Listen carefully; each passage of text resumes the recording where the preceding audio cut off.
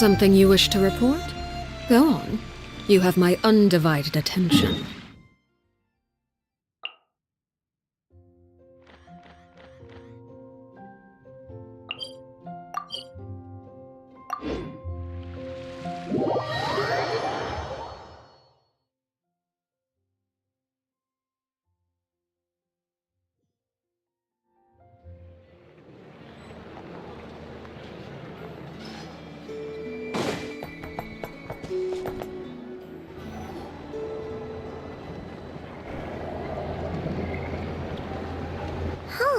It's been a few days since we said bye to the others in Nasha Town.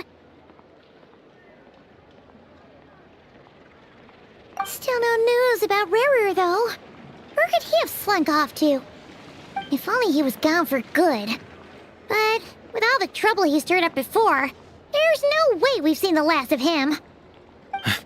Hello! You must be the traveler in Paimon? Mr. Flynn has been looking for you. Unfortunately, there's been a serious wild hunt attack over at the quarry. He thinks it's time to regroup and figure out a plan. The wild hunt? Oh, uh-oh. We better get over there, right away! Come on, let's go!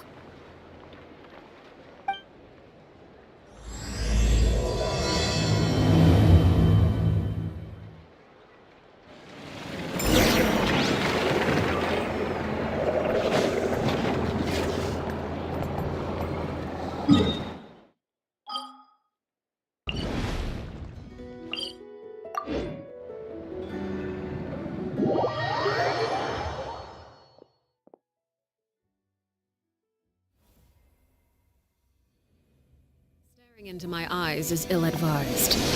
I can't promise you'll like what you see.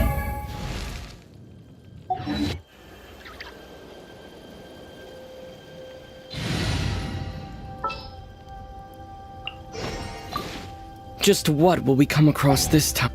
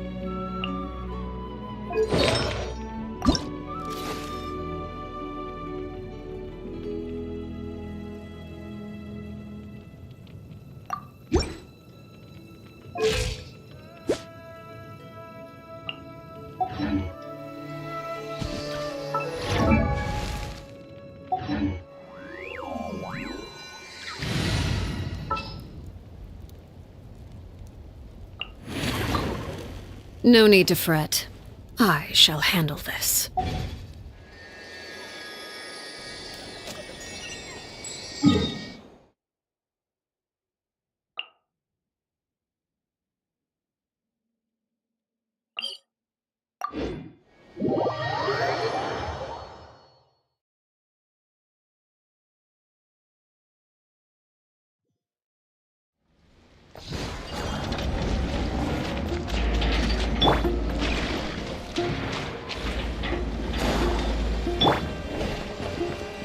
Adventure time!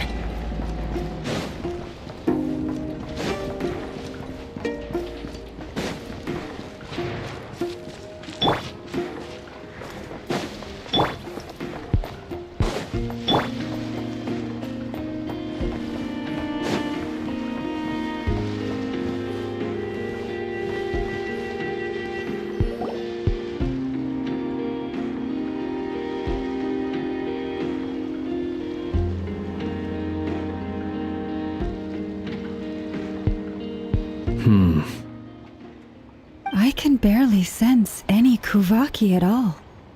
This whole area feels like a soulless husk. Looks like his appetite truly is insatiable. As if the power of that energy cannon wasn't enough. He's not seriously still getting stronger? What's his endgame here? Ah, everyone's here already. Hey, we made it. So, what's going on? We've all been on high alert since we split up a few days back, expecting Rerir to strike again. But it's like he just vanished into thin air.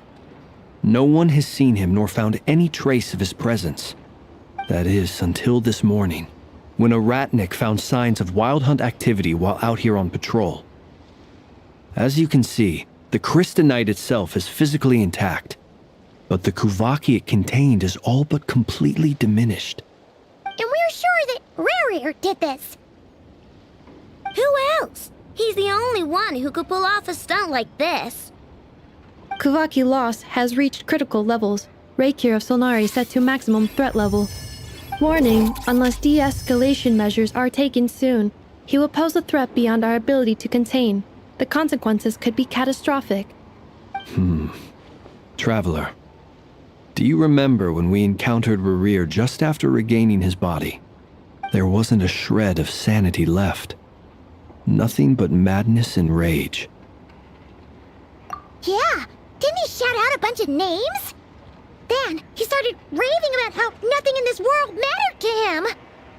Oh, Paimon gets chills just thinking about it.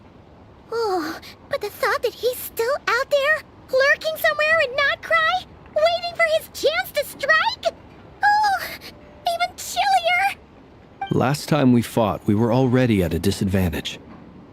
If he has such overwhelming strength, why would he suddenly go into hiding? Yeah, if I were him and I wanted more Kuvaki, I'd just take it by force. No point staying in the shadows. Unless something went wrong. His whole resurrection thing didn't exactly go smoothly. The other thing is, how does someone who's completely lost their mind still have the wherewithal to cover their tracks so perfectly? Beats me. According to certain medical studies, insanity does not always entail a complete loss of rationality. It may be that he is simply living in a world of his own. That actually sounds about right. He was ranting away to himself the whole time, like he had zero interest in talking to us. There are many unanswered questions here. He could be right under our noses, and we'd still be in the dark. Besides his name and title, we know little about him. Certainly nothing about his past, or what he might be hoping to achieve. Exactly. And we wouldn't even know where to begin looking. Even Boss hadn't heard of the Reikir of Solnari before all this. I'd be willing to bet that even if we gathered together every scrap of intel in Nodcry, we still wouldn't find more than, 3 useful facts about him. So, if we do nothing, he'll just keep getting stronger. But if we want to investigate him, we have no idea where to look. Last time we had Marionette and her big robo-buddy to help us, and we still barely held our ground. If we had to face him alone... Oh, Paimon's head hurts just thinking about it. What are we supposed to do against a threat this big? Well, I do have a little hunch about his next move. Given that he attacked the quarry, I'd say it's likely he'll target other places rich in Kuvaki. Somewhere like the Eye of Krati, or the Pillar of Embla. One thing's for sure. If we just sit back and let him keep absorbing Kuvaki, we really won't stand a chance against him. A perfectly reasonable hypothesis. However, it is worth noting that these two locations are quite far apart. To investigate them both, we'll need to split up. I agree, we should split up. Right now, Rerir's goal seems to be gathering Kuvaki, not fighting us directly. Once we're done, let's regroup on Hisi Island. Wait, why Hisi Island? If I recall correctly, your largest goddess statue was carved from Kuvaki-rich ore, was it not? That's right. Yes, it could well be a potential target of his. I should head back and start evacuating the pilgrims.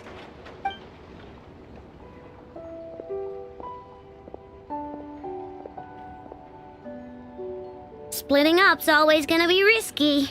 But I guess we don't have much choice, right? We're in a race against time here. And if we do run into Rear, what then?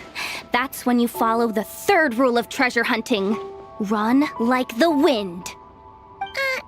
Didn't you say the third rule was go with the flow? I don't know. Did I? Anyway, whatever. In this situation, go with the flow means go find backup. Agreed. If anyone finds so much as a trace of Rear, do not pursue him. Get out of the area and alert the rest of us as soon as possible. We need to put safety first. All right, we'd better get moving. Come on, Anefa, let's go.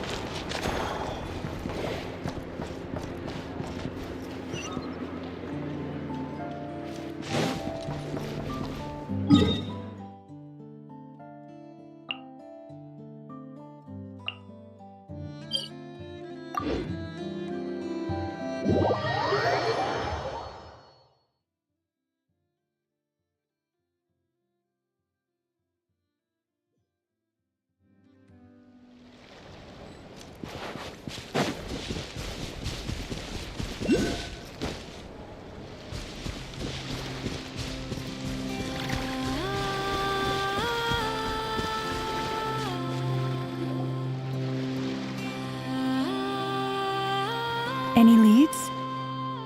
Nope. Diddly squat. No clues to where he might be hiding. It's like he's a ghost. It feels like we're sitting on a powder keg that could go off at any second. Oh, I hate this feeling.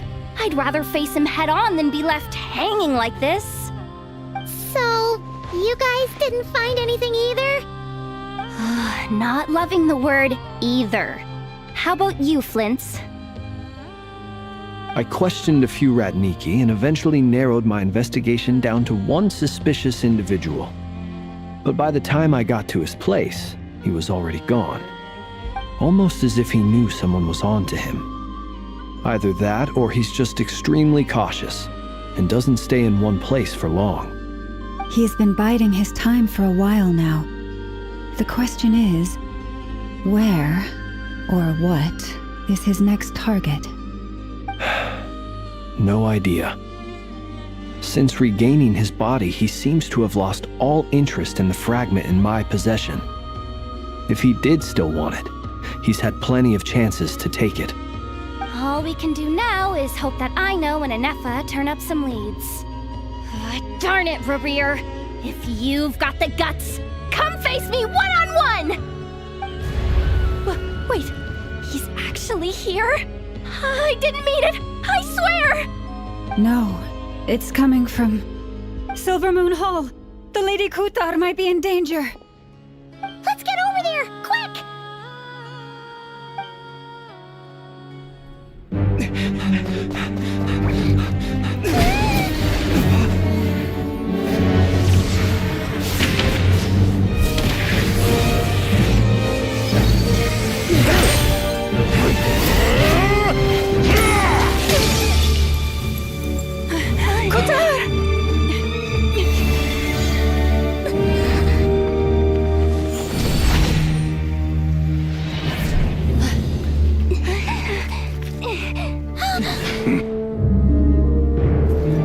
Why is he attacking the damsel elect? What's going on? No time for questions. Stop him!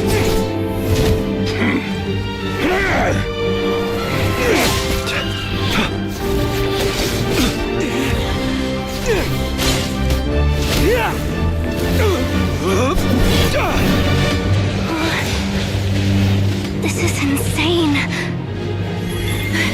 Yehuda, get Kutar out of here! On it.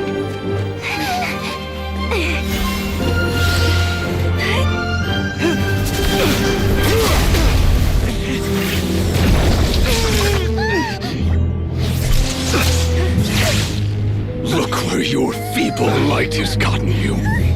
Now you shall plunge into darkness. Felindus, soon I will find a way. Watch out!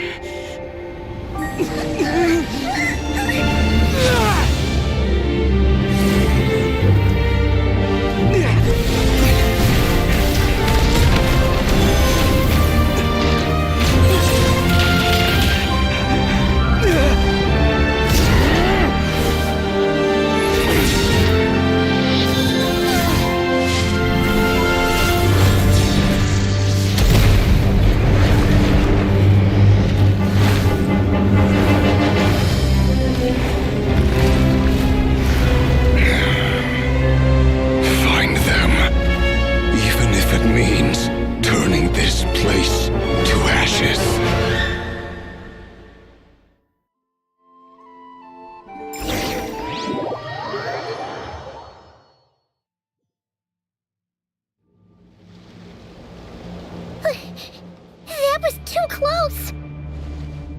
We barely made it out of there alive! What's that guy's deal? How'd he get so crazy strong? He's a threat to this entire nation. I doubt his strength could even be measured by conventional standards. I have a question. When me and Anefa showed up, we saw him chasing after this lady like he wanted her dead. What was that all about? We weren't there for the whole thing either. They were already duking it out by the time we arrived. Yeah, we didn't see how it all started. It all escalated so quickly, we had no choice but to step in.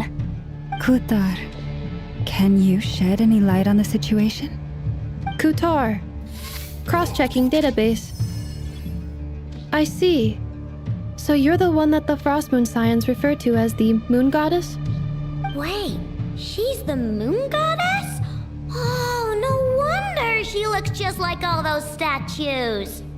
There are many reasons why people might worship the moon, and just as many why they might despise it.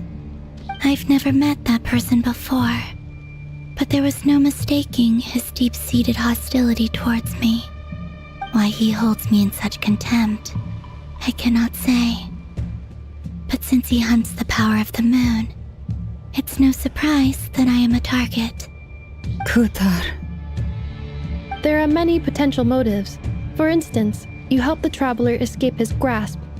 This could be his way of taking revenge. It is also possible that he covets the Kuvaki inside you and seeks to take it for his own. The list goes on. But right now, devising a counter-strategy should be our #1 priority. The likelihood of this location being discovered is close to 100%. A counter-strategy? But we don't stand a chance against an enemy like this. Surely our only option is to run. He's not gonna chase us to the end of the world, right? So as long as we can sneak out of Nodcry undetected. No, I can't say that. Come on, Yehoda, this is serious stuff. You can't suggest we all just chicken out. Running is our only option. Huh?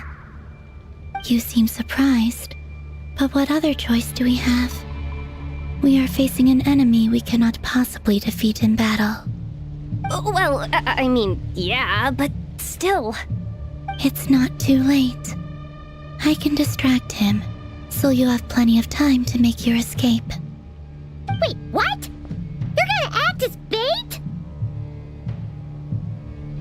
Doesn't that make sense? I'm the one he's after.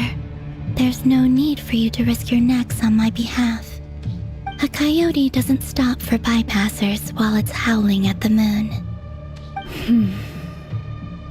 What is it, Loma? The Frost Moon Scions have already grown accustomed to life without their goddess. presence here is no longer essential. And this is not my home. So you needn't ask me to stay. We can't just roll over and let him get away with this. That's not our style. Yeah, we can't just call it quits after everything we've been through together. Besides, she'd pretty much saved my life back there. If I just ditched her now, I'd never forgive myself. We can't overlook that you have saved our lives multiple times now. To talk of returning the favor would be a little crass for my liking. But suffice to say that we are friends, and friends look out for one another. River's true objective remains unclear. Even if we were to sacrifice Miss Kutar, there's no guarantee he would stop. But Kutar, I know why you left the Frost Moon Scions so long ago. It was because people started treating prayer as a form of trade. They would make self-centered wishes, force you to accept meaningless offerings in return, and then expect you to perform miracles for them, as if that were their entitlement. If it were me, I might have walked away too. But I believe that time can change everything, and that sometimes it takes losing something precious to appreciate its true worth. After much reflection, I've realized that this was never about whether the Frost Moon Scions need you. Any relationship based on need is purely transactional. What I truly hope is that you'll choose to stay, not out of obligation, but as part of our family. You were born here, and now you've returned. Who knows? Perhaps it was the moonlight that guided you home. thank you, Lauma. But my power is on the wane. I'm afraid I will be of little use to you now. Very well then. I'll do as you say. Both times you saved us, we were transported across great distances in an instant. Is that one of your powers as the moon goddess? It is, but I find it very draining. I barely managed to pull it off just now, and it will be some time before I'm strong enough to do so again. Rejected by the world, my power is dwindling. Like a lake cut off from its source, slowly shrinking away. Now, it has almost run dry. What do you mean, rejected by the world? The 3 moons belonged to the ancient bygone era in which they came into being. From the moment I was born, the world itself has been steadily sapping away at my strength. The 3 moons are not one and the same. As the goddess of the Frost Moon, I cannot wield the powers of the other 2. Yet moonlight has a way of blending together. Each can reflect the other's glow. So when our fingers touched, I was able to restore my strength by drawing Kuvaki from the eternal moon's marrow. But this method of recovery is painfully slow. If only we could find the... It's the Wild Hunt! Even faster than we expected. We'll have to finish this conversation later. See how those Wild Hunt creatures are running away from us. They're likely just a scouting party, which means Rerir won't be far behind. Then what are we waiting for? Let's get the heck out of here!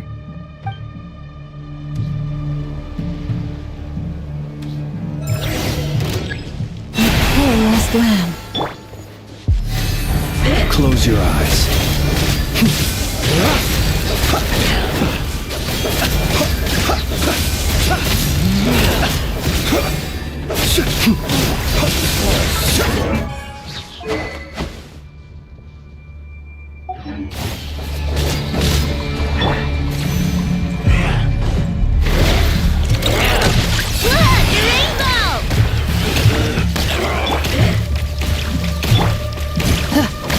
Insulation annihilation chamber deployed, preparing for dust-up. Be silent. Oh, they just keep coming! This is driving me nuts! Rerear's closing in on us. We need to pick up the pace. There's too many of them! And this time, we can't fall back on Qatar's help to escape! This goes on much longer.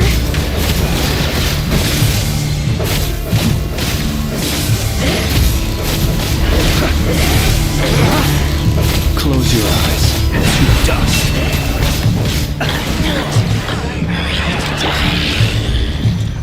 Flash attack! Yeah! Annihilation mode. Defensive mode engaged. Leave this place. By the frost now of old. Beware the creatures of the night. Be silent.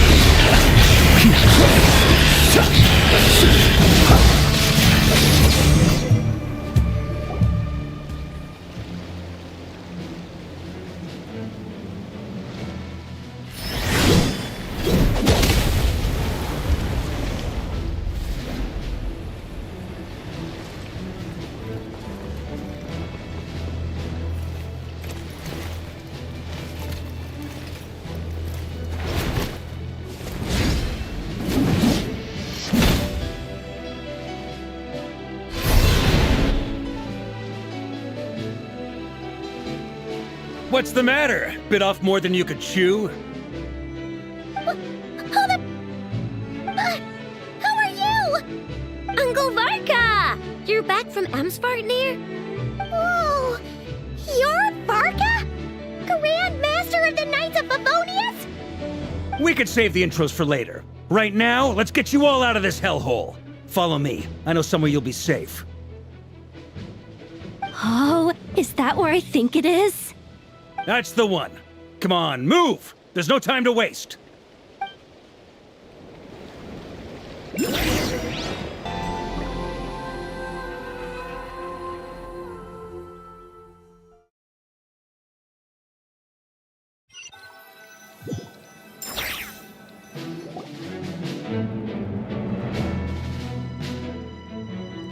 Wow! Where are we? This is so well hidden. Well, that goes without saying. This is the Knights of Favonius' meeting place in Nodcry, and a contact hub for the Northern Intelligence Network. AKA, the black market of intel. No matter what faction you're with, it's the place to buy and sell information. Their headquarters are in Nodcry, but they've got contacts in every nation. As an expeditionary force on foreign soil, working with them has offered us the most effective way of getting our hands on reliable local intel. This is where we meet, so naturally, it's secure. Anyway, where were we? Folks from Nodcry should be pretty familiar with me by now, but I believe this is the first time we've met. Allow me to introduce myself. I am Varka, Knight of Boreas, and Grand Master of the Knights of Favonius. We've heard all about you. This meeting's been a long time coming. You look way younger than Paimon expected, but you definitely have that Grand Master vibe. Well, I'm no spring chicken. Just not showing my age yet. Definitely feeling some of that back pain today, though. Rushed back from Amsvartnir without a wink of sleep, only to get right into another fight with that freshly revived maniac. Another? You mean you fought him before? Yep. He wasn't nearly as strong back then, but he was still a formidable foe. I brought some of the knights along to give him a little surprise, but he saw us coming from a mile off. My squad took heavy injuries, and I barely made it out alive myself. We knew it might have been our last chance, so we staked everything on it. But still, it wasn't enough to stop him. I tried tracking him down afterwards, but he didn't leave a trace. Even in his unhinged mental state, he's as cautious as any trained operative. So, I decided to come find you.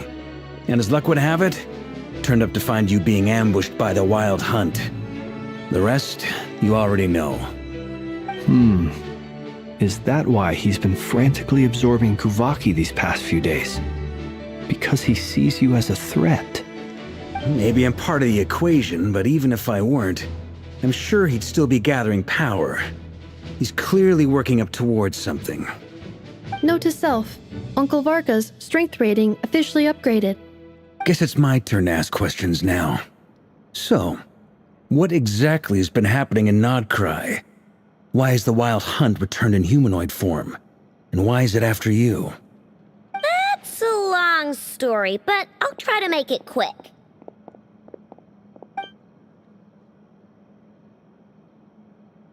Wow, I had no idea so much had happened. Sounds like you guys have really been through it. So, the Kutar is actually a Fatui Harbinger.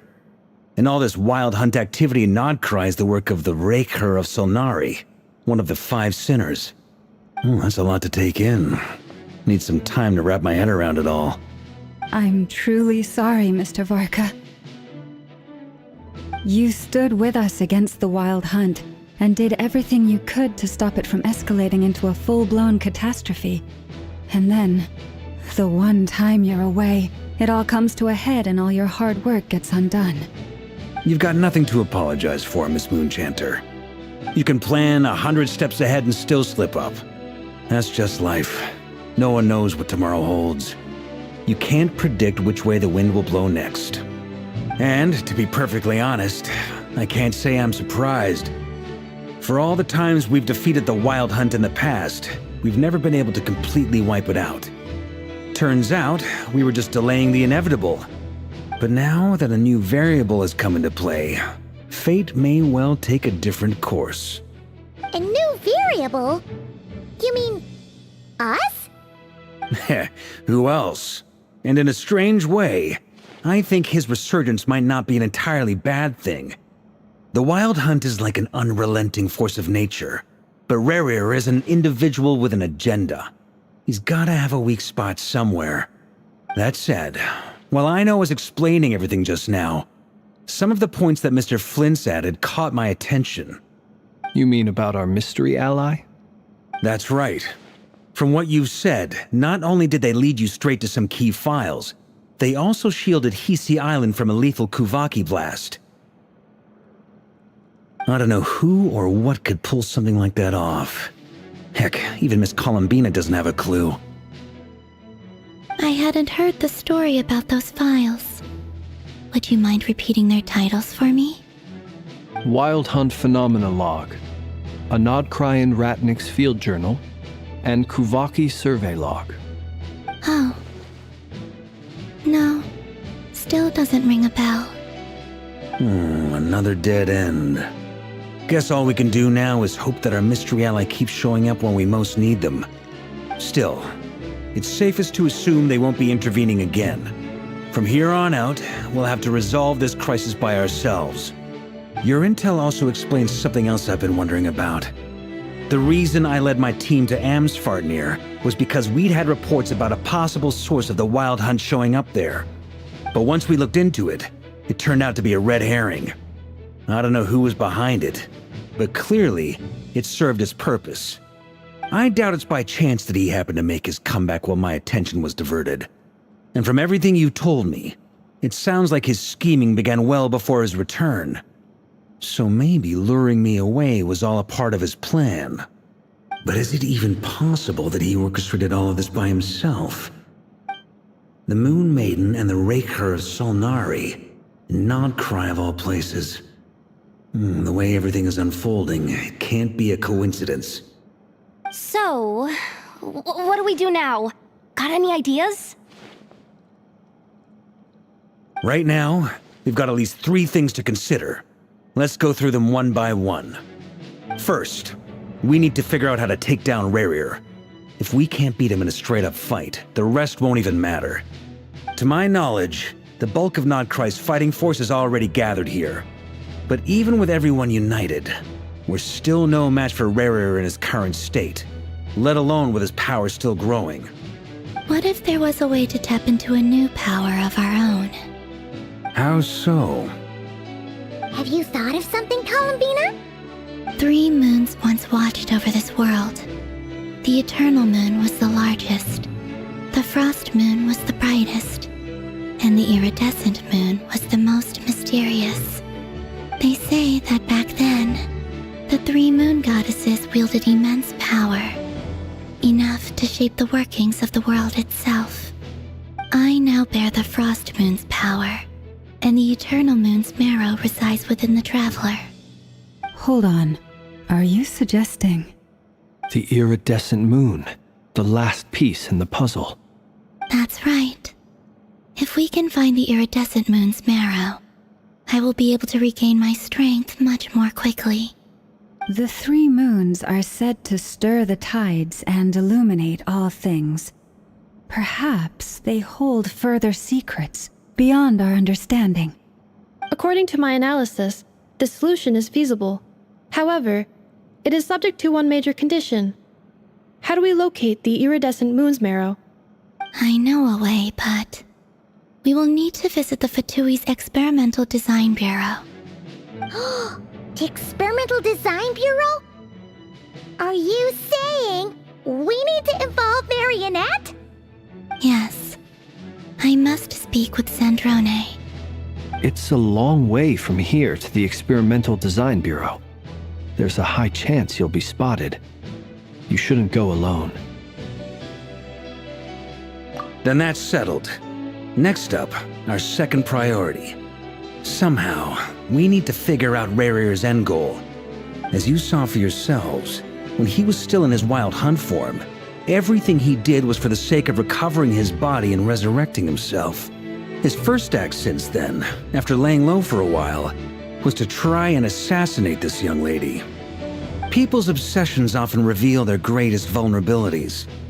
There must be a reason why he despises the moon so deeply. Perhaps it sheds some light on his title, the Raker of Solnari. The Wild Hunt has plagued Nodcry for centuries now. If we want to stop it for good, we have to get to the root cause of what's driving it. It's true. We still know very little about him. If Kuthar hadn't given us that lead, we wouldn't even know his name. But where would we even start? I doubt even the Intel Queen of Nodcry has a clue, and she has info coming out of her ears. Oh? That's a rather hasty conclusion for someone who's so painstakingly meticulous when it comes to dealing with machines. Ah, she heard me.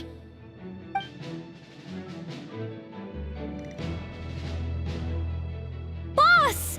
What are you doing here? I'm now asking myself the same question. I received a letter from a humble knight of Favonius, requesting a meeting to discuss a major business deal. But it looks like this humble knight had something else in mind. Details. Miss Neffer, the important thing is that you've arrived at the perfect time. Since his failed ambush, I've been racking my brains trying to come up with a plan to fight Rarir. Given the severity of the situation, I think it's fair to say that our only chance lies in uniting as one. And I'm talking all the factions in Nodcry. We can't do this without the Curatorium, but I knew it'd be a tough job to win you over. So, I took the liberty of reaching out for a little chat. Wait a sec. How did you even hear about this place, Neffer? Didn't you say this is meant to be the Knights of Favonius' meeting spot? And a contact hub for the Northern Intelligence Network? And isn't it supposed to be super hidden? You really think he could have gotten settled in Nodcry without my help? Besides, I'm the one running this gig. Of course I know where the meeting place is. Allow me to introduce the current head of the Northern Intelligence Network. If it's intel you're after, she's your woman. Pretty much seen and heard it all. Please spare me the flattery. Let's cut to the chase. Seems like you've run into some trouble, huh?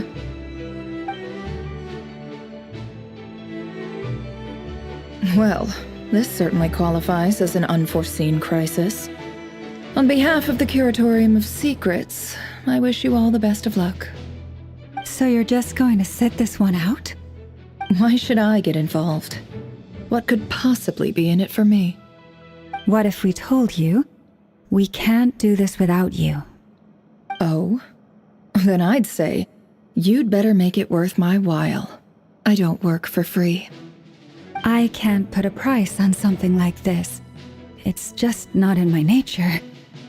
But then again, you and I have always been polar opposites in this regard, so I can't exactly say I didn't see this coming. If you insist on compensation, I will pay you. Consider this a formal commission. Sound fair? You just don't give up, do you? Too bad. I know you well enough to know you can't afford my prices. The riskier the job, the more it'll cost. And a moon chanter's stipend isn't exactly generous. Unless you're planning to start passing the donation box around among the faithful. Boss, just a thought. If they come up short, maybe you can take the difference out of my next few paychecks. Things got really dangerous during the fight with Rerir. If this girl hadn't saved me, I'd be ley line fodder by now. I'd be gone for good, boss. If there's any way we can make this work, I'd really like to help her. Please, I'm begging you. This is why I'm always telling you never accept favors. They are the hardest debts to repay. You have to be careful who you get involved with, or you invite all kinds of misfortune. Very well, Yehoda, I will help. But just this once. Don't count on this happening again. Flynn's, that fragment that Rerir was after, do you still have it on you? Of course. Let me borrow it. I need it to follow up on some leads. Wait, you actually have some leads? Shh. This is top secret information. I get it. We all have things we'd rather keep to ourselves. Plus, I know we can count on you, so we'll leave the intel gathering in your hands. And that brings me to the third and final item. We need to find a way to distract him. We need time to make our move, so someone will have to stall him. I'm in for this part, no matter what. Anyone coming with? Count me in too. Come off it, you two. Quit playing heroes. I'm way ahead of you here. Inepha did a scan of the Moon Goddess's Kuvaki signature, and we're gonna use it to make some decoys over at the Kramkake craft shop. Anyone who's in, follow me. Once they're ready, we'll deploy the decoys across Nogcry. So as long as the rest of you keep moving, he won't catch on to your scent and won't be able to track you down. I like it. Genius idea. No biggie. All right then, we'll split into 3 teams. Once your team has finished their mission, return here and wait for the others. Dismissed!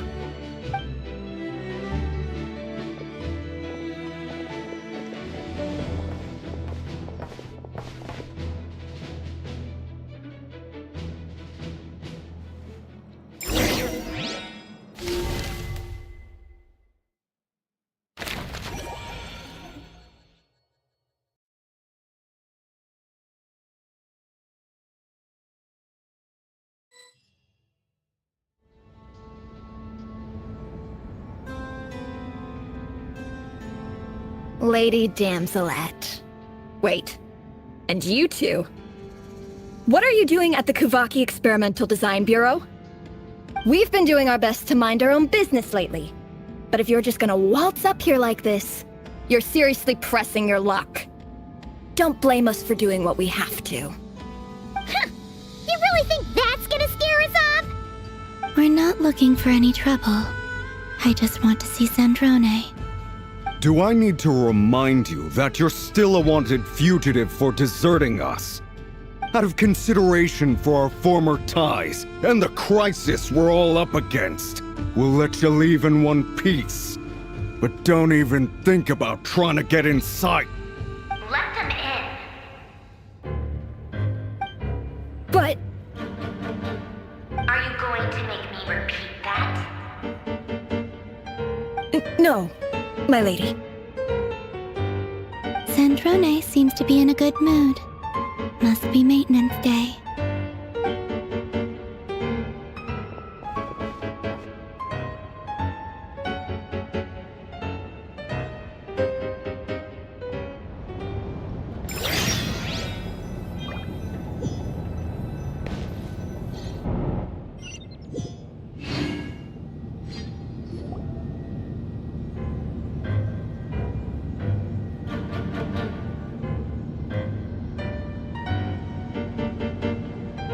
So tell me, to what do I owe the honor this time?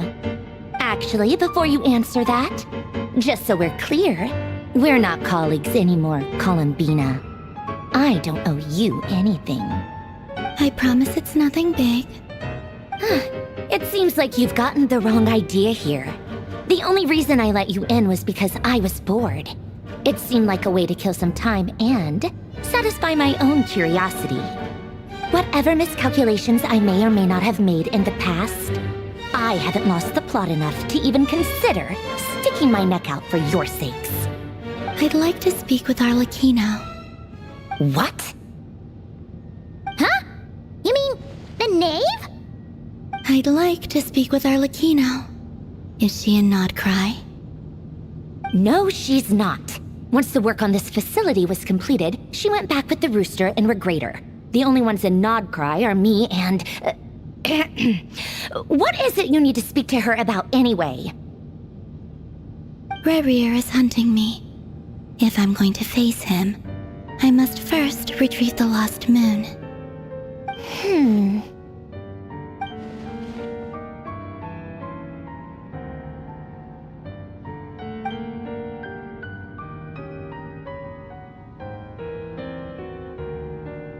Is that a no, then?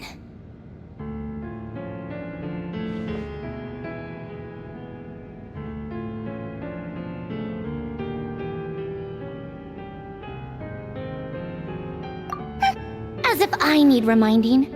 I was this close to settling things with him before someone decided to whisk me away to their weird little garden. Have you held any tea parties lately? Tea parties? Yeah, obviously. You don't seriously think we'd pack it all in just because you aren't here. If anything, they've been more eventful than ever. Just me, Arlecchino, and a bunch of insolent and sensitive guests who won't stop asking where you've gone. Oh, they've been a real joy. I bet you served them the worst tea you have. Just like you used to do to me when I upset you. Who cares about how good the tea is when there's no one around to drink it? I keep losing people. First Rosaline, now you. I'm running out of people who can make me laugh.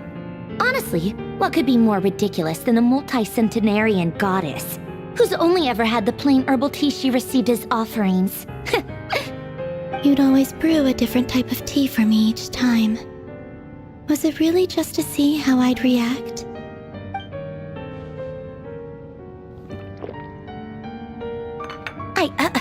Well, duh. Why else?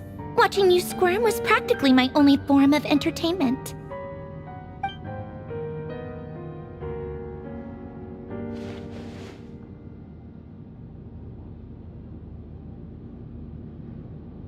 Oh, yeah. And Capitano sometimes used to bring Tartaglia around, too. But I guess we won't be seeing him again. Well, I guess we are overdue for a get-together. Polonia! Have Fevronia pass a message to Arlecchino for me. It's time for tea. Will suffice. Pass along a message for me, too, if you would. My body cannot contain the marrow of 2 moons, so I'll be leaving one of them in her care. Excuse me?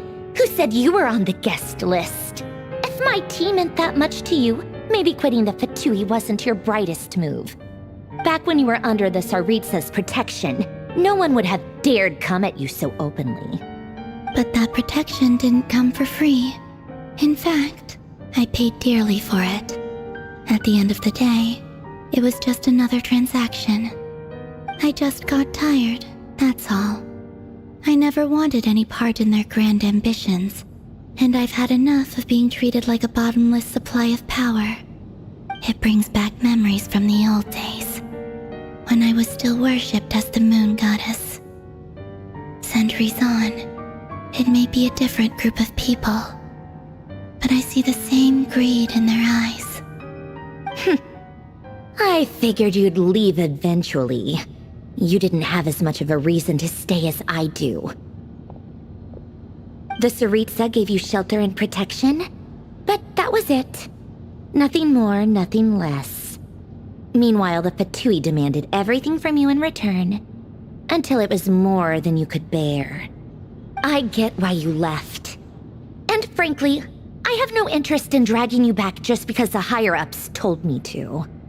But if you keep hanging around with this riffraff, the next time we cross paths, we might be enemies for real.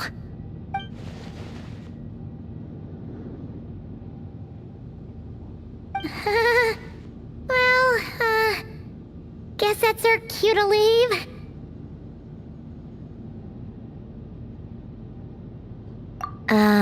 That might be your plan, but it sounds like someone else wants you to stay a little longer. Huh? What do you mean? Listen.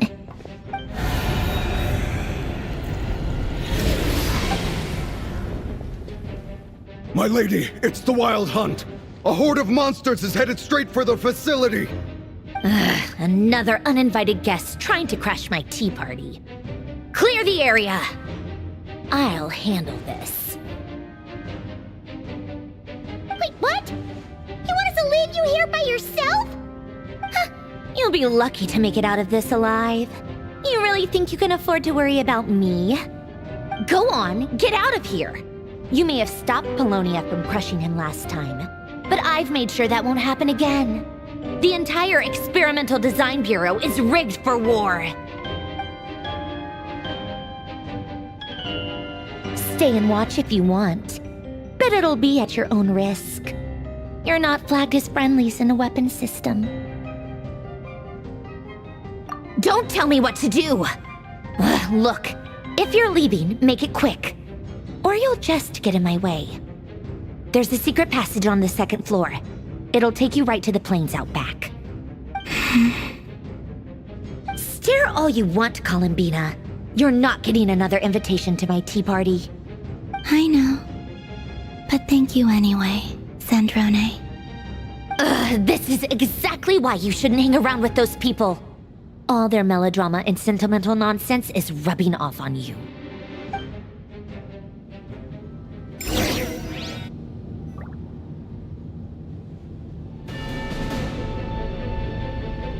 Come on then, Mr. Ray here. Let's pick up where we left off. It's your Wild Hunt monstrosities versus my beautiful creations. Let's see who comes out on top.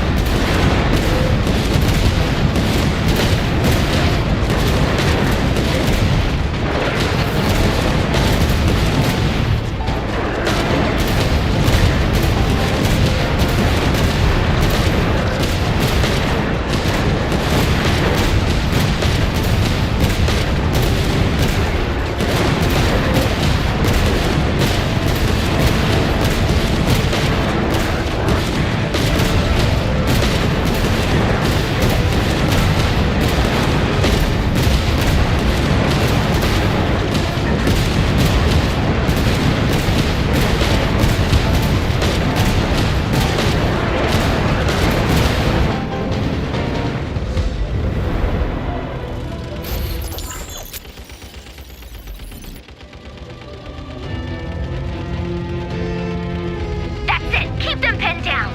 Don't let them get near.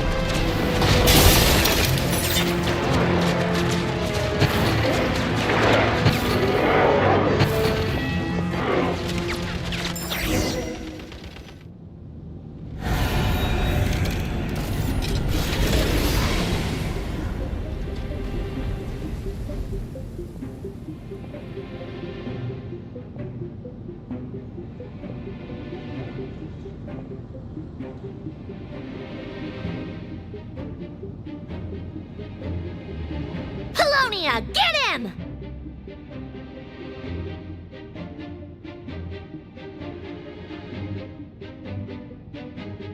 I've upgraded Polonia again since our last encounter, and uploaded every last scrap of your data. So let's finish this, once and for...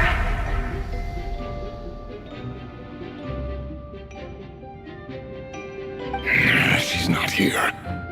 Where did she go?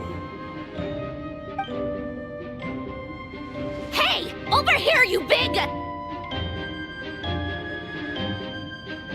Cursed moon. Go. Keep searching. She cannot have gotten far.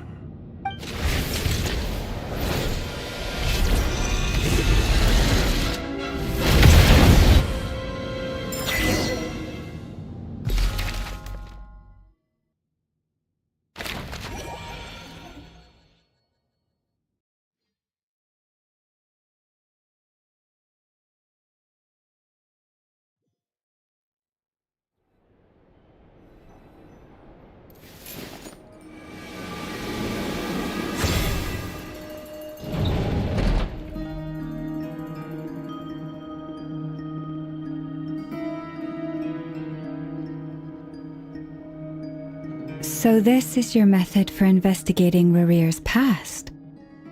It almost looks like some kind of ceremony. Good deduction.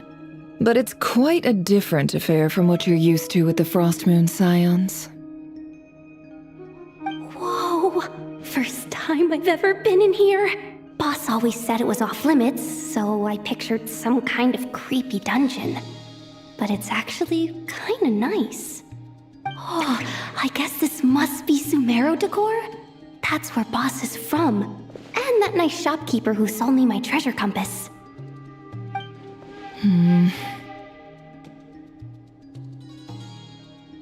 not sure exactly what you've got planned, but it looks like you're all set. When do we begin? Whenever we wish. But for some reason, I've got a feeling this isn't going to end well. I've never faced Rarir myself, but from what you've told me, his power is beyond anything I could imagine. I, on the other hand, am just an ordinary businesswoman. Our paths should never have crossed, yet here I am, forced to make an enemy of him. If you ask me, you're about as far from ordinary as it gets. So what are you saying? You're getting cold feet? Once I take a job, there's no backing out. Still, I have to ask myself if the power I'm relying on will even work on an opponent of this caliber. And also how to make sure I come out of this alive if things spiral out of control. Death is the one thing we can take for granted. It is the great equalizer, however fortunate or unfortunate we may otherwise be. So it's important to consider how to spend what lifespan we have left. Come on, boss. Lighten up. Quit talking about death. It's bad luck. For once, I agree with you. When you're up against a foe like Rerir, there's no such thing as being too prepared. Is there anything I can do to help? That won't be necessary. I've already made up my mind. Time to cash in a precious favor I've been saving for a rainy day. Yehoda, I need you to find someone for me. The sooner the better. Find who? That shady merchant who sold you an overpriced treasure compass the other day. Come on, boss. You're pulling my leg again. In what way is she shady? She showed up when I was completely lost and sold me a neat little gadget that was exactly what I needed. Trust me, she's a good person. Anyway, I know who you're talking about. Don't go anywhere. I'll be right back.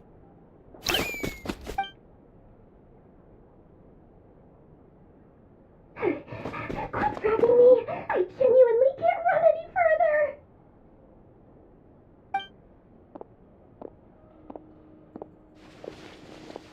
Hey, aren't you? What is it? What's the big rush? You dragged me out of a dream where I was literally swimming in Mora. I'm charging double my usual attendance fee. See, look how easygoing she is. After that rude awakening, she could have completely snapped at us. But instead, she kept it together and just asked for an extra fee. Dori Sangama Bay? I never would have pictured you two doing business together. If you want to make it big and not cry, it's all about connections. Lady Nefer just so happens to have a lot of intel that interests me. And she also did me a big favor in the past. It was back when I first arrived in Not Cry. My trusty assistant, the genie in my lamp, had an adverse reaction to the Kuvaki and fainted. And wouldn't you know it, that's when I suddenly find myself in a life-or-death situation. Good thing my compatriot was there to swoop in and save the day. I've been giving her a 30% discount off all of my goods ever since. Now, so that no one here feels left out, I'm willing to extend a 20% discount to fellow friends of Boss Nefer. Plus, any other friends you send my way will enjoy 10% off. What can I say? The great Lord Sangama Bay is nothing if not generous. So, let me guess. You've run into some trouble? I've got everything you could possibly need. And the more you buy, the more you'll save. You guessed correctly. What have you got in the way of survival gear? The one type of gear I've never been short on. What are you looking for? A jetpack fresh from the Academia's labs? An ancient suit of armor dredged up from the bottom of the sea? At the very least, I need to know what kind of opponent you're dealing with here. If even you're worried about staying alive, it must be pretty serious. What if I told you it's someone with the power to bring a nation to its knees? Is that so? Then we really are talking top-shelf treasures. I don't have anything like that in stock right now. I'll have to ask my supplier. Your supplier? A powerful woman, make no mistake. I can't reveal her identity, but luckily for you, I hear she's planning to visit Notcry in the near future. If you're willing to wait, I can ask her when she's here. Can't say exactly how long that'll be, though. Then, let me put it another way. What would you do if you encountered an enemy like that? Roll over and serve yourself up on a silver platter? Of course not. I have a handy little trinket from one of my generous suppliers, which... Hold on. What exactly are you getting at? No, no! This is for my personal use only! Let's just say I'm borrowing it, all right? Just for insurance purposes. You'll get it back later. Favors are the worst kind of debt to owe, and now you've got a chance to repay one. A win-win situation, don't you think? Fine. You can borrow it for 5 days. No, make that 3. And for every extra hour after that, I'm charging you 1,000,000 mora. Deal? Deal.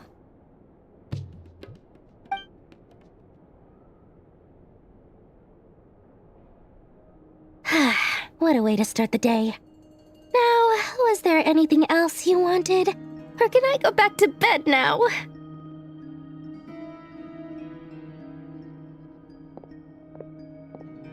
That will be all. Take care now. Don't trip up on your way back, friend. See you later! You're my favorite shopkeeper.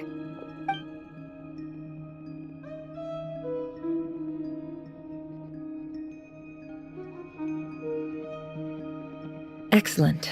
Everything is well and truly ready. The ceremony can now begin. After initiating the ceremony, your minds will follow me wherever I go. You will see many strange things in your mind's eye.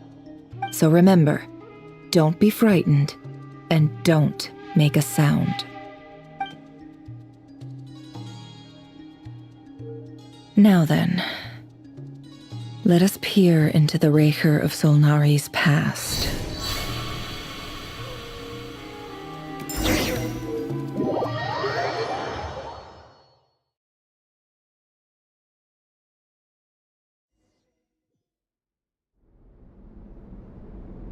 I made it. I don't recognize this style of architecture. Must be Conrian. Simple furnishings, table and chairs. It's a more ordinary house than I might have expected. Looks like the fearsome Raker of Solnari came from surprisingly humble beginnings. Unless this passed for luxury in Conria. Unlikely. It was said to be a very prosperous nation in its heyday. Anyway, I'll keep exploring.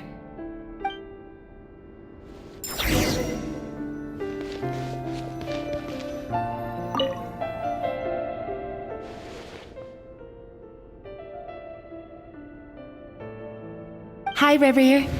Since you're working extra hours tonight, I thought I'd keep myself busy by checking out that new kebab shop. I've heard good things about their menu. I'll test it out, and if it's as good as everyone's saying, let's go back together sometime. P.S. New stash from the Universitas Magistrorum. I brought some goodies home. A few teacups and a pin rack. Hope you like them.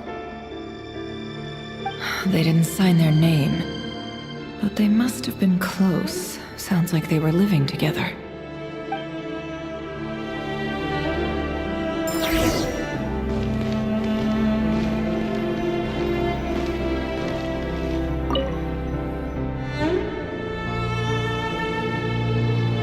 I went over to Joseph's for drinks today. They have a fine collection, but I went alone. Felindis was tied up with something and couldn't make it. Joseph asked why I came alone, but I didn't really have an answer. He then went on to ask about other things. If you ask me, someone who asks that many personal questions is too nosy for their own good. But if he invites me again, chances are I'd still go. Felindis. That's the same name Rerir mentioned. Crane imports keep falling. If things don't pick up, we'll soon be back to meat and mushrooms only. Honestly, I'm not a huge fan of that new type of mushroom everyone's been into lately. Didn't it start out as a lab-grown variety?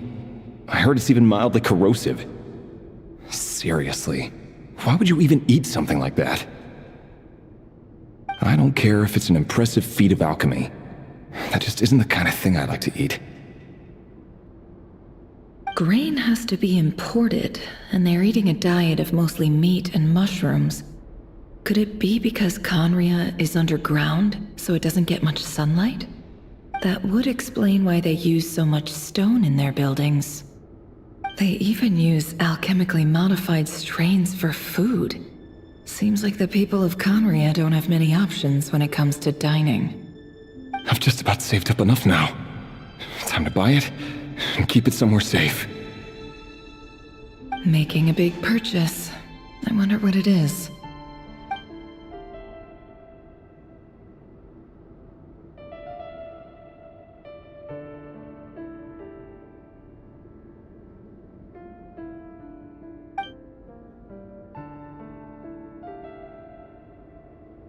He really is a professional. No wonder he's so good at covering his tracks. Despite what he's become, it seems like he's retained certain habits, at least in this regard.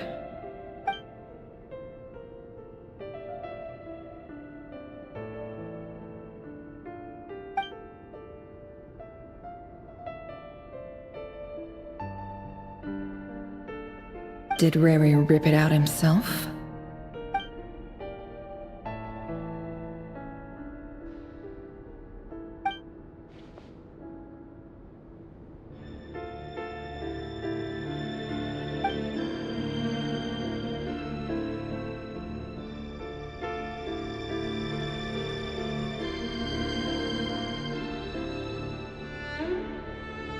Before I met you, I was convinced that my heart was nothing more than a stagnant pool.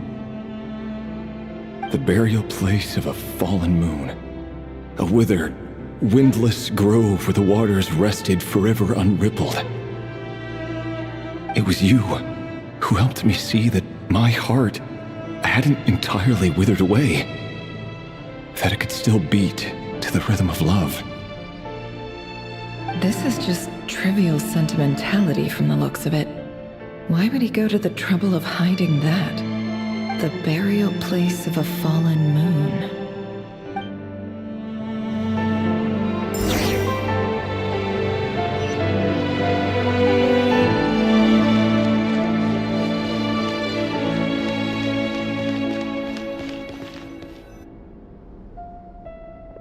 Reverie, over here. Dane! Oh, and, Vedaflin here? What a surprise to see you here, sir. Hello there, Reverie. You need not address me so formally outside of court. He doesn't get that much free time, so I invited him over for a drink. Even the court prophet deserves a break every now and then, right? Well, I'm flattered. So, what are we discussing today? Hey, don't look at me. As far as I see it, we don't need an excuse to have a few drinks. Come on, don't give us that. Didn't you say you were about to pop the big question? How's that coming along? Who'd have thought the great Twilight Sword was an even greater gossip? I just didn't expect you to be the first one to settle down and get married, that's all. Yeah. If you told me that a few years ago, I wouldn't have believed you either. So, are you planning to come clean about your job then? I'm guessing you still haven't told her. Sure, I'll have to tell her at some point. But I'll need to pick the right time and place.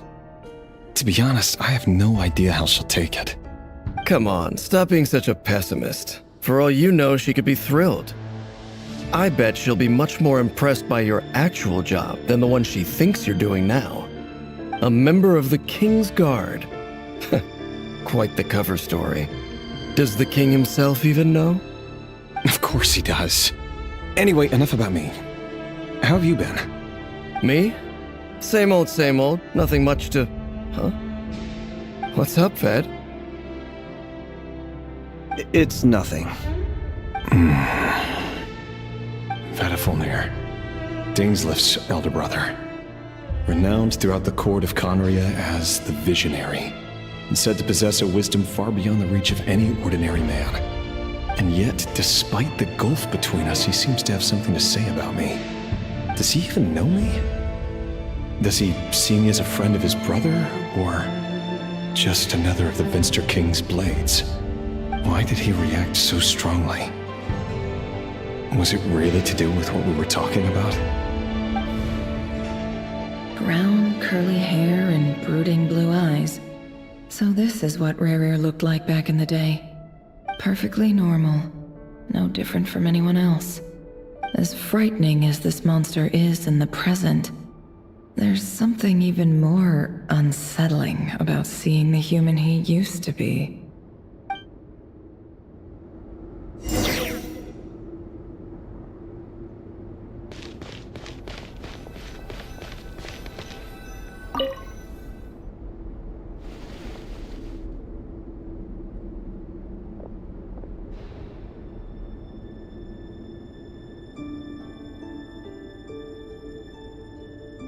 Felindis? You're back early? Our equipment's being serviced today, so I got off earlier than usual. How's your day been? Aw, why the long face? Is something the matter? Has your boss been giving you a hard time again? Went for a drink with Dane and the others after work. Isn't that a good thing?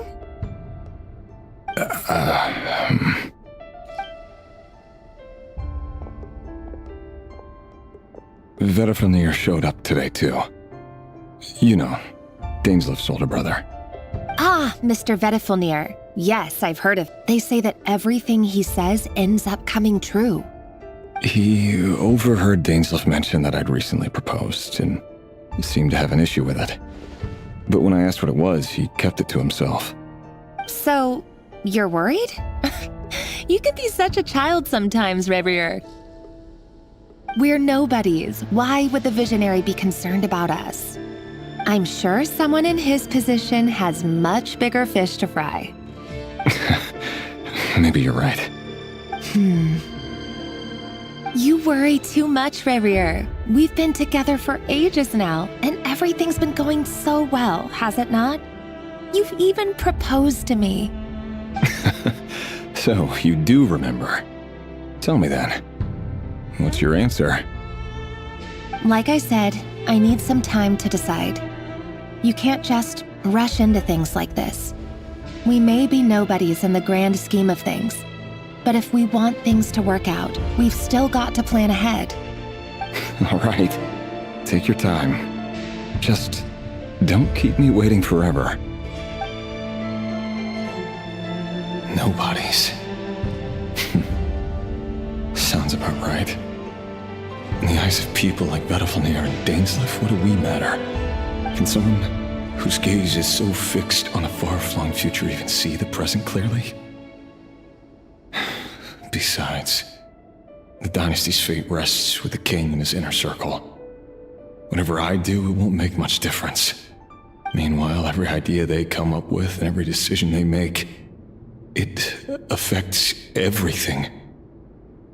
These days, the king is lost in his research, and the purge of the Crimson Moon bloodline grows ever more intense. The opposition tried to speak out, but nothing came of it. And I'm under no illusions as to why. Because we eliminated them and got rid of their bodies. A man can have 1,000 reasons to carry a sword, but there are few good excuses to use it. Yet the king has never even considered a gentler approach, and he never will. What becomes of someone who kills on another's behalf? Can he ever find true peace?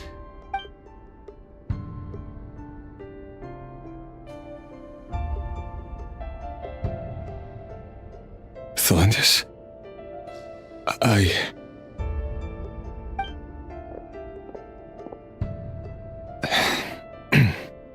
It's nothing.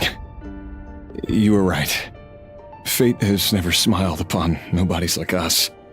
But by the same token, it's unlikely to bear a grudge against us either. There's no reason we can't keep living happily together, cherishing the simple joys of each day as they come. See? You just need to stay positive, Revere. I can feel your warmth, your breath. You're right there, right by my side.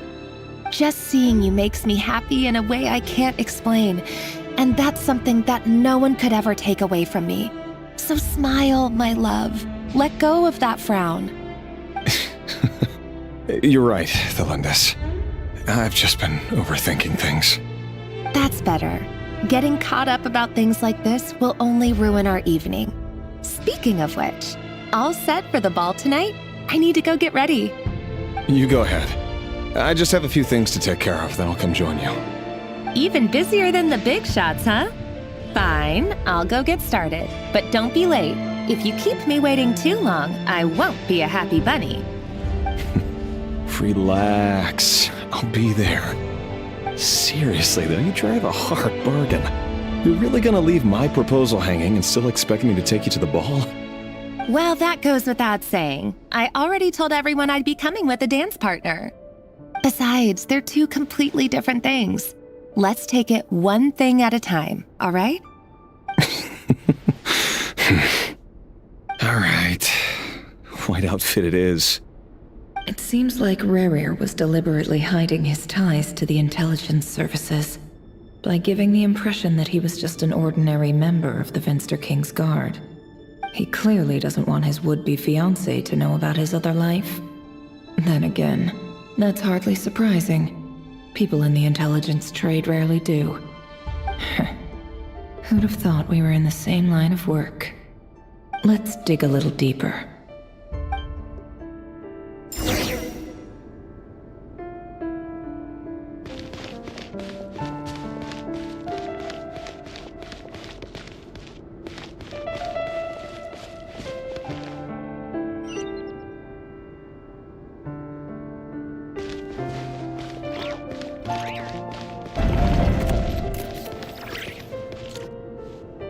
Our last operation was a resounding success, and all thanks to you, Rehir of Solnari.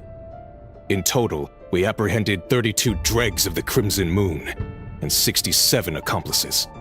After all these years since the dynasty's fall, so many of them still linger on. Indeed, it cannot be denied. Yet it was destiny that the Crimson Moon should be overcome by the eclipse, and that His Majesty, the all-seeing Venster King, now guides our nation on the path to prosperity. Conria has no further need for a dead moon. But alas, there will always be those who refuse to see the truth, choosing instead to romanticize the past. That's not entirely true.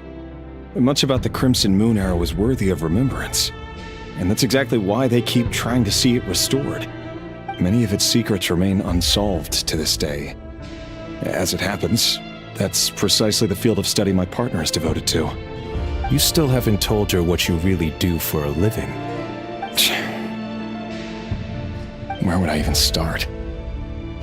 How do you tell someone that you're one of the king's hand-picked executioners? That your hands are steeped in blood? You didn't choose this life, any more than I did. Orphans like us don't get a say. But I'll sure as heck be the one to pay for it. Speaking of which, we need to be more rigorous in the way we identify direct descendants of the Crimson Moon. Someone, it seems, has strong opinions about my future plans. Most likely my marriage in particular. I have a feeling that we may soon become targets of the Crimson Moon's retribution. Your concerns are not unfounded. They've taken out many of our colleagues these past few years, and for that very reason. These are no helpless lambs we're leading to the slaughter. They're wolves in sheep's clothing. Take care, Rehir of Solnari. I look forward to toasting you at your wedding. Thanks, Thorkel. You look after yourself, too.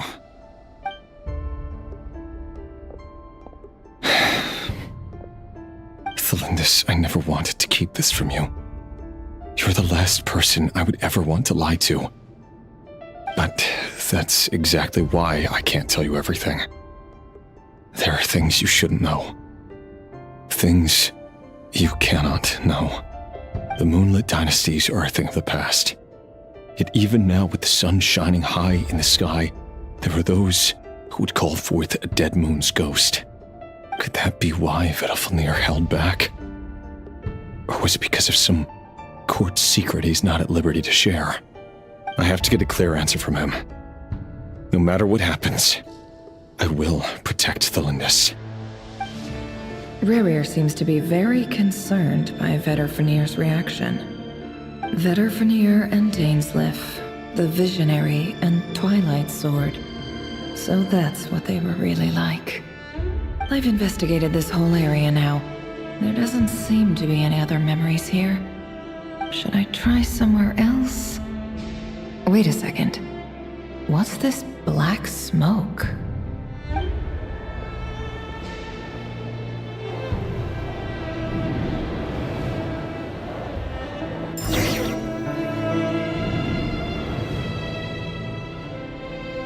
So, he's late after all.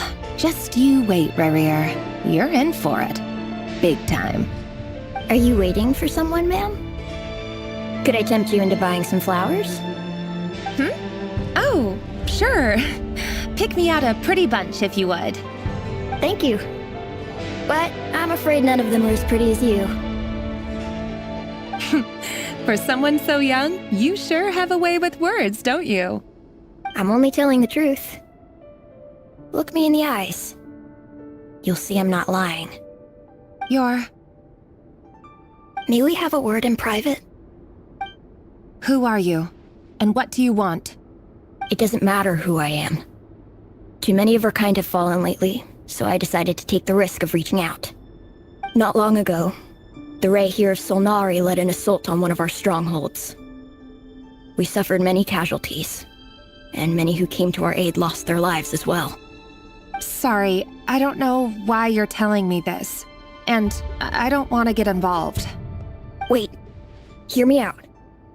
This time we finally got a clear look at his face and learned his true identity. His name is Rerir, and he claims to be one of the King's guards. What did you say? A cruel irony, isn't it? The man you're set to marry leads a double life as a brutal executioner. But surely, you must have caught a whiff of the blood on his hands. Why are you telling me all of this now? Simple. It's because... How strange. Rerir was nowhere to be seen in that memory. It clearly belonged to the Lindis. Rerir couldn't possibly know what happened if he wasn't even there. Why would her memories appear in his fragment? The ceremony won't last much longer. I think it's time to call it a day.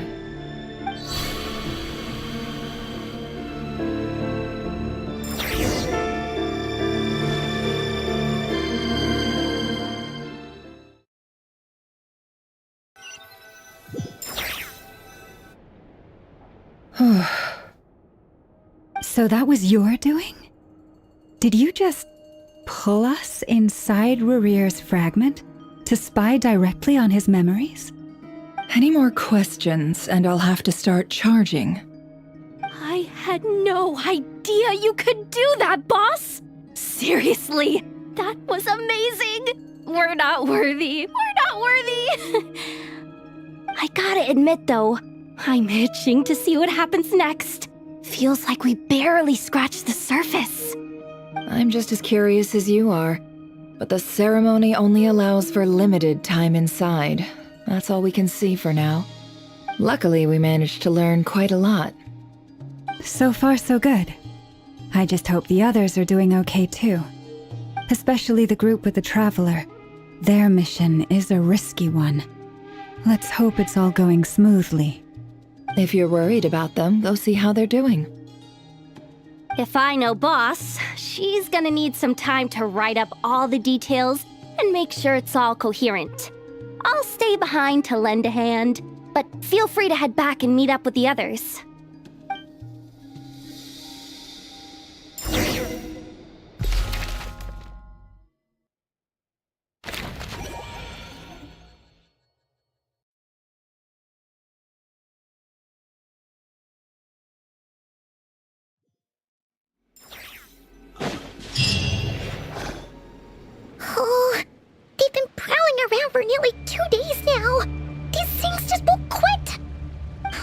They might not have seen us yet, but them constantly sweeping the area, our way out is completely blocked. Oh, that's never gonna work. One little slip up and it's game over. If they spot us, they'll run straight back to Rare. And once he knows we're here, it won't be long before he's breathing down our necks again. Oh, guess you're right. All right, time to zip it.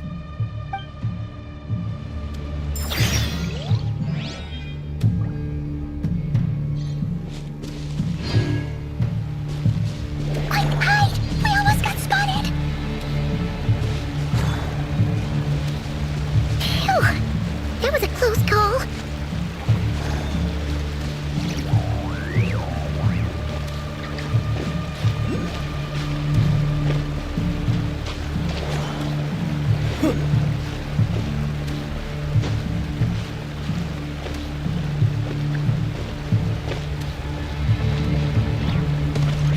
Watch out! He's coming this way!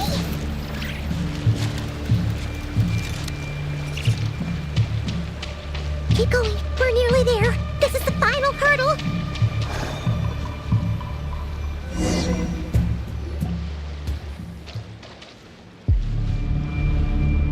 Oh, there's no end to these things!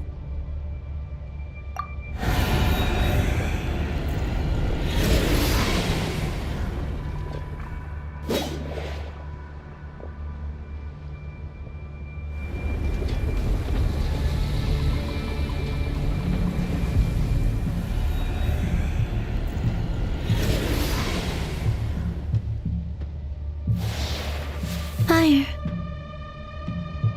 Fire? Wait, what's that smell? Oh no! There's a fire!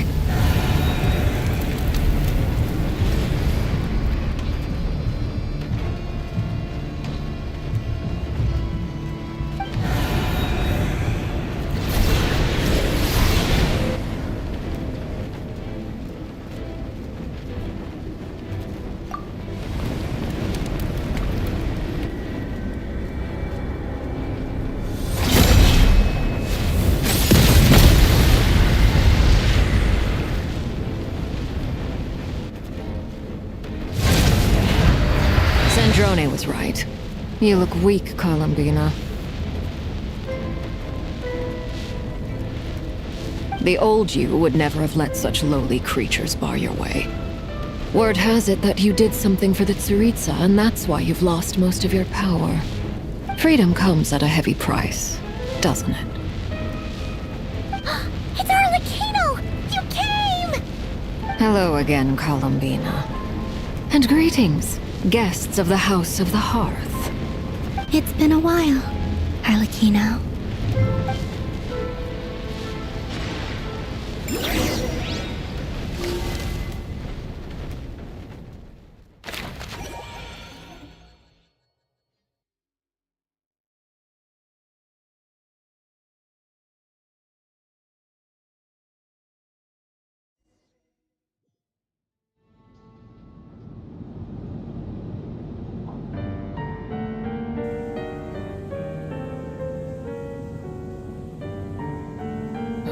Stupid right here of stupid Solnari. Ugh, whatever. I've got all the data I need. Next time we meet, you're finished.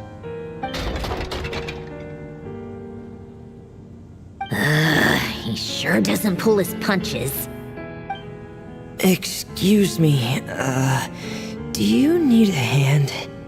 You can do me a favor by staying out of my way. Can't you see I'm busy? Wait a minute. I recognize that voice. Hello, Miss Sandrone. Father sent us over to help. How considerate of her. Hey, Fremine, get over here and help me fix this. Lenny, you do your thing. Just keep your sister away from my machines. Nearly every machine that cat girl touches ends up going haywire. Go put her on cleaning duty or something.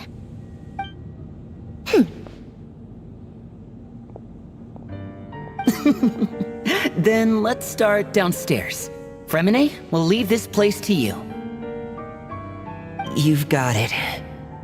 Wait a second. Pretty sure there's still some tea in the cupboard. If you want some, you'll have to make it yourselves.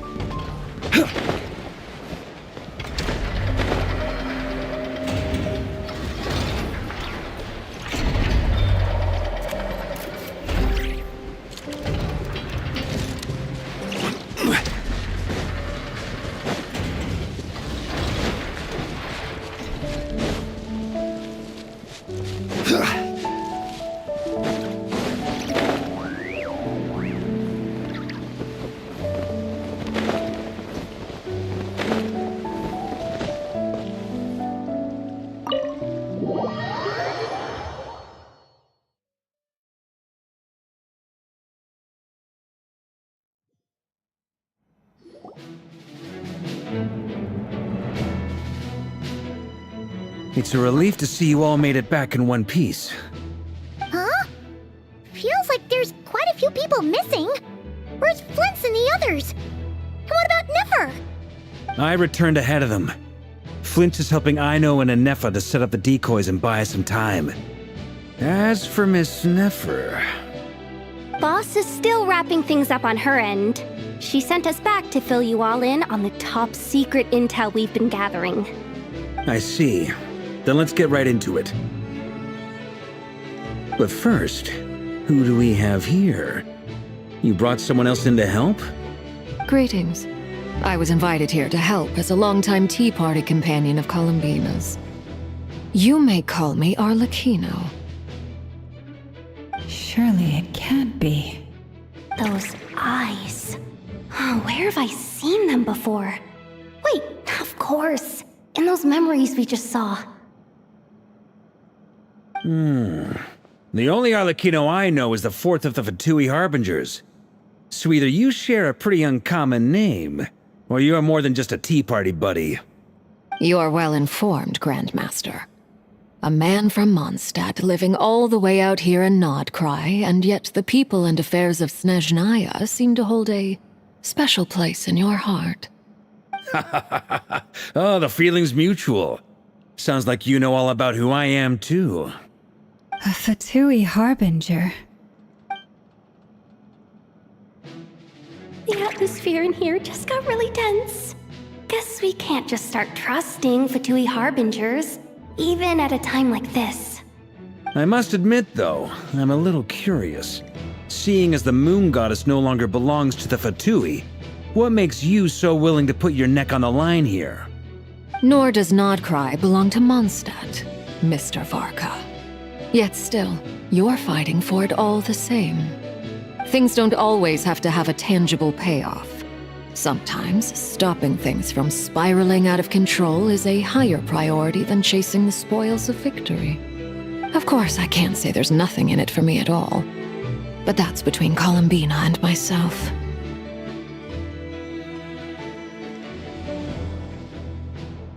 Forgive me. I don't mean to doubt you. It's just that the Fatui really have been the source of many of our troubles. We have our own way of doing things here in Nodcry.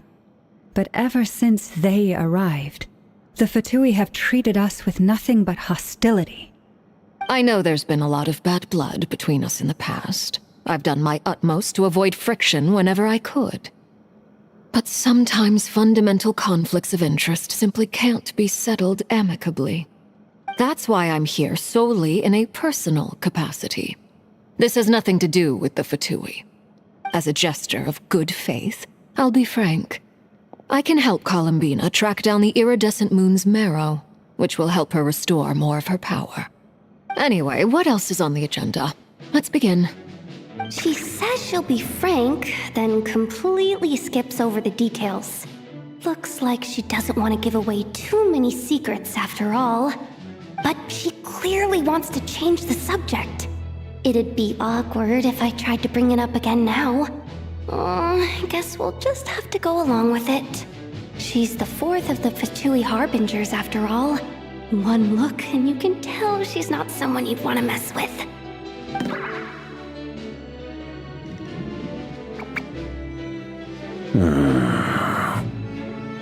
Well, since Miss Arlecchino sounds confident in her ability to handle that, we'll proceed to the next topic. Yehoda, time to share that top-secret intel. All right, listen up, everyone. First, we now know that Rerir was originally a Conrian secret agent whose primary mission was to hunt down and assassinate the so-called Dregs of the Crimson Moon. The Dregs of the Crimson Moon? Mm-hmm. In the memories, there was a lot of talk about the Crimson Moon and Eclipse, and a whole bunch of other stuff from the time of Conria. To my knowledge, those were the names of two different Conrian dynasties.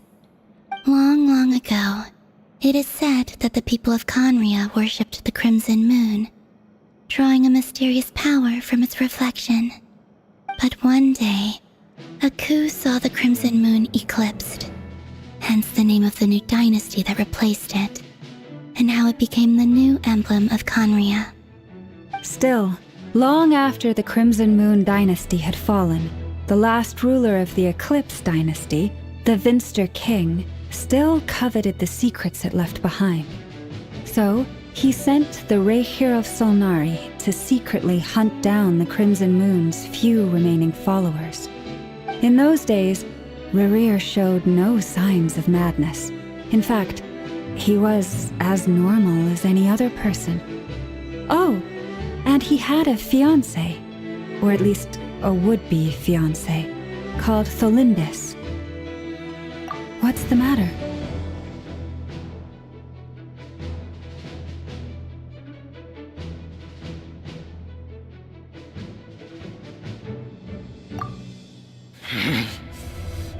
Pitifully, Granddaughter!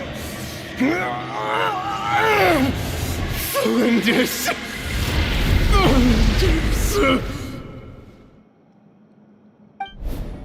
Interesting.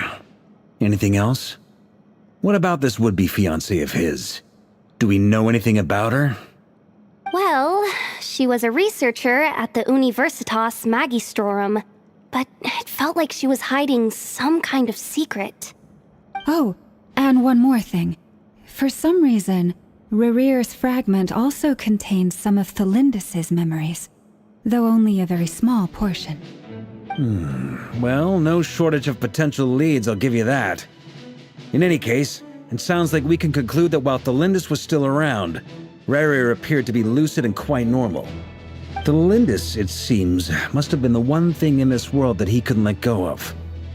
Tell me though, were these pure-blood Conrians we're talking about here? Why do you need to know that? Hold on. If she was a pure-blood Conrian... Oh yeah! Just like how it was with the captain! If we could somehow find her, do you think there's any chance Rerir might regain some of his sanity? It's possible, but it would take a miracle. We can't pin all our hopes on that. That merchant who never knows, Dori Sangama Bay. Maybe we could hire her to look into it. All right then. Let's keep working in our separate teams. Traveler, Paimon, Kutar, and Miss Arlecchino will go look for the iridescent moon's marrow. As for the others... On the way over here, I noticed that the Wild Hunt monsters had grown even more frenzied in their search for Kutar. At this rate, the people living here will be in grave danger too. So I'm thinking of gathering together some of our followers to go wipe them out. I'll head back to the curatorium and meet up with the boss. Feels good knowing we've all got something to be getting on with. Given that the Wild Hunt has been a lot more active lately, the Lightkeepers have likely begun their own operations too. If that is the case, someone will need to pass the news on to Flint's. I'll hold the fort for now, then discuss our next move with Flint's, Aino, and Anefa when they get back. All right then. Well, the clock's ticking. If that's everything, we'll be on our way. We'd better get moving too. We'll try to buy you as much time as we can. Relax. Just do your thing. Now, I decided to call in some backup since things are getting so hairy. Our reinforcements should be here any minute now. Stay safe, everyone. Dismissed.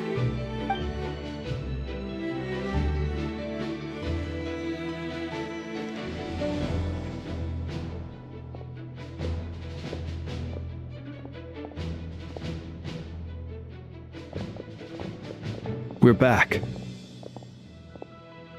Did we get here a little early? Or a little late? A tad late. The others have already set off. To summarize, our resident moon goddess has found us a new ally, and Boss Nefer has uncovered some promising info. Everything going smoothly on your end? Not great. I don't know how long we can stall them for. The decoys are getting taken out way faster than we imagined. I'm gonna make some more later, but I need a timeout first. I'm so tired right now. Oh, right! Anefa, could you fill in Uncle Varka on what we just discussed with Flint's? Sure. Uncle Varka, you previously told us about how when you went to investigate a source of the wild hunt in Amsvartnir, you discovered that it was just a diversion. But according to Flint's intel, several outbreaks of the wild hunt had already occurred in Notcry in the period leading up to that. That was before Rerir had regained his body, when he was far from regaining his full strength. In other words, in theory at least, he still lacked the means to act in two places at once. Flint's, with everything that's been happening, the Lightkeepers across Notcry are rallying to fight back against the Wild Hunt. They're gonna need your help. I know, I'm sure you're capable of coming up with something far more effective than decoys. But for now, you should stay here and get some rest. Anefa and I will head back over to Amsvartnir to see if there's anything I missed. I told you Uncle Varka would say that, didn't I? A deal's a deal. Not a word about my snack intake for the next week. Database updated. Reliability of Aino's predictions increased. What does that mean? They were betting on how you'd respond after hearing their intel. It's the obvious choice, isn't it? That's hardly worth betting on. We already decided that Anefa should go investigate the situation over at Amsvartnir on her own. You might as well stay here and keep watch. Someone needs to hang back and oversee our strategy meetings. And besides, you still haven't fully recovered from ambushing Rerir. So I've ended up with the easiest assignment. Well, I appreciate it, everyone. See you when you get back.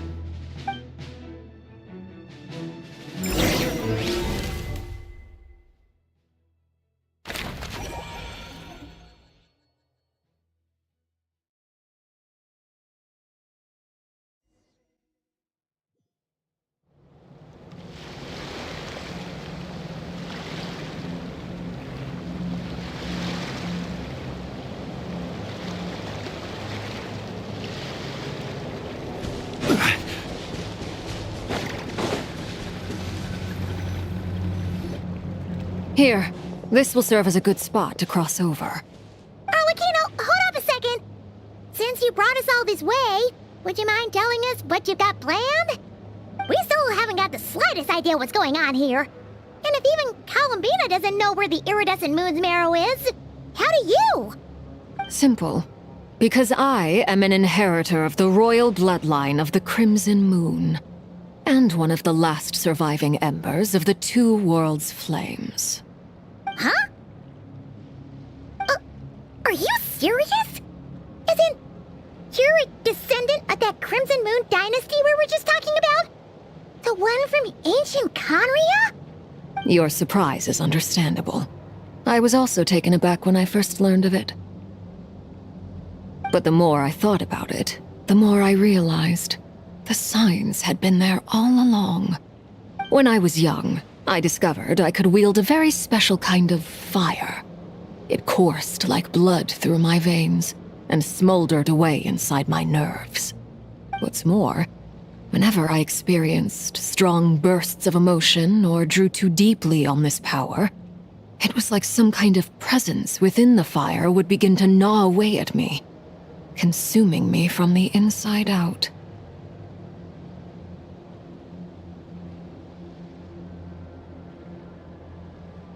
Exactly. That is why my hands are like this, too. At first, I saw it only as a curse, but once I became a harbinger, the jester apprised me of the truth. Together with my own investigations over the past few years, there are several things that I have gradually come to understand. For instance, take the so-called Crimson Moon. In truth, it is nothing more than the shattered remnants of the iridescent moon, fused with the abyss to prolong its lifespan. Since this blood flame was bestowed upon me by the Crimson Moon, it is a fusion of the iridescent moon's former power and the corruption of the abyss. You all understand the nature of the abyss well enough. I draw upon its power, and in return, it hungers for my soul. This strange blackness is the mark of corruption it has left behind. If I recall correctly, you once told me that if the corruption ever made it to your heart, you'd become a completely different person. Yes, and that's the reason I'm always careful not to push my power too far.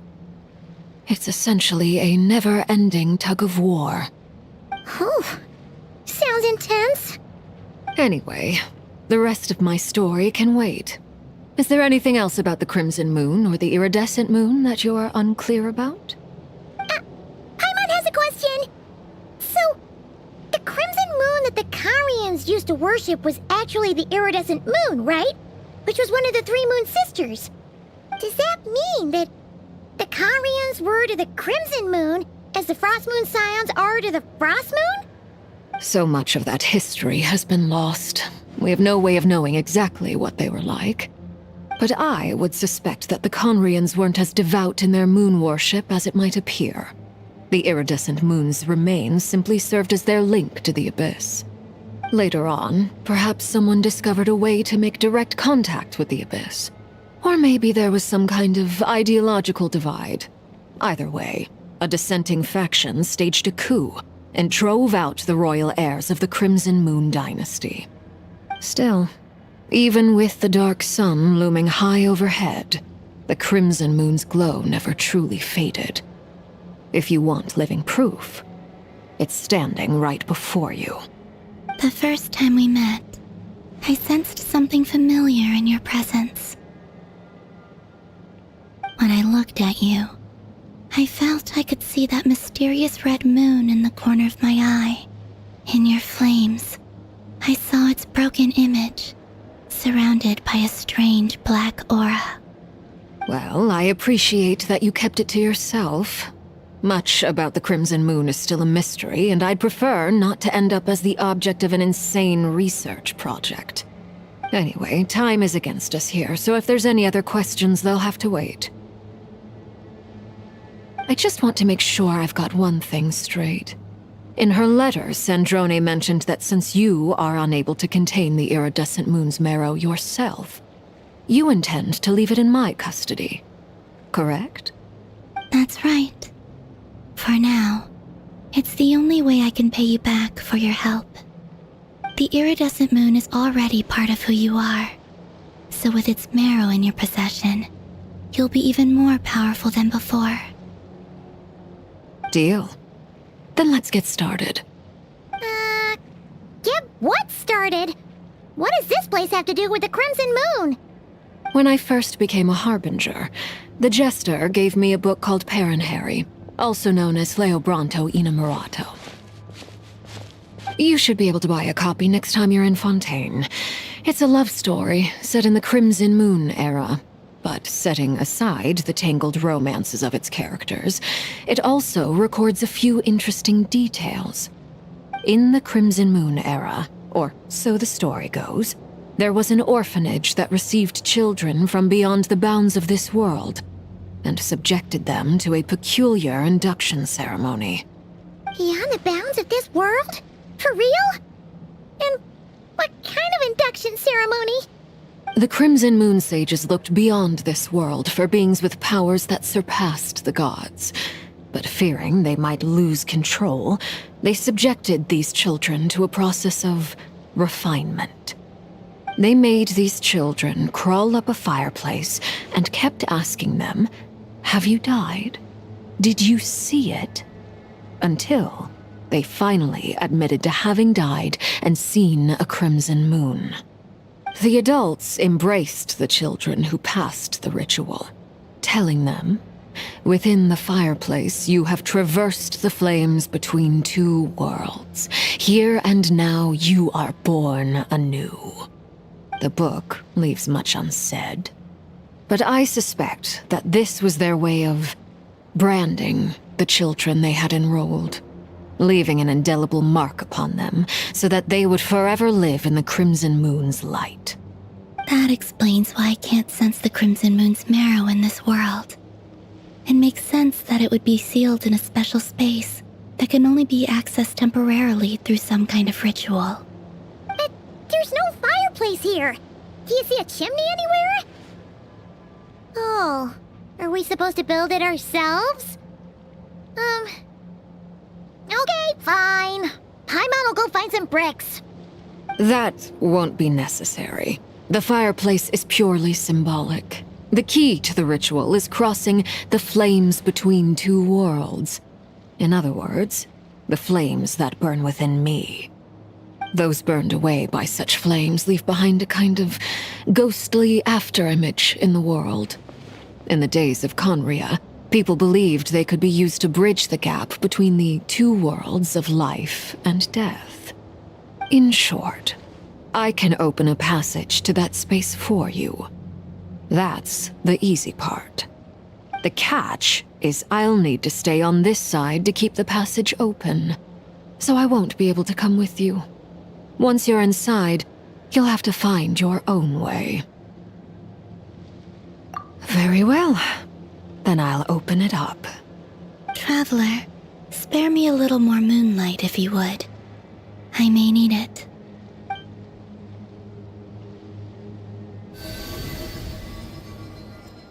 Thank you. I feel like I've recovered some of my strength now. It should be enough to move us across short distances and confront whatever dangers might await.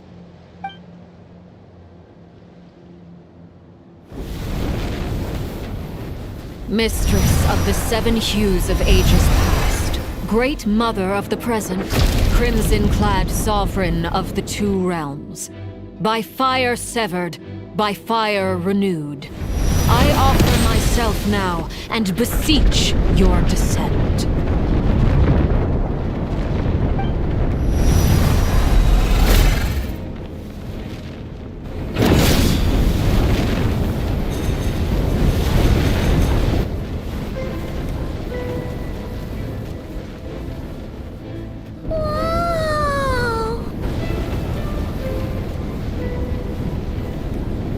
One word of advice. As you're crossing over, no matter what voices you hear, do not answer. Got it! I sense a sinister gloom inside, but also the familiar light of the moon. I feel that I am about to meet an old friend who has changed beyond all recognition. All right, let's go.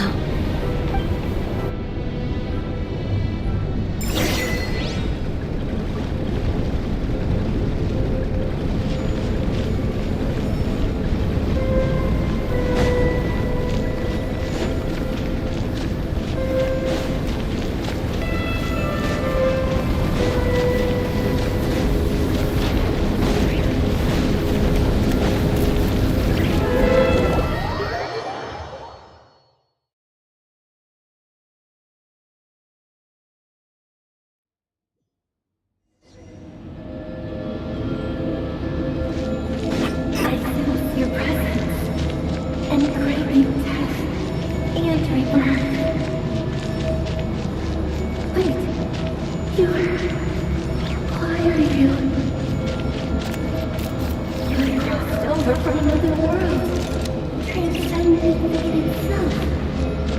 I have no right to.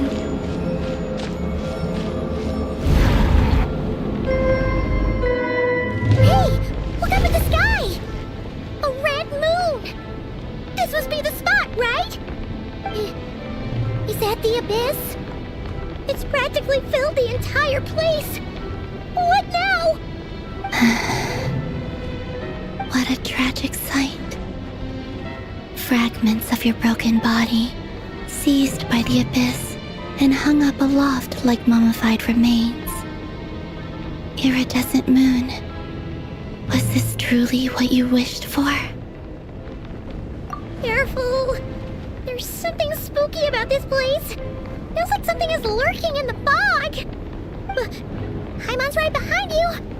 Whatever you do, don't run off without her.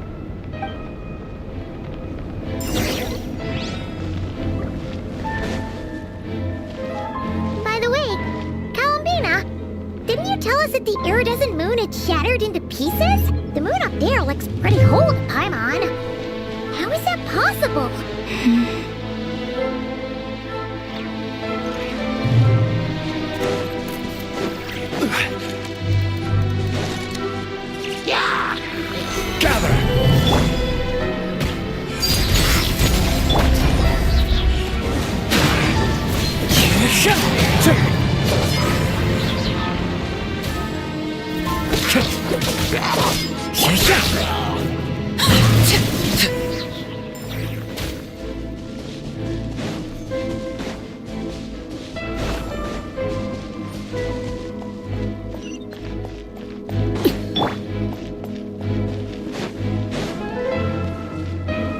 Just like I thought.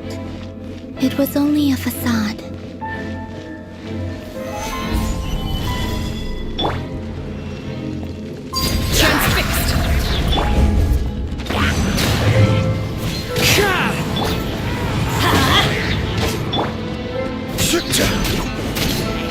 Solidify!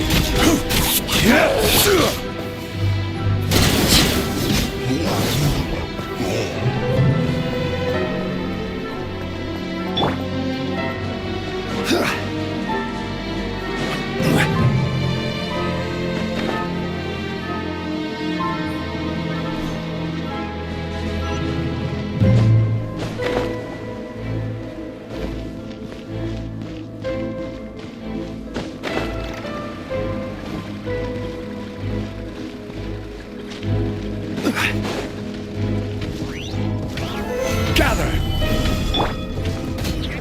Laid bare. Into the wind. Get out of here!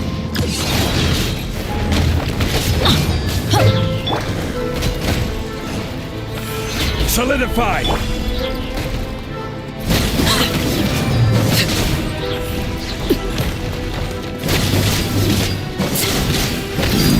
Overruled.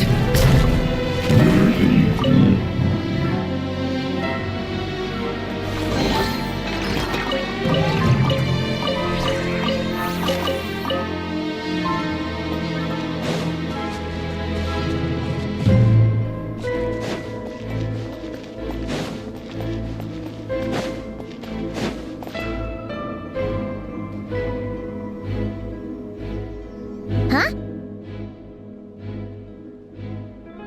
Huh? For real? That's way too high! There's no way we'll be able to reach it! No. I'm not sensing anything up there. It's coming from under the mountain. Let's see... Ah! There's some kind of weird shadow over the water! Wait, see that? Looks like a mechanism of some sort! Let's check it out!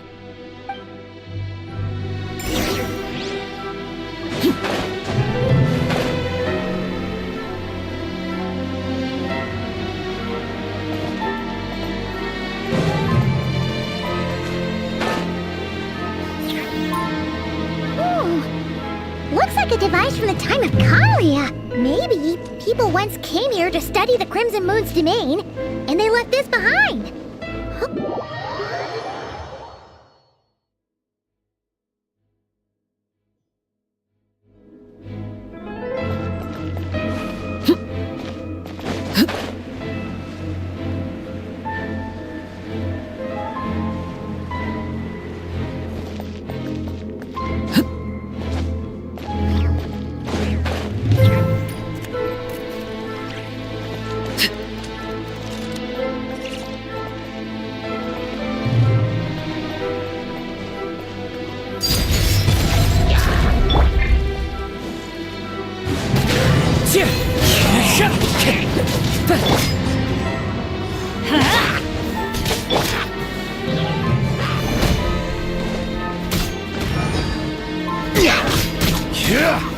Gather!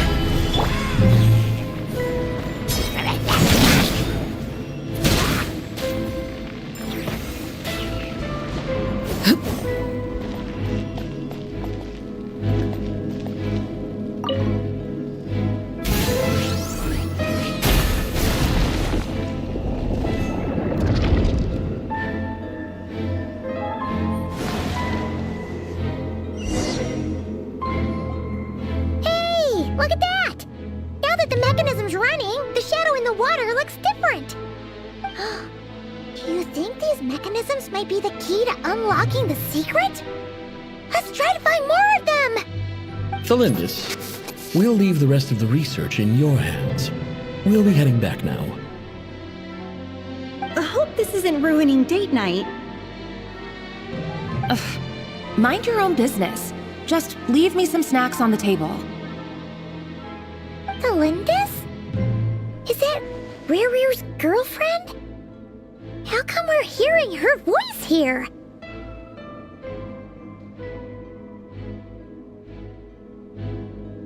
Oh yeah! So, do you think she was studying this strange space all along? The Abyss has made this space extremely unstable. Maybe that's why some of the things she said and did were preserved here. Like echoes. Or after images. Whenever I see this view, it takes me back to a poem from my childhood.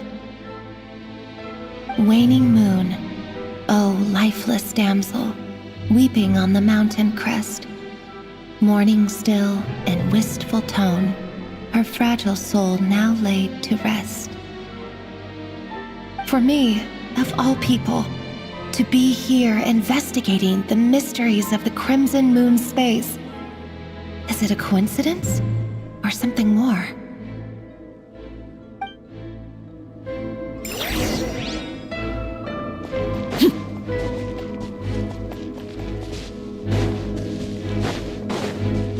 Transfixed!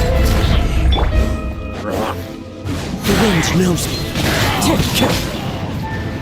Solidify!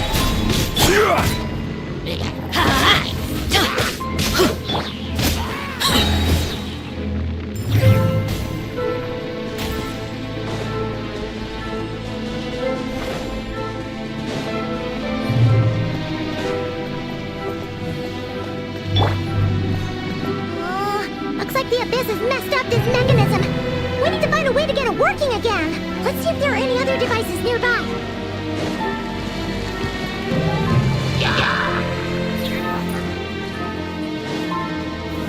Gather!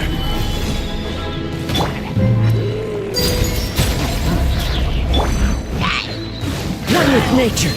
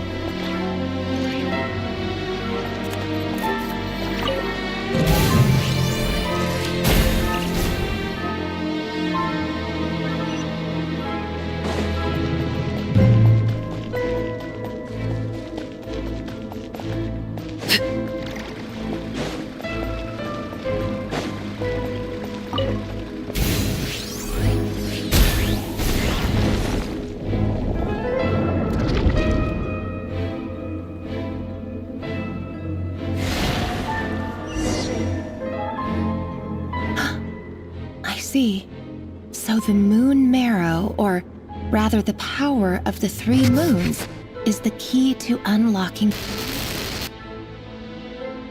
If it really does exist, then maybe this madness can finally be put to an end.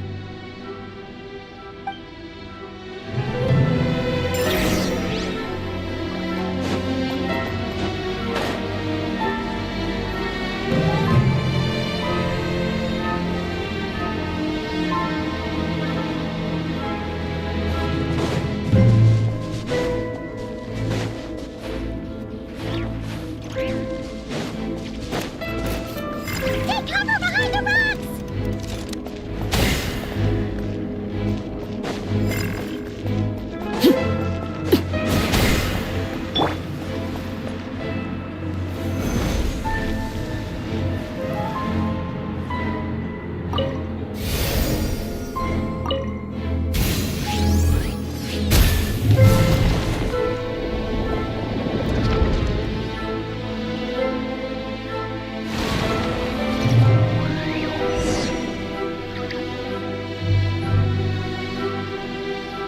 With the Abyss inhibitors in place, I should be able to access the chamber with the moon marrow.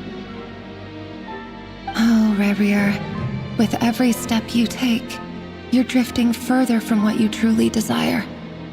But you're not the root of the problem.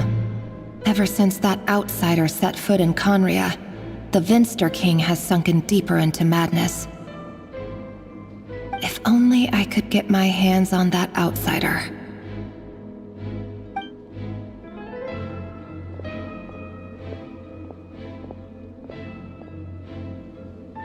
Hey look!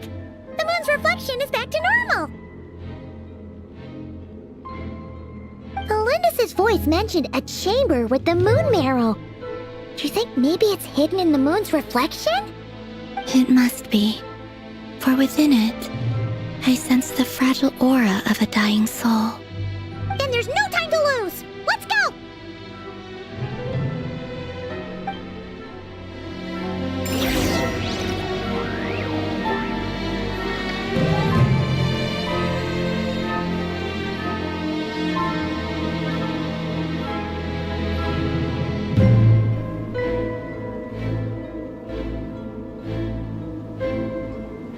Where do you want to go next? If you'd like to see Liyue's tourist spots, I have a few references. Osmanthus wine tastes the same as I remember. But where are those who share the memory?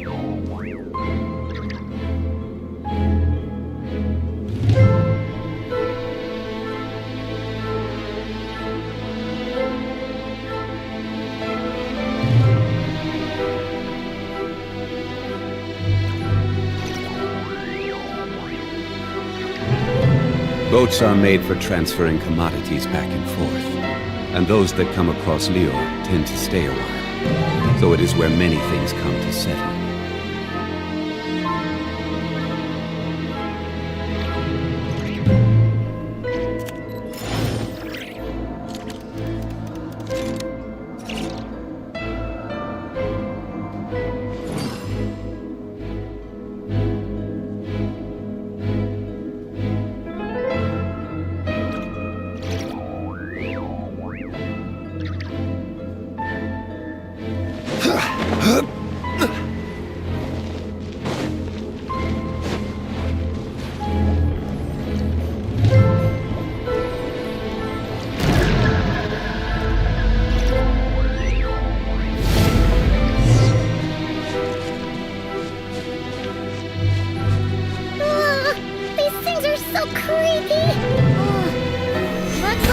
Destroy them if we want to get to the iridescent moon's marrow!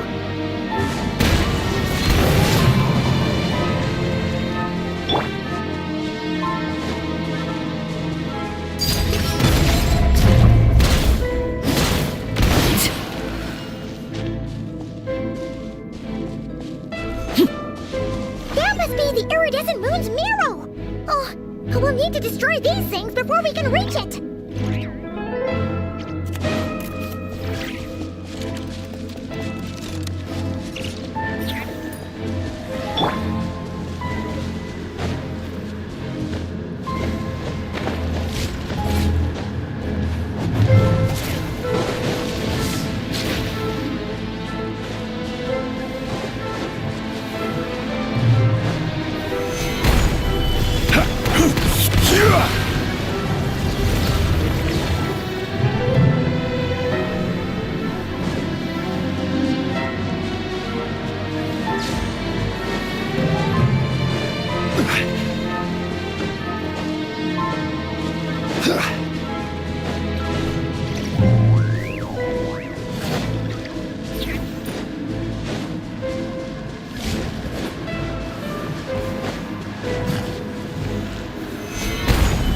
This is order! Hang in there! We're so close!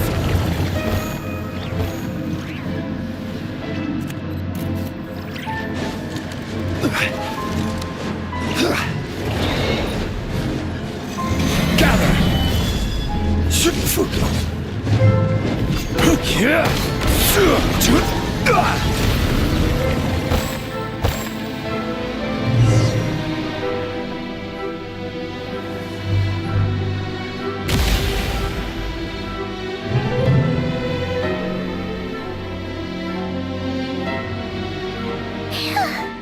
I finally did it! The iridescent moon's marrow, still burning away like an undying flame, yet now contaminated by the abyss. It has taken on a new form entirely. If we can purify the abyssal power within, we should be able to obtain its untainted essence.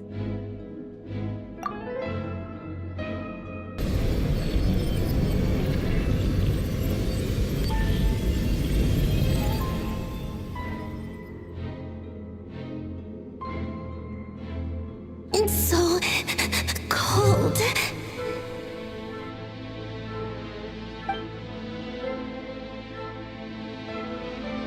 Is it you? Are you here? Huh? Are you talking to us? At long last, I can see you once more. Our fates have crossed, and I am finally free. I'm sorry, I lied to you. Even knowing what was to come, I still couldn't let go of the fear in my heart as death drew near.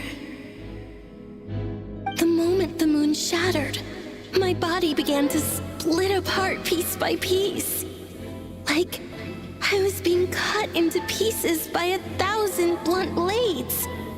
My thoughts scattered as the cold crept in. But I could not bear to fade away like that. Tell me, what was it that brought you to us all that time ago? If only I had possessed your courage, then I might have been spared this torment more painful than death. You look so puzzled. That's how I felt too when I first saw you. But trust me when I say that everything happens for a reason. Farewell, Paimon.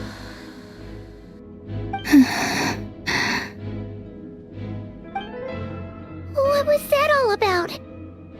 Was that the goddess of the iridescent moon? Oh, it sounded like she was speaking to a long-lost friend. But none of us have ever met her before, right? Perhaps. She took me for the goddess of the frost moon she once knew. For a fading soul like hers, our auras must be too similar to tell apart. But anyway, we've got the iridescent moon's marrow now. That should help you regain your strength, right? Alright, time to leave this place and meet back up with Arlecchino. Let's go!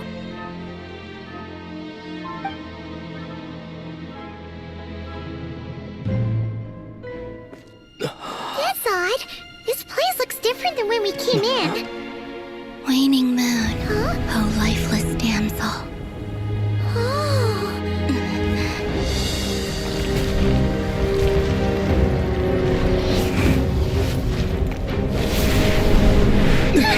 Hurry! The place is collapsing! It wants to trap us here. Who's it? The abyss? Now we've taken the moon marrow. All that's left here is a dark will. It will show us no mercy.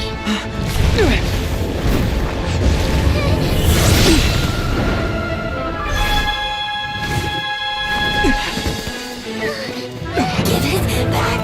The crimson moons! My marrow! My heart!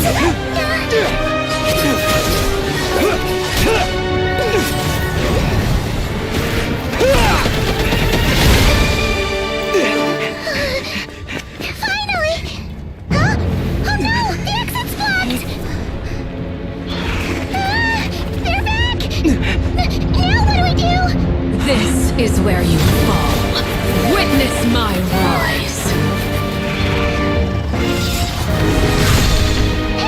What are you waiting for?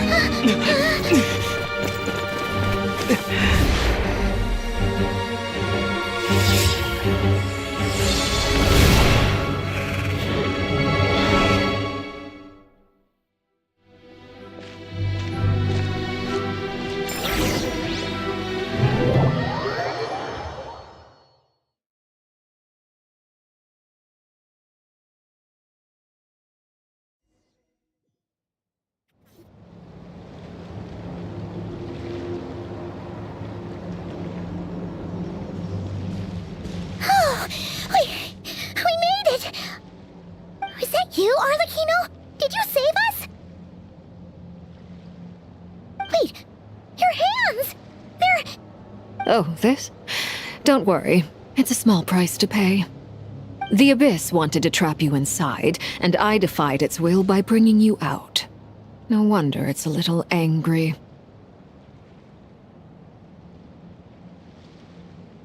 No. I have paid the price, albeit a small one, and it cannot be undone. My hands have already fused with the Abyss. Purification would simply destroy whatever's left of them. But surely... Oh, we're so sorry, Arlecchino. Paimon can't believe you'd make a sacrifice like this for us. As much as I'd like to call it a favor, the truth is I was simply holding up my end of the deal. Well, Columbina. Yes, you did your part. And as promised, I will leave the iridescent moon's marrow in your care. From this day forth, may the two worlds' flames burn ever more brightly.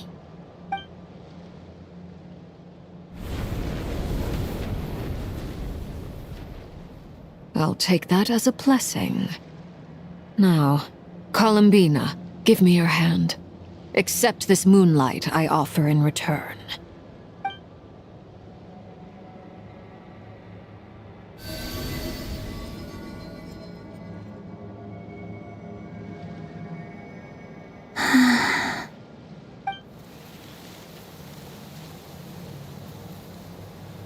Feeling stronger?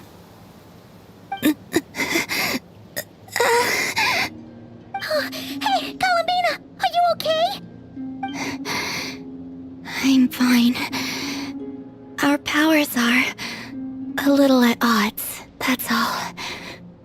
By the Frost Moon's authority alone, wielding the power of the other moons was always going to be a stretch. Still, I think it's fair to say that your strength has returned, at least to the level it was at as Third Harbinger. It's still not enough. There's no way I can hope to challenge Rayrir like this. Just one more ray of moonlight, if you would. It's okay. I can take it.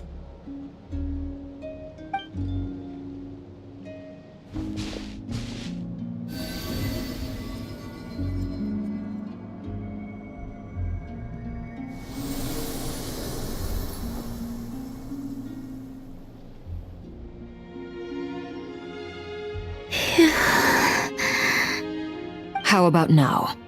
Fighting fit? At the very least, I won't have to stay hidden like before. I want to see him gone from Not Cry. The Rayheer of Solnari and his wild hunt must be sent back where they belong. Well, it's good to have something to aim for. You certainly seem more alive now than you did earlier. When I first met you, you didn't strike me as a ray of moonlight. More like a wisp of fog drifting in from who knows where, ready to scatter at the first sign of a breeze. But now, you're full of vitality, just like the Frost Moon, once the brightest of them all. May you keep shining, Columbina. This is who you are. Thank you. Look after yourself too, Arlecchino. I know you have plans of your own, and that's why you're always seeking to grow stronger. But whatever you're after, don't let the Abyss take a hold of you. I do not wish to see you go down the same path as Rerir. I appreciate the concern, Columbina. Although perhaps it's time you took a new name. A new name? Kutar, the Moon Maiden, Columbina. They're nothing more than code names. They describe who she is and the roles she's played, but they're not her real name.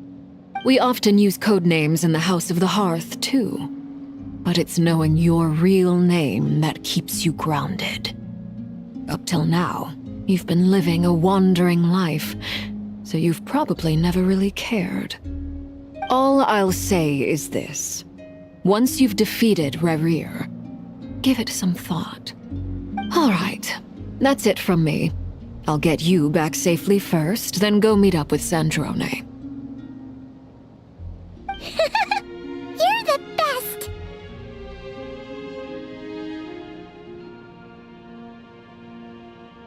I appreciate the gesture. It speaks to your good character. Anyway, let's get going. There are more urgent things to do right now than trade compliments.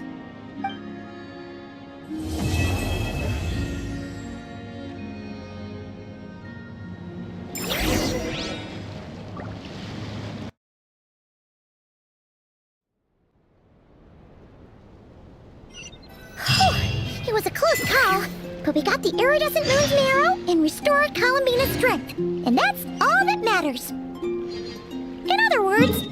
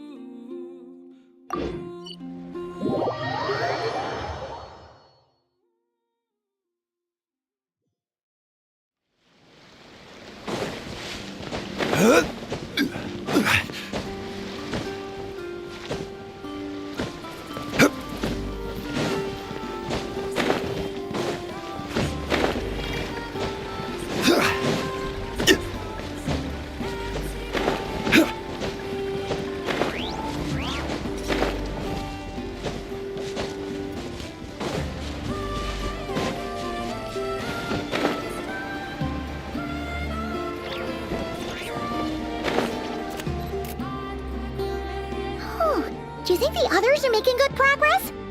Hope it's all going smoothly. Oh, hey look! They made it back as well! Flintz! Lama! How did it all go? All is well, thank you. Nefer and Yehoda had to stay at the curatorium to wrap things up, so they won't be joining us for now. I ran into Miss Anefa and Miss Aino on the way back. Their work is still in progress, so I suspect they won't be back for a while either. You seem rather cheerful today, Mr. Flintz. I certainly am. I achieved what I set out to do and came away with more than I bargained for. Fighting alone can get quite tedious, but I had the good fortune to run into a pair of brave young warriors. We meet again. How have you been? Albedo! What are you doing here?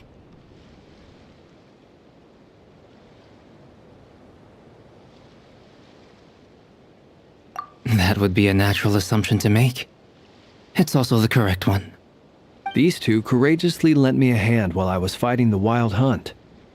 When they told me they were Servarka's colleagues, it all made sense.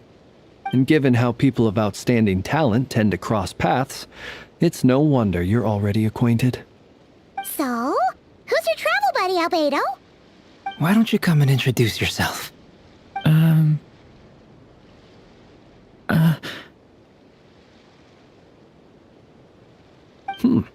A gentleman of few words, I see.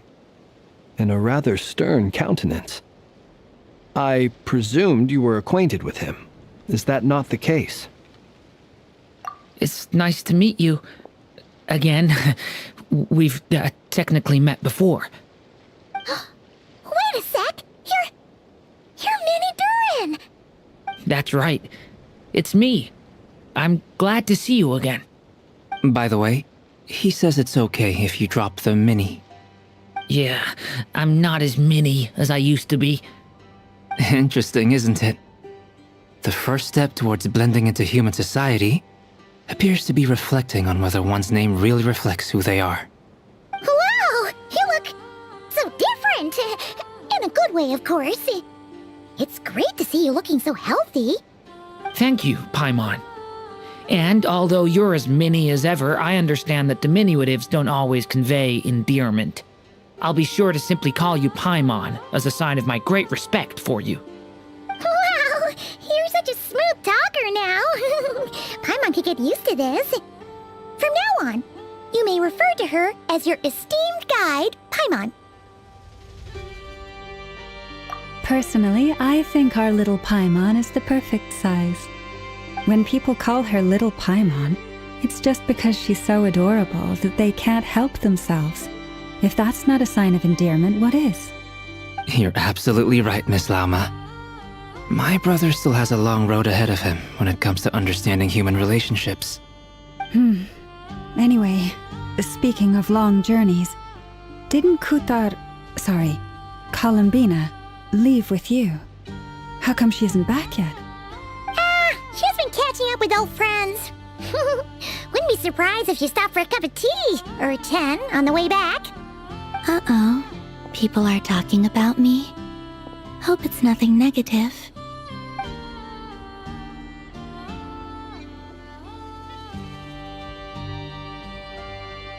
Judging from your expressions, I'm guessing it all went well?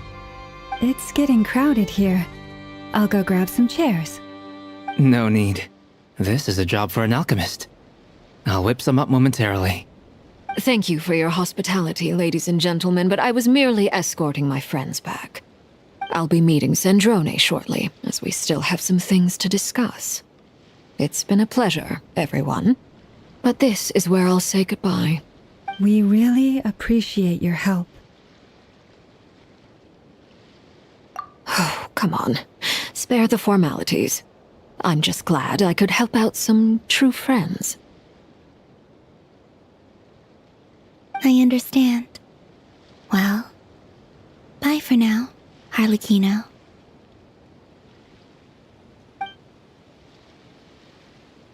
Oh, this place is hopping. It's probably a good thing one of us left. Otherwise, we might not fit all these people in. Are you saying we're about to run out of chairs? As a matter of fact, I am.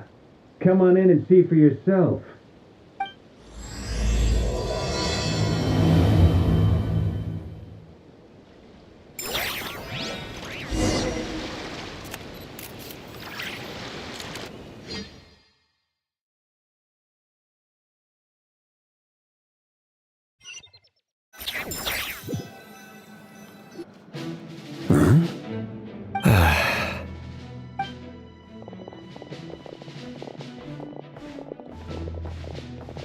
I overheard your little chit-chat outside, by the way.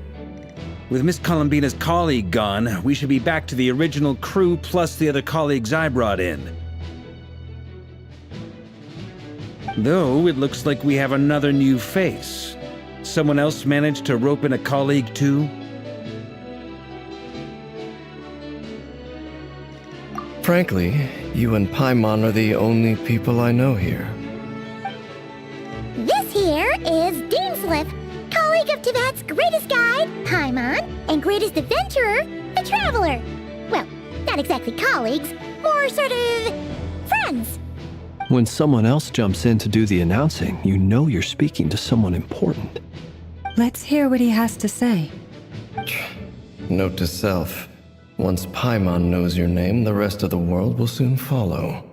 When he comes looking for us, it's usually something important. Paimon's guessing you've heard about the Wild Hunt, then. From the looks of it, you're about to hold a meeting. If I were to say that the Wild Hunt is our mutual enemy, would that earn me a seat at the table? As the saying goes, the enemy of my enemy is my friend. Mr. Dainsliff, there's a seat with your name on it. Though, I can't promise the same for everyone else. Hey, Albedo, think you can rustle up a couple more chairs? After all this time apart, Grandmaster Varka's first order is to rustle up a couple more chairs. I've missed this. Is he being sarcastic? Hey, he's your brother. Why are you asking us? I've still got a lot to learn about the nuances of human conversation. Trying to decipher Albedo's way of speaking has been like jumping in at the deep end. Oh, good point. Paimon gets you now. Don't sweat it. There are people who go their whole lives without getting the hang of it. You're ahead of the game already.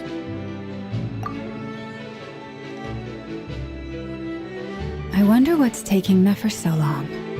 Perhaps you should go and check in with her. If anyone can hurry her along, it's you. I just got back from the curatorium. Besides, aren't you curious to see what's taking her so long? Miss Nefer doesn't strike me as the type to share secrets. And since gathering intel is her specialty, I'm guessing she'd prefer to keep her methods confidential. Under such circumstances, would it not be tactless for me to impose? Oh, but it's fine for me to impose. What can I say? You have an unrivaled ability to garner people's affection, Miss Moonchanter. Besides, you have far more in common with her than I do. All right then. Impressive. She barely fought back at all. I admire your powers of persuasion, my friend. As I'm sure Miss Lauma will realize soon enough, the trick in life is to always pitch in with other people's responsibilities so that you can be selective with your own. Another trick is to simply hide in the background. Spoken like a true sage. Anyway, looks like we've got some time to kill before the meeting. Let's take a little breather, folks. And feel free to chat amongst yourselves. We'll get down to business once the other two arrive.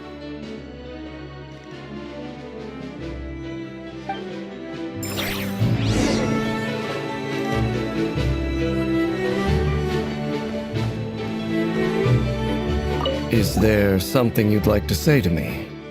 Yeah, for starters, why'd you just show up here without even giving us a heads up? If you think back to our previous interactions, you may recall that that's hardly out of character for me. You do have a point there. Oh yeah, you'll need to find somewhere to stay the night too, right? Want to tag along with us? You never know. We might get a group discount. Sure, let's do that. Great! Paimon will handle it! And in return, we can get Dainslift to be our very own personal bodyguard.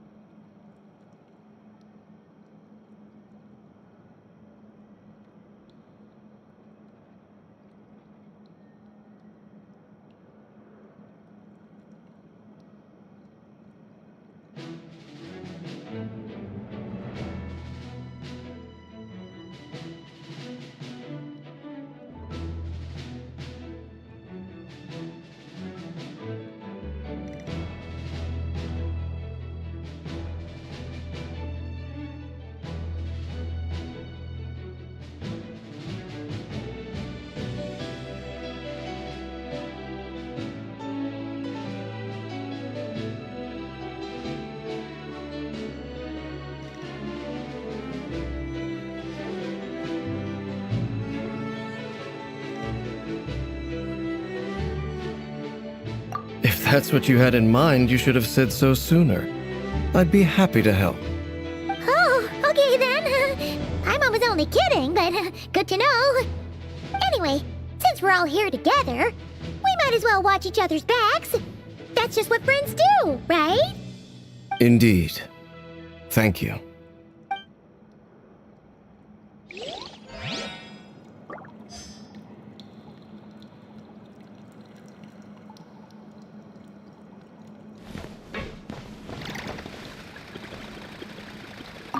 Truth be told, I can't remember the last time I was in a meeting with so many people.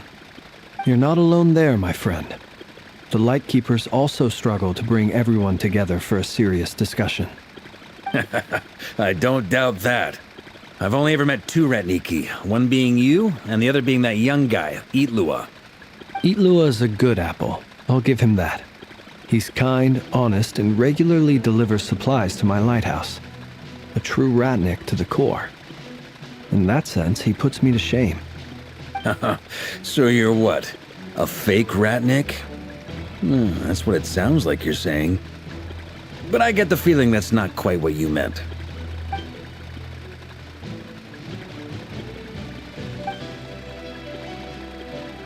Come on, why the awkward silence? Sorry.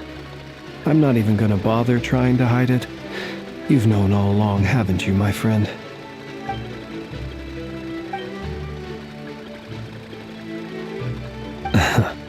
Now that was an awkward silence. Let's just keep this between ourselves. Probably best if Eloa doesn't know, huh? That goes without saying. Gotta be careful what you share with youngsters, after all. Anyone else in the know? Let me guess. The Traveler and Paimon? It's dangerous being too sharp for one's own good, you know. Then, in the name of the Animo Archon Barbados himself, I swear, your secret's safe with me. When we went for drinks, you said that you and Barbados were practically best buds. In the light of that claim, do you really expect me to take your oath seriously? Of course. Just as long as you don't go spreading around the fact that I'm close with Barbados, all right? Fair enough, then. Nothing like a bit of mutual leverage to seal the bonds of friendship.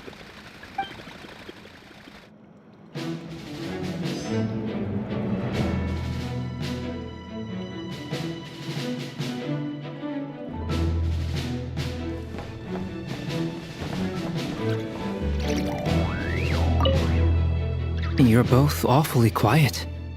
Why don't I start us off with an icebreaker? Much obliged. Have either of you ever had your portrait painted? If not, I'd be glad to help. That sounds like a lovely idea. You know how to paint, then? I dabble occasionally. He's an excellent painter. Tables, chairs, people, dragons, you name it. He'll paint it for you. I'm flattered. If I ever get the chance, I'd like to give it a try myself. I'll bear that in mind. Anyway, how about you, Durin? What sort of portrait would you prefer? Oh, I'd be fine with anything. Whatever style feels best to you. Very well. Then I'll play it by ear.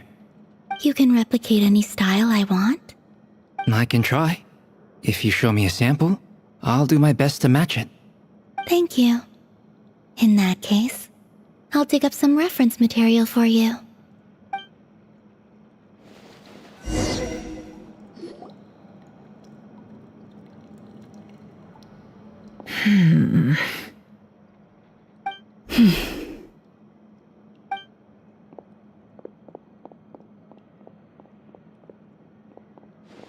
Ah, Miss Nefer. You made it after all.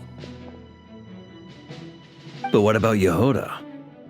I'm here to give you an update on how things are going on our end. Once this is over, I'll be heading straight back to continue my work. I left Yehoda back at the curatorium to watch over things while I'm gone. Huh. So much for just this once.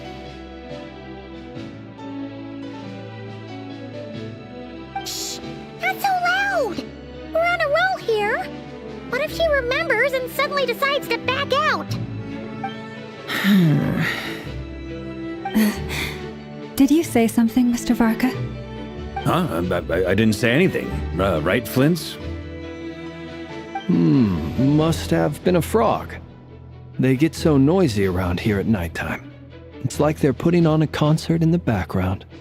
Anyway, before we begin, there's a few introductions to make. Let me start by saying that it's an honor to be speaking before so many distinguished colleagues and collaborators.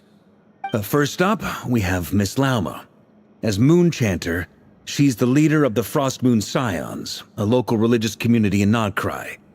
Then there's Miss Nefer, boss of the Curatorium of Secrets, and intel gatherer extraordinaire. Nefer is leading the investigation into Rerer's background, assisted by Yehoda and Lauma. From the little I've heard, they're making some great progress. Over here, we have Mr. Flint's, a ratnik and guardian of the abandoned lighthouse. In our last operation, he courageously distracted the wild hunt to buy time for the rest of us. For those of you who've never met, this is Mr. Albedo, a renowned alchemist and captain of the Knights of Favonius investigation team. By his side is a new face for us all, myself included, Mr. Durin, who has come to lend his aid. Next up, we have the Moon Maiden and former Fatui Harbinger, Miss Columbina.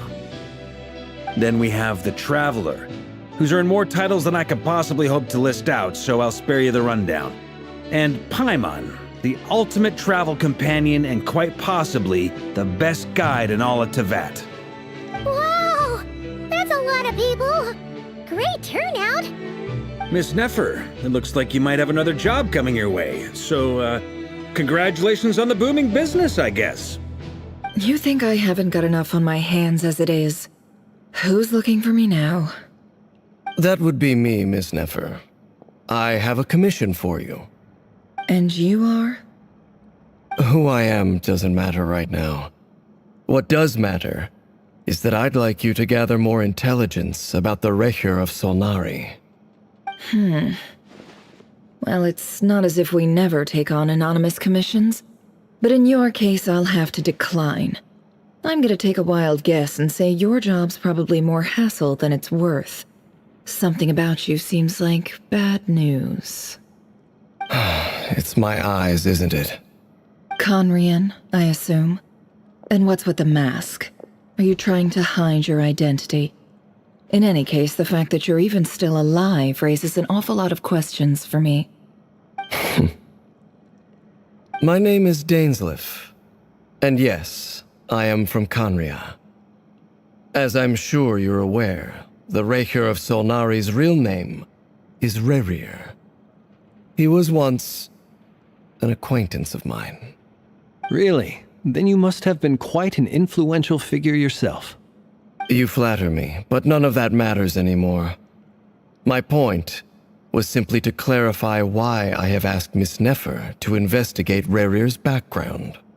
So you're both from Conria, and it sounds like you used to be friends? What am I missing here? Surely you already know how he became one of the Five Sinners. I'll tell you everything I know. The history of Conria, the names and identities of the Five Sinners. I remember it all like it was yesterday. I have never spoken openly of this before, but the truth was exactly as people say. The Five Sinners were each driven by their own desires, and it was by playing upon these that the Abyss tempted them to their fall, tearing Conria apart in the process. The visionary, Vedifenir, who wished to foretell the future. The wise, Haroptatir, who sought limitless knowledge. Gold, Rhindaughter, who desired to create life. The foul, Surtologi, who pursued supreme strength. And last, but not least, Recher of Solnari, Rerir, Ravager of the Moon. Of the five, Rerir is the only one who remains a mystery to me. He never harbored grand ambitions, so what changed in the space of a single night? How did he come to fall like the others? In other words, you're saying that his change came as a shock to you, and you have no idea what actually happened? That's right. You mentioned how the Abyss tempted them, which led to their fall. But what did that look like in practice? And what other context can you give me about the events of that time? The more detail you can give me, the better. Strangely, now that it comes to it, I hardly know where to begin. The fateful night took place during the era of the Eclipse Dynasty. One day, my elder brother, the visionary, Vedifenir, was summoned to the palace by the Vinster King, only for the king to gouge out his eyes and cast him into the dungeons. When I came to hear of this, my fury knew no bounds. I gathered together every ally I thought I had, and together, We set a knight to storm the palace and free Ved. Centuries on, the memories of that night still haunt me like a never-ending nightmare. We broke through the palace gates, just like we had planned, each striking towards our separate targets. But then, I was betrayed.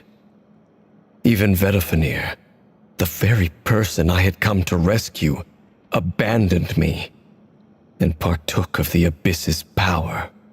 So, it's personal after all. Then tell me, Mr. Dainsleif, what price are you willing to pay? You, of all people, must know that nothing comes for free. I cannot say what price would be worthy of such a commission. But know this. Rerir was not always a madman. Believe it or not, there was a time when he was just an ordinary man, working for the Conrian Intelligence Service. Uncovering the truth of Rerir's past is the only way to unravel this mystery. But before you decide if you will accept my commission, I will tell you more about him. Enough, I hope, to help you plan your next move. Sounds pretty good to me. Feels like we just flagged down a random passerby, only to discover he's actually a master strategist who has a score to settle with our enemy.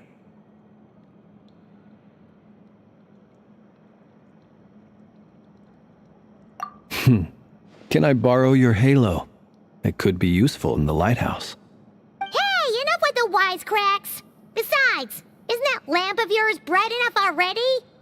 Relax. It was meant to be a compliment. If that was a little over the top for your liking, I'll make sure to tone it down next time. I'll give your proposal some serious thought, Mr. Dainsleif. Let's speak in private once the meeting is over. Before that, there's a few things I'd like to share.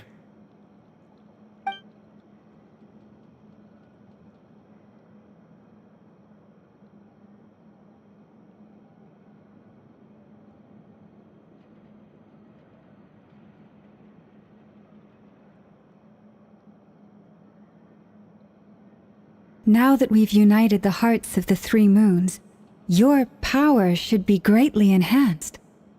But it seems like that hasn't happened yet. I believe it will take a little longer. You've done so much for me, so I want to be completely honest with you all. Even though I'm doing a lot better now, the truth is, my recovery will likely be an ongoing process. From the moment I was born, my power has been slowly ebbing away. And that is because Tevyat has never accepted me. Even with the moons united as one, it seems my rejection cannot be undone. So far, I have yet to find a solution. It may turn out to be a problem that will plague me until the day I finally leave this place behind. Even so, I will do everything in my power to help you drive out the Raihir of Solnari. As Arlecchino put it, this is not about chasing the spoils of victory. It's just a gesture of heartfelt gratitude. Kutar.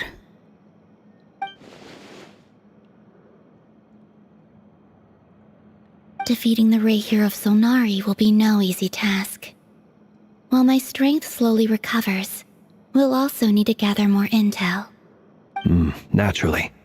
We should take all the help we can get if we hope to defeat him. We've considered several viable plans now, but our choice hinges on the answers to a few key questions. Is it even possible to kill Rerir?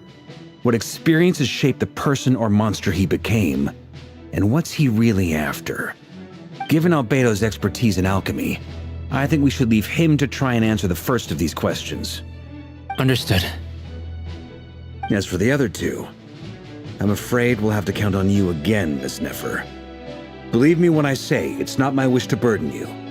But right now, relying on your skills is our only option. So you're placing all your hopes on me, huh? We can't thank you enough for agreeing to help us. Honestly, I can hardly believe how lucky we are. You sure have a talent for changing your tune, Miss Moonchanter.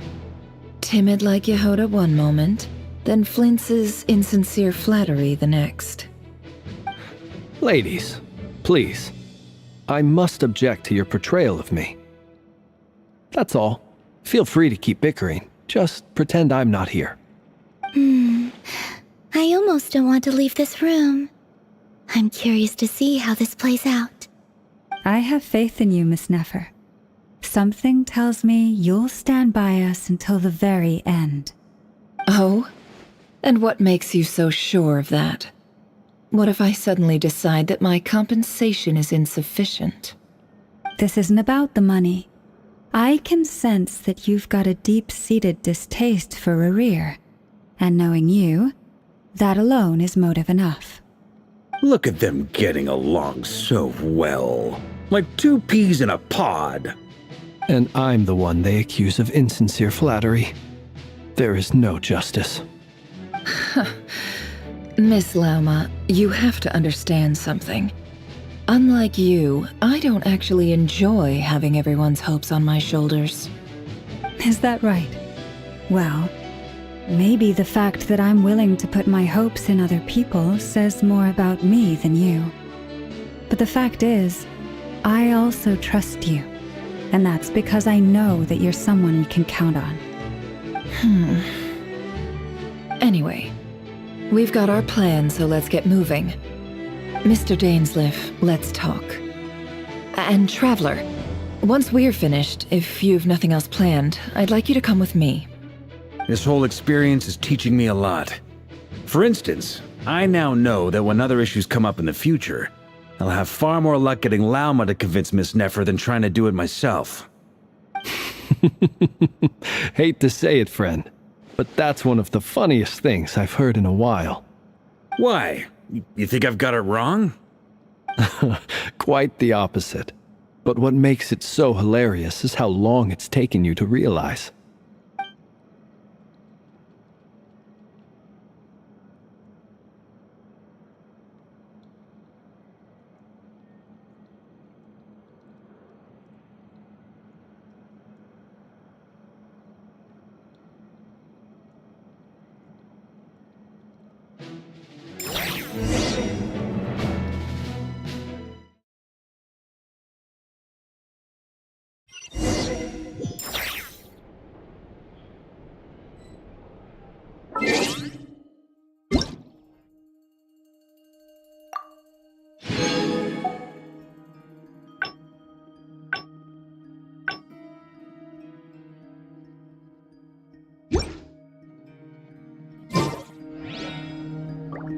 Osman.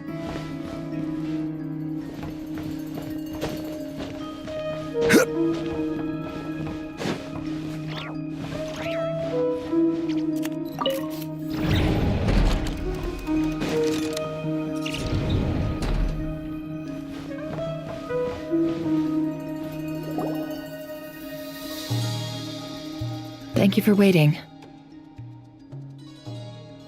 It's okay. We actually used the time to help Dainsleif get a room at the hotel. That's very considerate of you. Now, I trust you share my curiosity about Rerir's past, and you seem fairly familiar with Mr. Dainsleif already.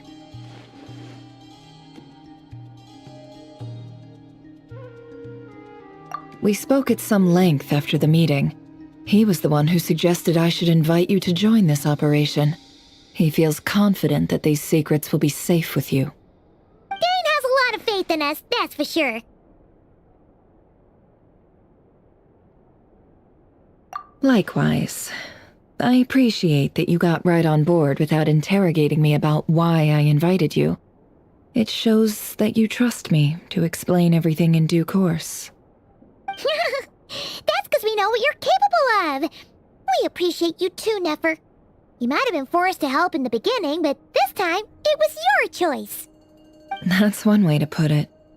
Another is this, that once a decision's been made, it's set in stone. After that, my only goal is to see it through. Alright, so here's how it is. I'm going to access Rerir's thoughts again using my confidential method. Now, I'm sure you've seen things like this before on your travels, so you're surely well aware of how dangerous it can be. The reason I've gathered you all here is to ensure my safety during the proceedings. I plan for us to enter the fragment of his consciousness together, and once inside, I will focus on searching for information. Think of this as a diving expedition into someone's brain. If I'm the diver, you are my safety equipment, tasked with keeping me alive while I'm under the surface. Once the ceremony begins, we will all be spying on privileged information. But in the interests of safety, you must remain absolutely silent at all times. We will discuss our observations after the ceremony has concluded. Lastly, any individuals of a weaker constitution are advised not to partake in the ceremony. In any case, Paimon has her own job to do, which requires staying in the room but not joining the ceremony.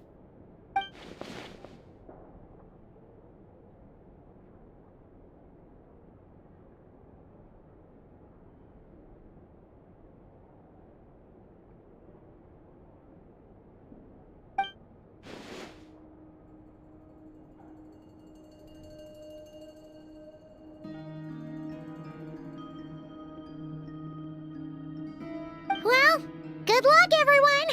Sounds like all Paimon can do is cross her fingers and root for you guys. There's a little more to it than that. I was being serious when I said you have a job to do. While the rest of us are inside Rarir's mind, it's imperative that we have a team member on the outside. In the event that something goes wrong, you will be our first responder. I don't anticipate any issues, but the extra level of safety will be greatly appreciated. I second that. This is a dangerous operation here, and you're our whole rescue team. That's pretty much the most important job in the crew. So, Paimon's like the lifeguard? Yeah, that makes sense. Alright, got it. Good. Please, take a seat. We'll get started momentarily.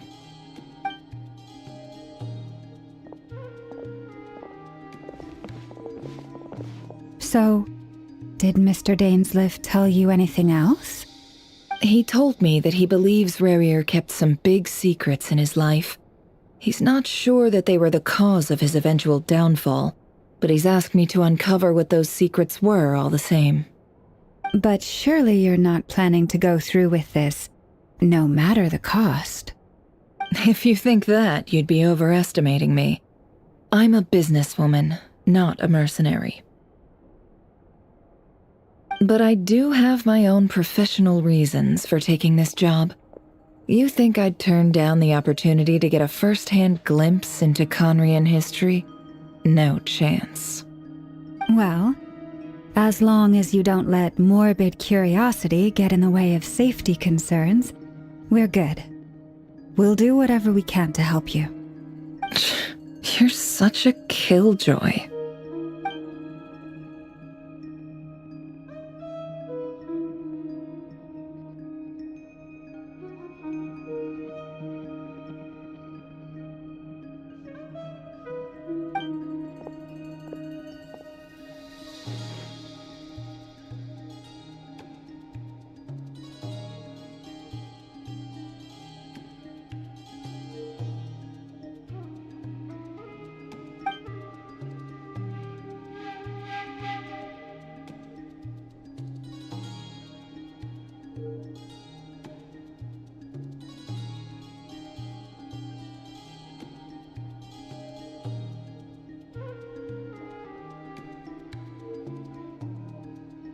All right, I'm good to go. All set over here, too.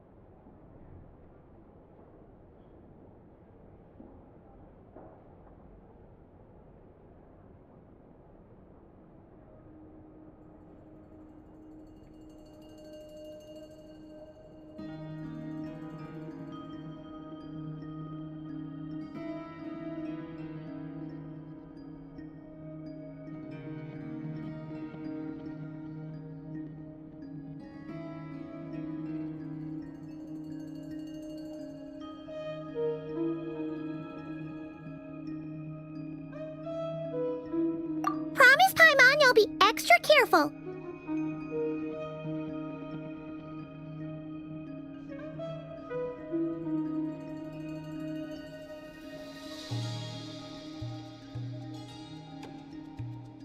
All right. Let your whole body relax. We're about to begin. Close your eyes.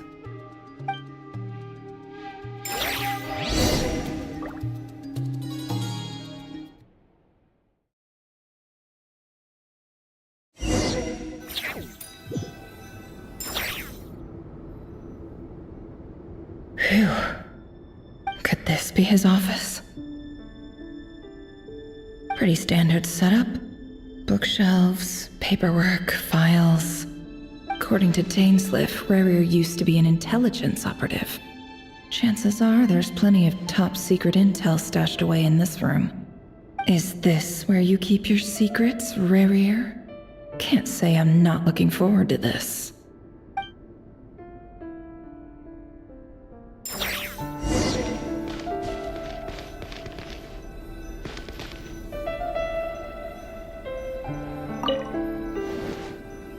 He looks even gloomier than last time. I wonder what's changed.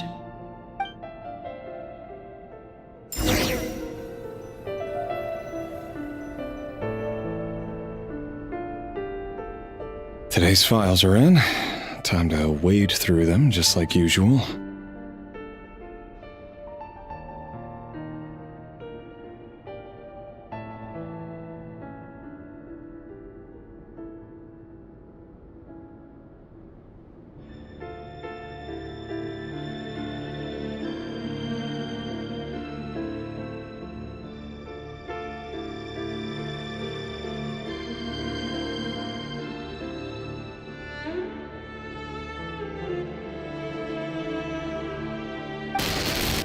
Male, 51.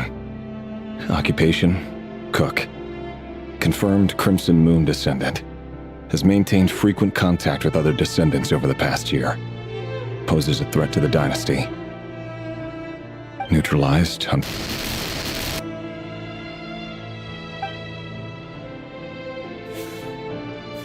This one should be archived under purged targets.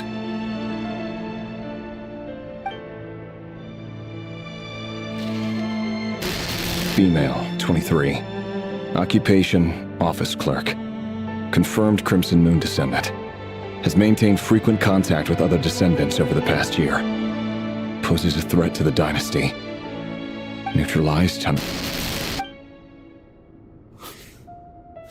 Another one for purged targets. Sounds like she was that other man's daughter. Never mind. What's it got to do with me?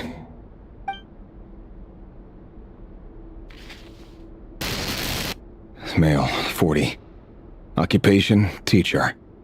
Confirmed Crimson Moon descendant. Has been observed making contact with other descendants during the past year. Poses a threat to the dynasty. Neutralized on... Just another nobody for the archive. Come to think of it, I remember surveilling this man. A case like his never would have been considered a priority in the past. Huh. He barely even interacted with other Crimson Moon descendants.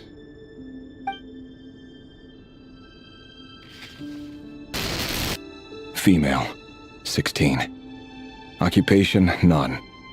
Orphan and confirmed Crimson Moon descendant. Has been observed making contact with other descendants during the past year. Poses a threat to the dynasty. Neutralized on... Filed. I have no recollection of this girl. None whatsoever.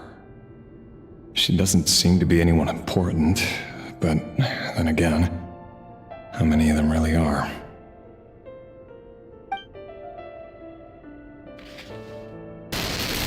Female, 13. Occupation, none. Orphan and confirmed Crimson Moon descendant. Has been observed making contact with other descendants during the past year. Poses a threat to the dynasty. Neutralized and... Filed.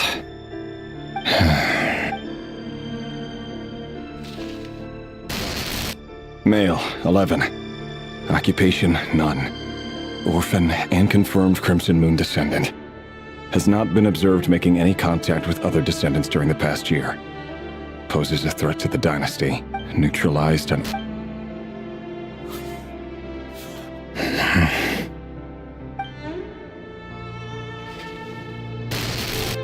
Male. 6. Occupation, none. Orphan and confirmed Crimson Moon descendant. It's funny, isn't it? Your job is becoming both harder and easier at the same time, depending on how you look at it. Sooner or later, the Crimson Moon descendants will be completely wiped out. But as their numbers dwindle, they become harder and harder to track down. That's not how it is. Fortunately, however, most of the able-bodied adults have already been taken care of. The remaining weaklings will be increasingly easy to deal with. No! No. My job is to ensure the survival of the Eclipse Dynasty. And the only way to do that is by eliminating any and all potential threats. It's a perfectly legitimate line of work. Every single one of my colleagues can attest to my fairness. And if my friends were aware of the facts, I know they'd back me up too. Assuming, of course, that they were aware of all the facts.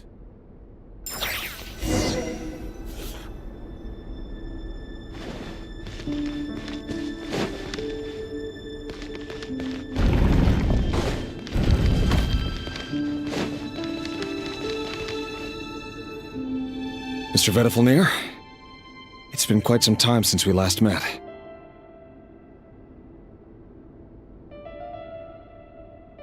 Rerir, I trust you're here because you have something important to discuss. Forgive me. I wasn't tuning out, it's just, I noticed you didn't even phrase that as a question. As if you knew I was coming. Tell me, does someone in your position ever feel the need to ask questions at all? It is indeed within my power to foresee certain things. Things like your arrival. I was just thinking. It won't be long before I'll be inviting both you and Dane to my wedding. That isn't a lie, but nor is it a fact as such. It's a wish, isn't it? No fooling a prophet, is there? Ever since that day we met for drinks, I knew it was only a matter of time before you came looking for me. Does it feel good? Knowing how the future will unfold. I'm afraid the notions of good and bad fail to capture the complexity of what such a power entails. Once you've seen what will come to pass, it can be all too easy to succumb to fear and melancholy. Unless, of course, you learn to abandon these feelings.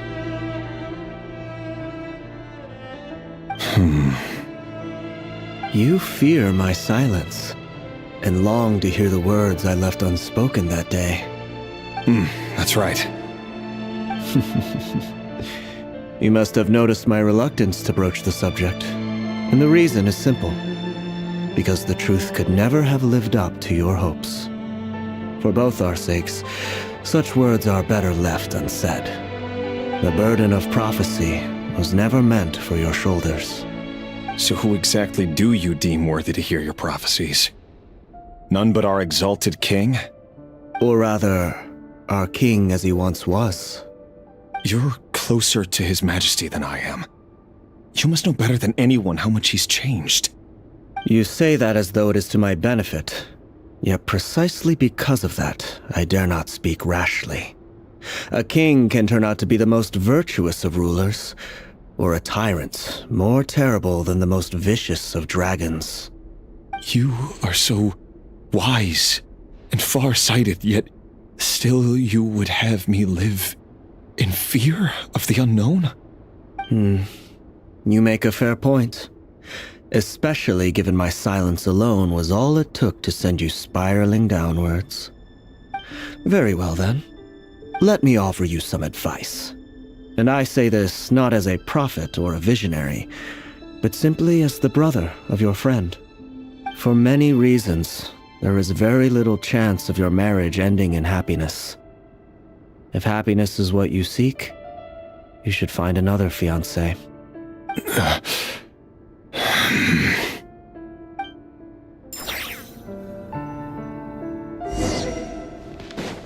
Hold on. There's that same black fog again. Could this memory belong to Thelindis? Wait. Hear me out. This time we finally got a clear look at his face and learned his true identity. His name is Rerir, and he claims to be one of the king's guards. What did you say? A cruel irony, isn't it? The man you're set to marry leads a double life as a brutal executioner. Why are you telling me all of this now? Simple. It's because I want you to kill him. You are the only person he would never suspect. No, absolutely not. I would never dream of doing such a despicable thing. So you'll just stand by and watch him slaughter us to the last? Do not forget that the blood of the Crimson Moon flows in your veins too.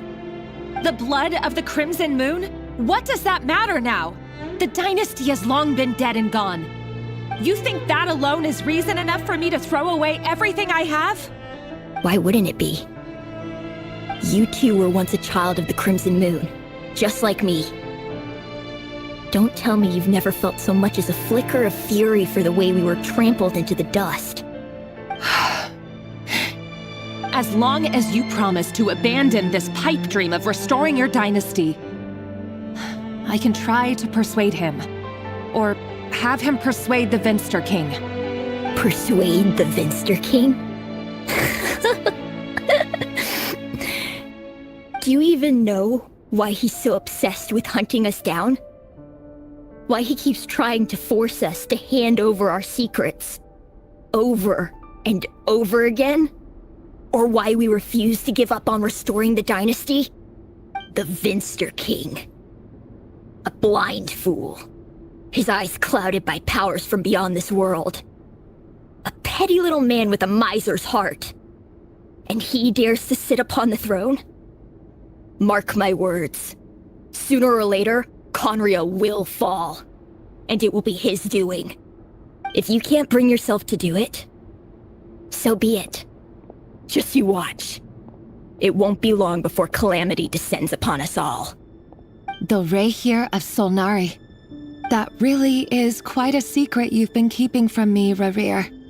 But who am I to talk? Am I really any better? I've kept my own past a secret this whole time too. Love should be built on honesty. But ours was born from lies. And yet, is it really so wrong to hide things that would only make life harder? If we don't cover up the parts that no one else should see, how can we go on pretending to be normal? Vedifulnir must have known all this. And that's why he made his prophecy. In the end, nothing stays hidden forever.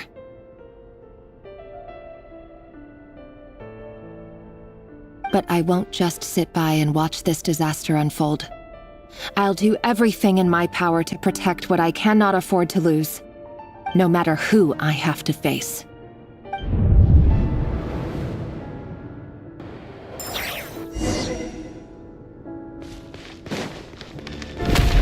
Huh? Was that Rerir who just walked past the window? Doesn't it give me the chills that he still takes the same road to work every day? As if nothing ever happened. Those people at the deli. Enough already. They're clearly pretty taken by their own disguises, so just smile and play along. Pull the rug from under beasts like that, and you'll risk having your throat torn out. Deli. They're talking about those people from the opposition. Right. I'd almost forgotten they used to run a deli. People of no consequence always vanish so easily. And no one even remembers them.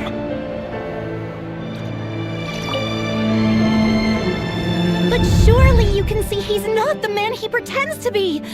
So many have died already, and they say that the king's madness grows with each passing day. We're not going to survive this, are we?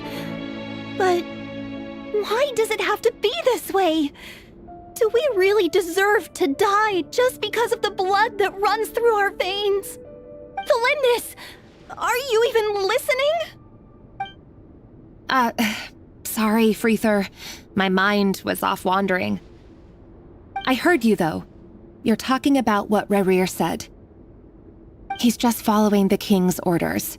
He's a secret agent, and it's his job to hunt down rebels and dissidents. By the time you first met him, he'd already taken lives. Maybe he was using you from the very beginning. No. Rerir has no idea I have anything to do with the Crimson Moon.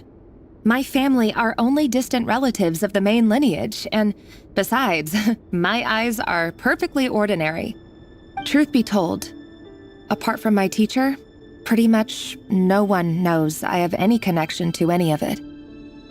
It's been a long time since my family severed ties. But as Orlog said, who could possibly talk sense into that raving lunatic of a king? No one. I'll work something out. Trust me, I'm with you all. But for now, you need to keep yourselves hidden. Don't let anyone find you, anyone at all. Don't forget that Rerir is an Eclipse operative. You need to be extra careful when he's around. And when I am too. For now, don't come looking for me. And if anything happens to me, just act like we've never met. If even you can't escape this, what hope do the rest of us have? But after all this time together, surely he wouldn't lay a hand on you. I won't speak in his defense, nor can I give you a clear answer to that question. But I'll do everything I can to put an end to this. Here, hold on to this. If an opportunity to escape presents itself, take it. You'll be glad you took some spare change. You call that change? But what about you? I've got a job, and there's still money coming in. But you can't go anywhere right now. Please think about yourself for once.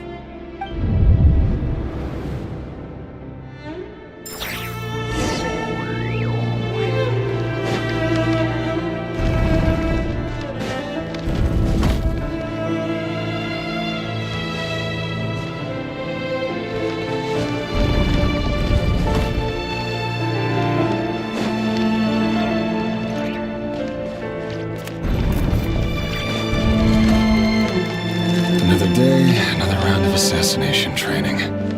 Training ground is just beyond this hidden passageway. When you kill a person, doesn't it follow you Why would it? Aren't we all just walking blood bags? But not everyone is accustomed to hunting down others. Make sure you have a firm grip on the handle. Then choose your angle well. Keep your movements light and brisk. The prey won't sense a thing.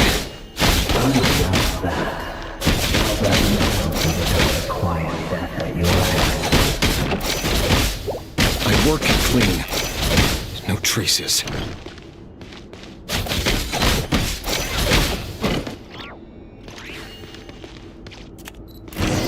Doesn't make it open above board, though. The king is happy with you right now. What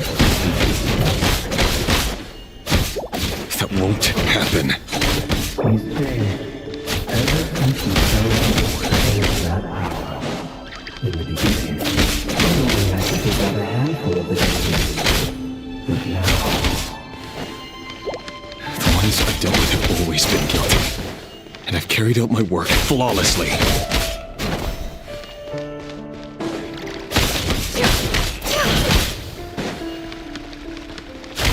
Can't hide the truth.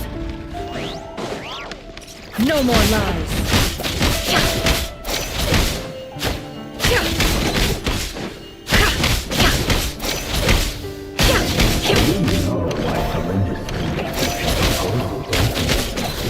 Was it because he didn't trust you? Or something else?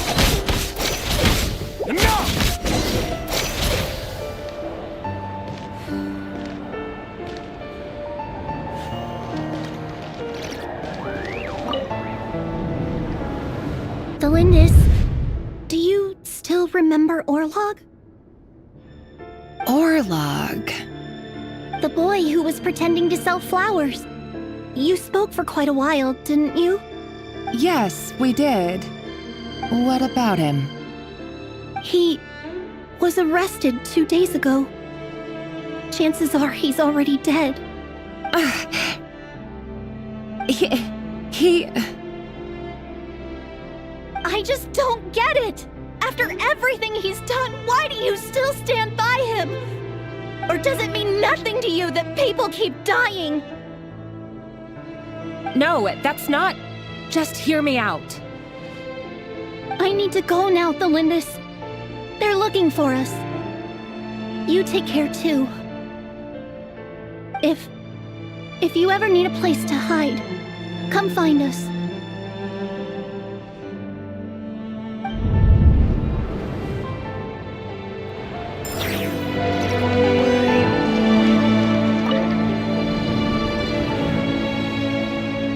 Author Thelindis.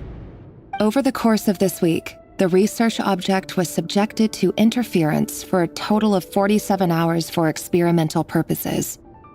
The results are as follows. All subjects of observation that were sent inside have now... The situation within is proving more problematic than anticipated. No progress whatsoever. What now? Won't you give me even a glimmer of hope? Things are getting worse by the day. I have to find a way or we'll all be in danger.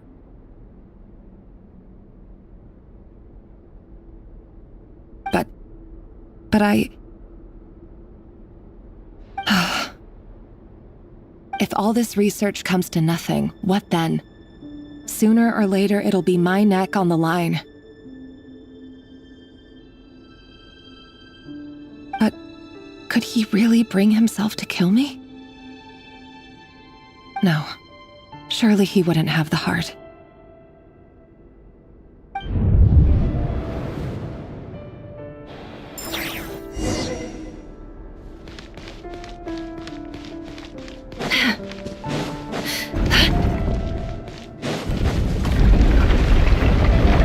Why won't you just let us go? We don't even know each other. All we want is to live ordinary, peaceful lives. You want to live?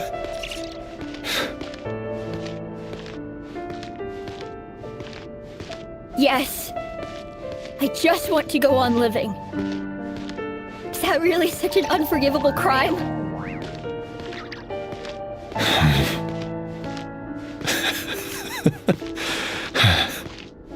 You want to go on living. I want to keep living too. To keep living forever. That's why I have no choice but to continue on the path I'm on. If only some savior would suddenly swoop down and change the way the world is. Too bad that's not going to happen. Imagine that. If there really were such a person, you and I wouldn't be standing here like this, would we?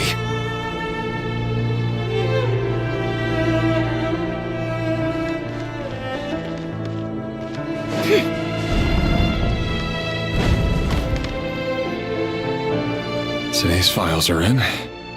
Time to wade through them just like usual. No, I don't get tired of it.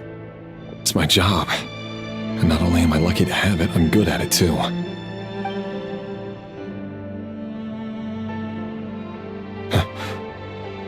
Wait.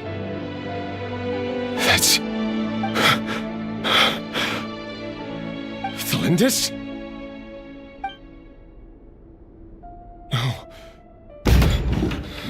No! No! Why? But you bear no mark of the Crimson Moon! How could you possibly have anything to do with them? It cannot be! A diluted bloodline. Carefully concealed. I see it now. You've been living in the shadows just like me. What a fool I've been. Numbing myself with talk of justice. Even imagining my friends would back me up. But in the end, Irminsul. Finster King! How far are you going to take this? From the direct bloodline to secondary offshoots? And then what? Today it's the descendants of the Crimson Moon. Who will it be tomorrow? Will you not rest until everyone down here is dead? No. This cannot go on. This is where it ends.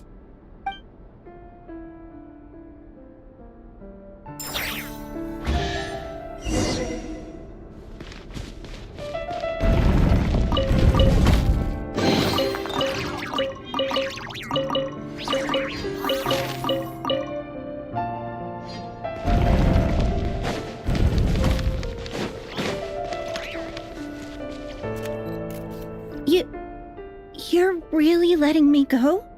I am. As long as you can guarantee that no one will find you. Don't worry, I'll be extra careful. No one will know I was here.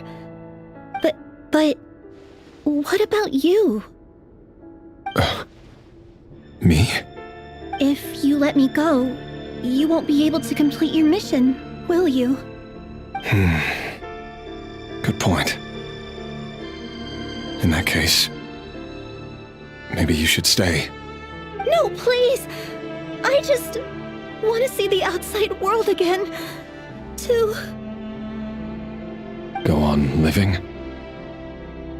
Yes. I know you're a man of your word. So please, just let me go. If I let you leave, what will become of me? Just kidding. Go, now. But remember, don't let anyone know you were caught. We'll be seeing each other again very soon if you do.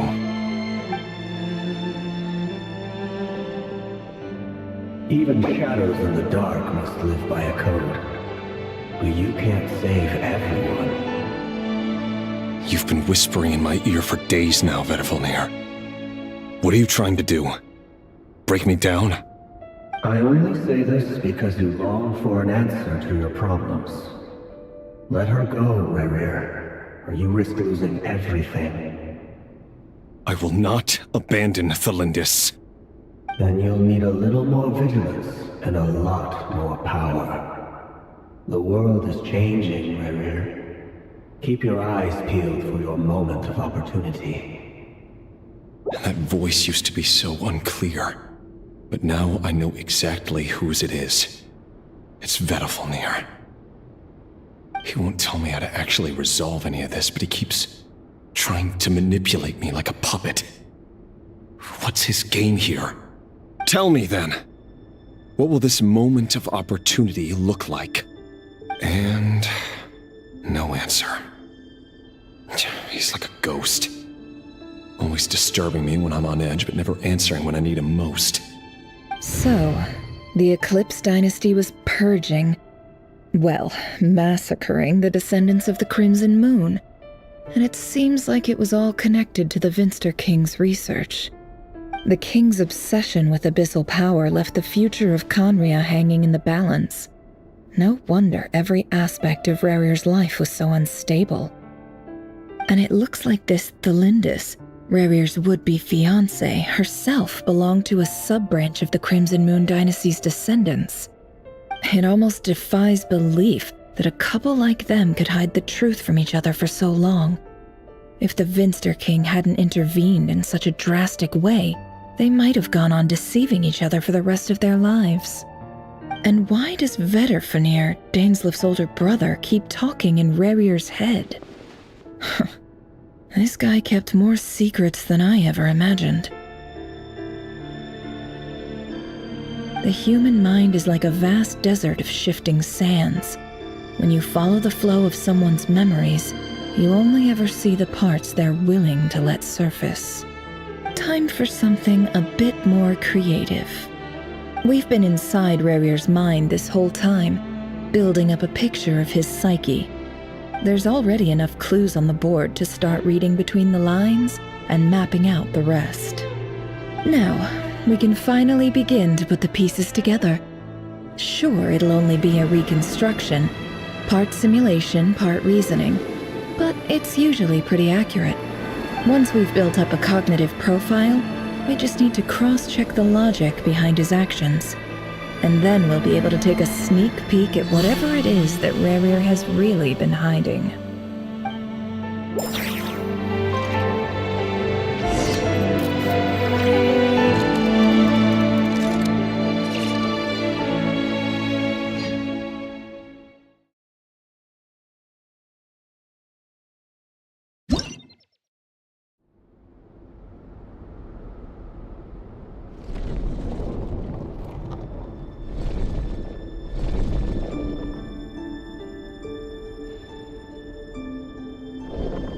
Rerir, are you there?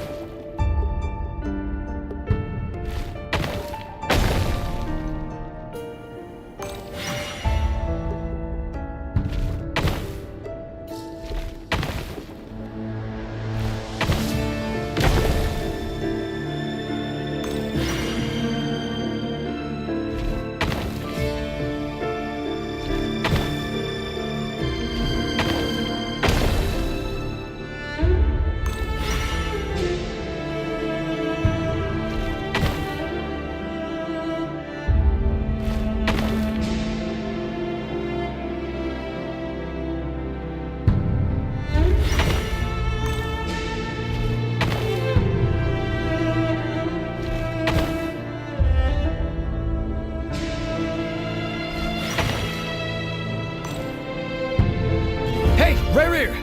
Come out, it's urgent! Dane? What's wrong? Quick, come with me. I'll explain everything once we've met up with the others.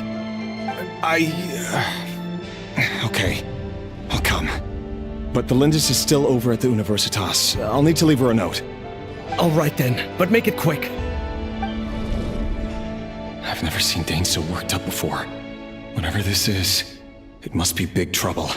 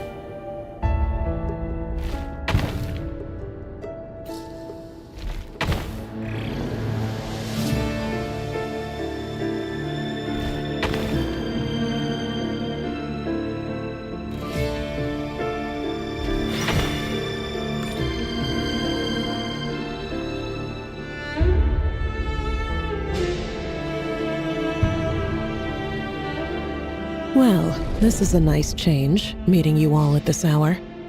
When men and women of ambition can speak face to face in broad daylight, I say that's a big step forward for our dear Conria. Don't be ridiculous. We do not fear the day. Why would we seek refuge in the night? You might ask your blade that same question. I'm told it prefers the cover of darkness. The word on the street is that Sir Delogi only strikes when he has an unfair advantage. But that is patently false. I see you're missing an arm and a leg. Surely only a fair fight could explain that. If this is your way of offering me replacement limbs, believe me, I'll take them. Oh, we can certainly discuss that.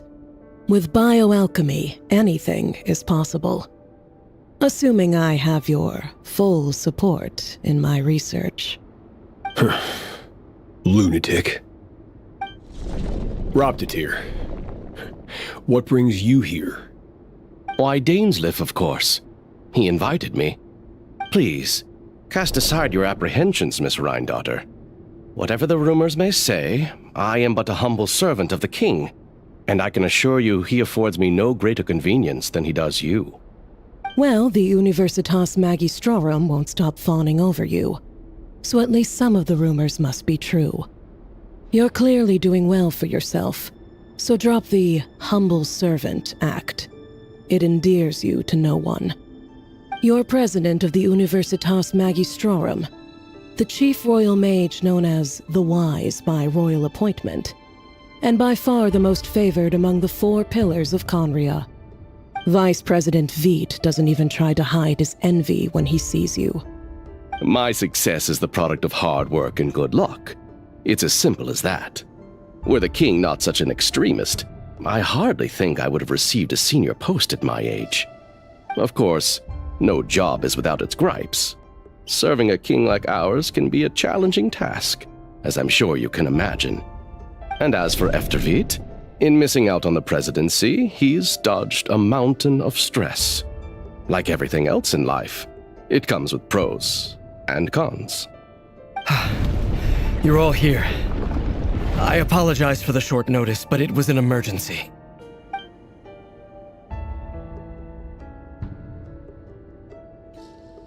You must be Rerir. Mr. Sertologi. Yes, I handled your case file during your sentencing. Nothing personal, of course. I'm pleasantly surprised that you remember me. You're clearly a person of substance if you've been invited here. But Dainsleif, you'd better have a very good reason for convening this little gathering. It's my brother, Vedalfenir. After he spoke at the court this morning, the king was so infuriated by his words that he had him blinded in both eyes and thrown in prison. Vedalfenir in prison? Strange. I thought the king trusted him and Horoptatir more than anyone else in the world. Does this mean the king's circle of trust just got even smaller? It has nothing to do with trust. It's about what the king wants, which is as clear as day to anyone paying attention. I simply appease him, because it's in the best interests of the Universitas Magistrorum. And also because you're slimy. Vedalfenir, perhaps less so. But still, a visionless visionary? It rather inclines me to think that qualifications are not what get you ahead in Conria. Do you honestly think this is an important discussion to be having right now? Dane, what are you planning to do? Rescue Vedalfenir, I assume. Correct. It will mean storming the palace by force. Tonight. I need all of you on my side. That's far too dangerous. And don't forget, Dainsleif, you're captain of the Royal Guard. You swore an oath to the throne. Hmm? You've been planning this for a while, haven't you? I have no desire to commit treason. But whatever critique the king may have of Vedalfenir, disfiguring your most loyal subject for putting the best interests of his court and nation first, this is not the conduct of a wise ruler. My blade will force the king to see the error of his ways. So, Vedalfenir's prophecy enraged the king. I'm sure it wasn't what he wanted to hear, but if he won't take counsel even from the visionary, that is deeply troubling news. The extent of His Majesty's madness is now all too clear. The question is, how does a man like me get out of this situation unscathed? You have noble ambitions, Dane, but I'm afraid they don't do much for a guy like me. I'm not interested in saving the world. All I want is a letter of pardon.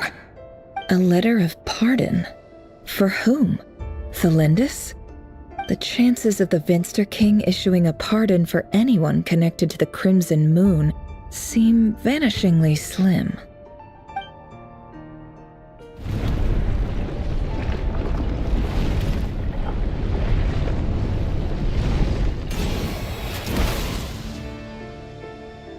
This black fog over the board must have some connection to Thelindis.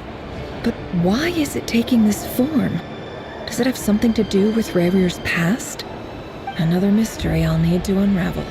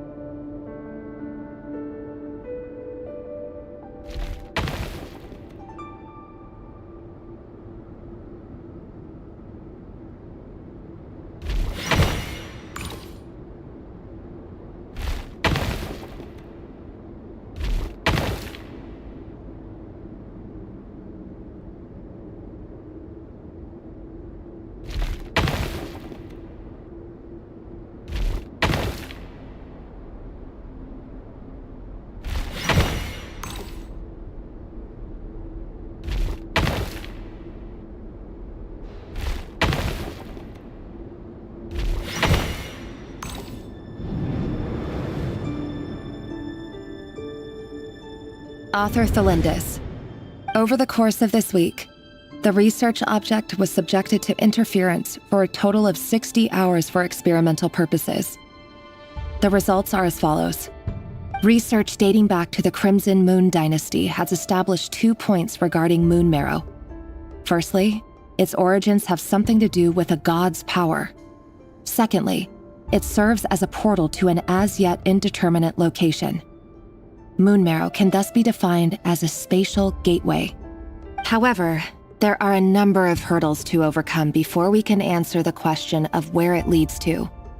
To start with, opening the gateway requires a specific power source, which the relevant literature indicates. An enormous amount of power is then required to keep the gate open. Currently, the total power output of our instruments remains in the single digits. To make matters worse, I am now the only staff member remaining in the Moon Marrow lab. The Universitas Magistrorum recently decided to move most of its personnel into abyssal energy research, which has stymied all Crimson Moon-related projects. This is not a wise move. I have always maintained that placing all our hopes in a single source of power is risky, especially one as poorly understood as this. As well as making ourselves overly reliant on a single resource, we are neglecting other promising technologies. I apologize if this comes across as disrespectful. But as a Moon Marrow researcher, I desperately want to see the world beyond the gateway. If we really made it there one day, what would we find? And how would we go about taming the unknown? My imagination is endlessly fueled by questions such as these.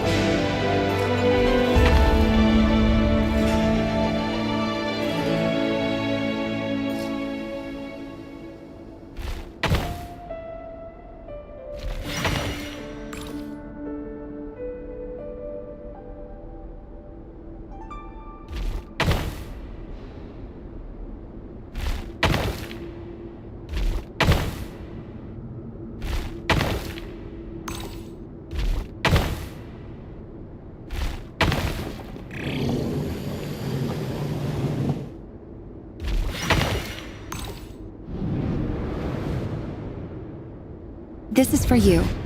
I heard you're gonna leave the city with your parents. The Lindis, did you hear about what happened? I've heard nothing.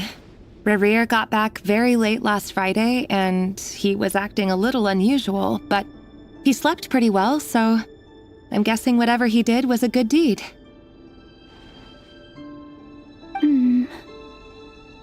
You never saw him, and I don't know what he did. And this conversation never happened. You understand? What if he finds out that you pried into his secrets? Don't be silly. I don't know what secrets he does or doesn't have.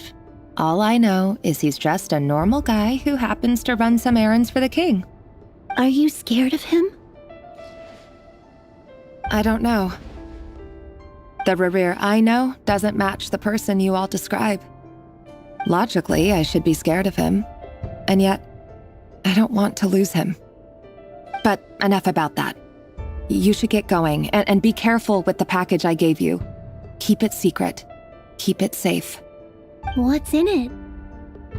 A piece of the moon. All you need to know is that as long as you keep it safe, then in the future, everyone will be able to see a red moon. A red moon? You mean our moon? That's right. Our moon. Promise me you'll look after it. I promise, the Lindis. The Crimson Moon bloodline will never die out. Its light, the color of blood, will become like a fire that flows in our veins, no matter how long it takes.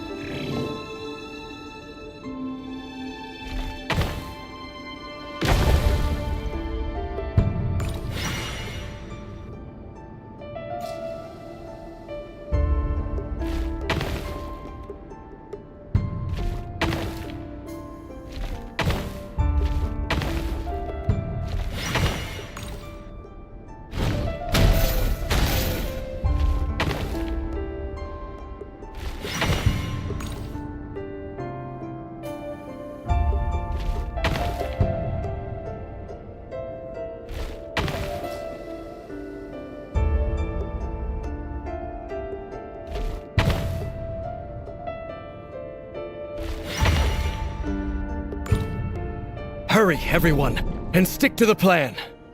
Sir Dainsleif, what are you? Is this treason? You know what happens to those who betray the throne. Please, don't do this! It is the king himself who has betrayed the throne. He has betrayed all of Conria. If you have any love left for justice in your heart, you should join me. It's showtime. Dane and his group will handle the troops in the palace. Then Hraptatyr and Rhindaughter will disarm the security measures. My job is to enter the prison and rescue Vedifalnir. Stay safe. Wish me luck. Look after my brother. Draw your blade.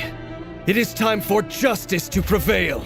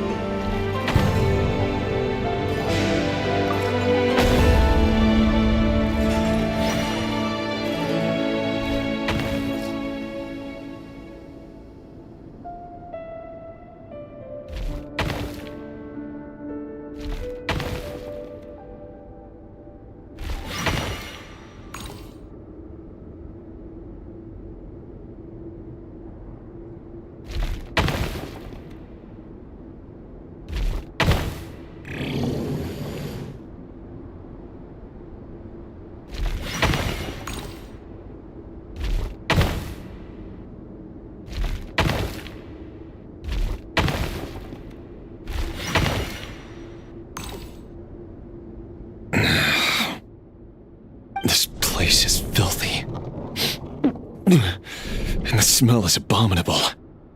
Clearly, the king doesn't allow his prisoners a single shred of dignity. This is dire. Found you. Hello, Mr. Vedafilnir. Ah, it's you. Surprised? Oh, wait. I guess surprise isn't an emotion that prophets feel very often. I certainly felt some surprise in the moment when I was blinded. Surprise at the king's sheer ignorance. Surprise at just how unfairly this world responds to words of earnest remonstration. I'm curious. What did you prophesize this time? It wasn't a prophecy. It was a word of warning. Someone had to say it. The king has forsaken all reason in pursuit of his obsessions. I simply told him that if he continues on this path, Khaenri'ah will surely fall. But he didn't listen. Worse still, he stabbed you in both eyes and locked you away. Dane asked for my help. The court is in complete chaos now, but I'm sure you predicted that. Everything is transpiring as I foresaw, yet I am powerless to change it. Fate is an immutable force. I can but lament as the inevitable unfolds. I do wonder whether giving a man the power to see the future is nothing more for him than slowly crush his spirit. Forgive my curtness, Vedafilnir, but the king did not suddenly turn on you today. His suspicions have been brewing for a long time. You can't have wisdom beyond the reach of your fellow man without attracting his fear and suspicion. There are things the king does not want to see. So, he doesn't want you having visions of them either. He blinded you because he thought this would make the visions stop. He wasn't entirely wrong.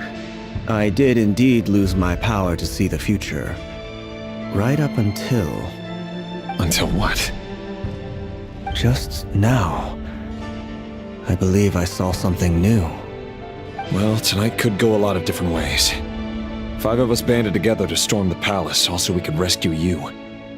This will go down as the most tumultuous day in Khaenri'ah history. I sense hatred in you, but also hope. A desperate hope that with the tyrant deposed, that will be the end of the story. But this is not the end. It is the beginning of a new chapter in a whole new story. There are many men of honor and courage in this world, Rerir. But you are not one of them. You're not here for justice, are you? You're here for yourself. Is that a dagger? Interesting. Why not the polearm? It was always your weapon of choice. With your abilities, I don't doubt that you were able to recover some of your sight. But I also doubt that you want to make an enemy of me right now. Of course not. We're on the same side, aren't we? We could be. But I need you to be honest with me, Vedafilnir. At this point, you're my only hope for the future. You mean your future? With your beloved, Felindis? Yes. And I know there are bigger things at stake here.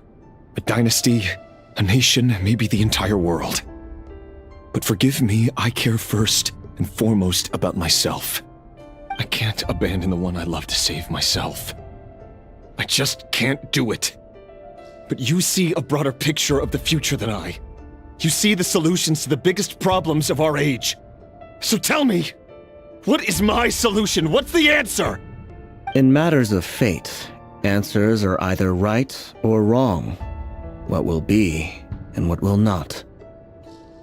Maybe you are willing to pay a certain price in the pursuit of happiness, but unfortunately, fate does not negotiate. That is the cruelest thing about fate. It is unmoved by your sacrifices. That can't be true. I know it's your voice that I keep hearing in my head, urging me to see how the world is changing, to seek more power, so I can protect the things I love. You show me disaster, but you won't show me how to avoid it? Why? Why are you doing all this? My voice. In your head.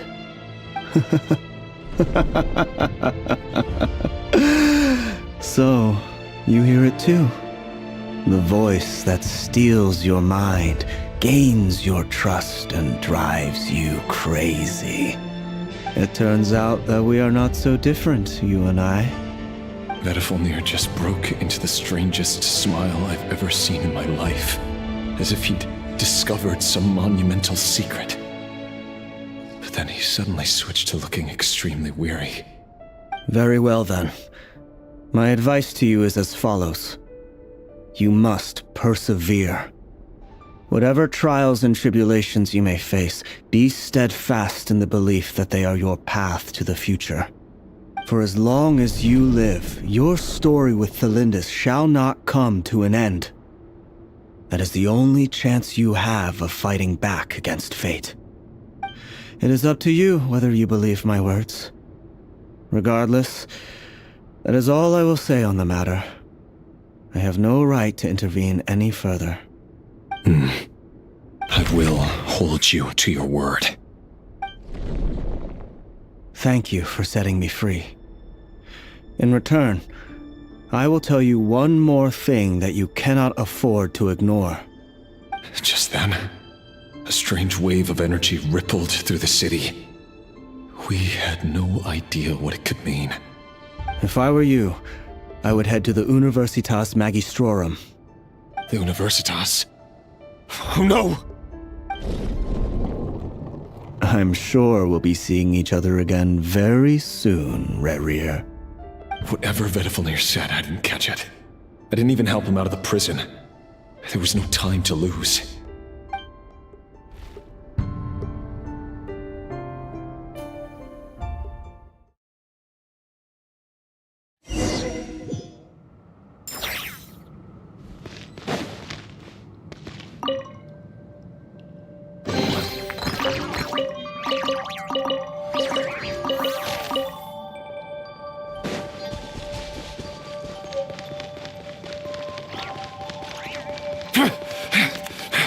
Monsters? Is this Rhydotter's doing? Or the Universitas Magistrorum? Out of my way! Teamwork is dreamwork! As one with wind and cloud, one with nature. Laid bare.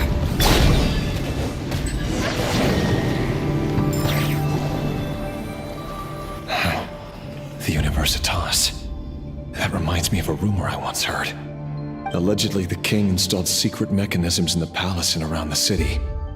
No one knows where they are or what kind of power they hold. But if they were ever going to activate, it would probably be on a night like tonight. Help! Help! Hold on! Don't let them anywhere near you! Save me! I can't! Ah! That sounded like an explosion. So, the rumor is true? The king really went through with it? What other means does the king have at his disposal? They must run on power from the Abyss. And given it's a major center of Abyss research, anyone over at the Universitas will be in grave danger. I have to hurry!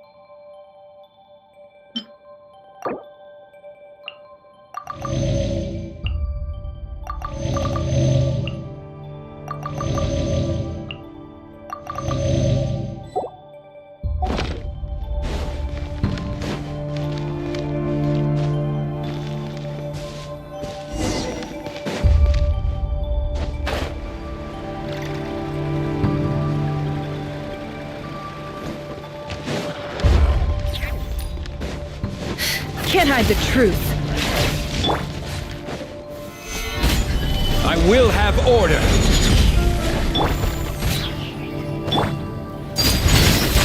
This is where you fall. to the wind.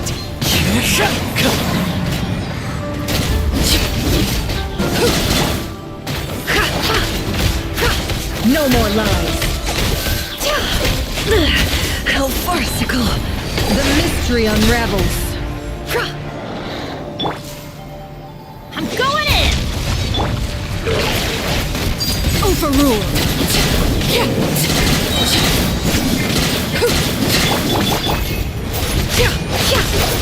The sands of time got me.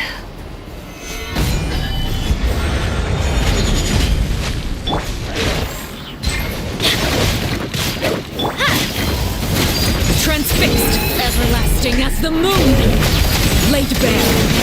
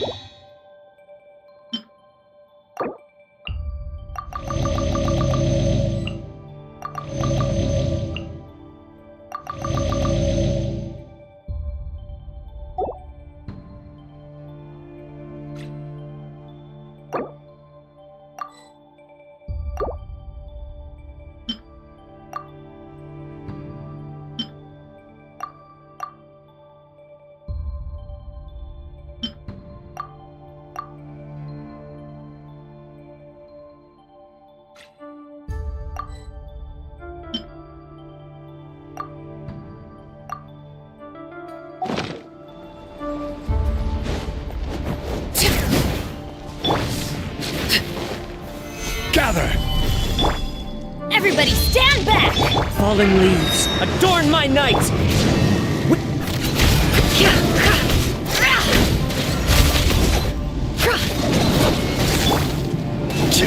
I will have order!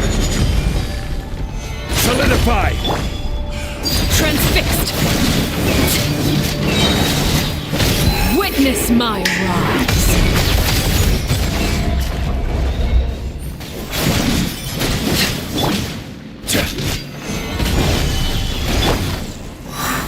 The wind knows me.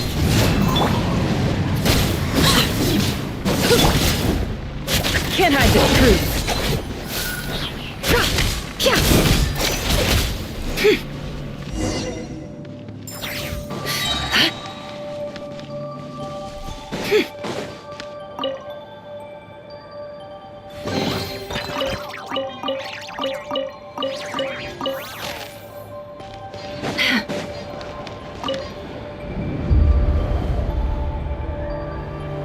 Monsters! At the Universitas Magistrorum? Why now? Oh no! They're coming! It's no use. The table won't hold out much longer. The weapons. Where are the weapons? Of course. All the lab equipment was upgraded after the inspection last week, but the new weapons haven't been allocated yet. I'm done for. Is anyone there? I need help! Ah! Stay back! Please stay back!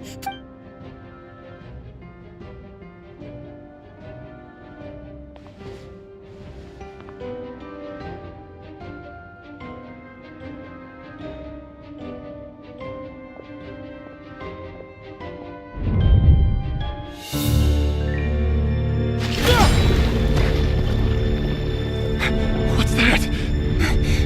Reverie! So the rumors about your work are true. What? No! Listen, something happened at the palace tonight. We have to leave! You don't need to lie to me anymore. What do you mean? I know why you're worried, and I will respect the decision you've made. But it's okay, because I found a solution. I know how to end all this. You can have it back. The normal life you so desire. But until then, I'm afraid our wedding will have to wait. Cylinders? No, don't do it! Cylinders! Cylinders!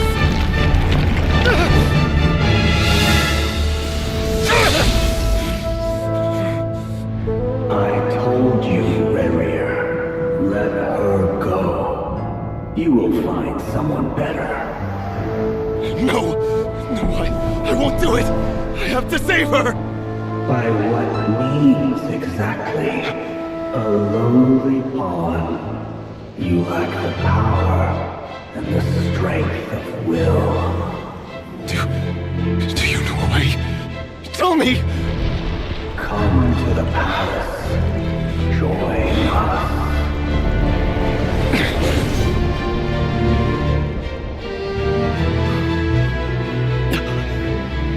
Rerir, thank goodness we... Step forth and take your share. You made it. Not you too.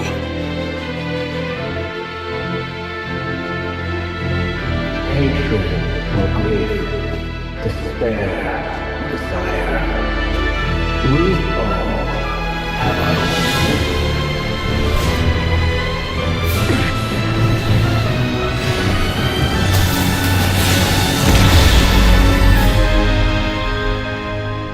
Rerir. Rerir. Thlindis? Were you daydreaming?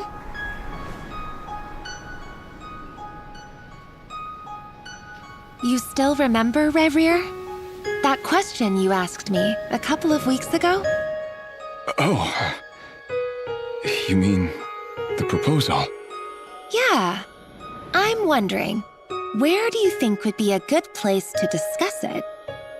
Maybe in the garden? Or were you thinking a fancy restaurant? It's your choice.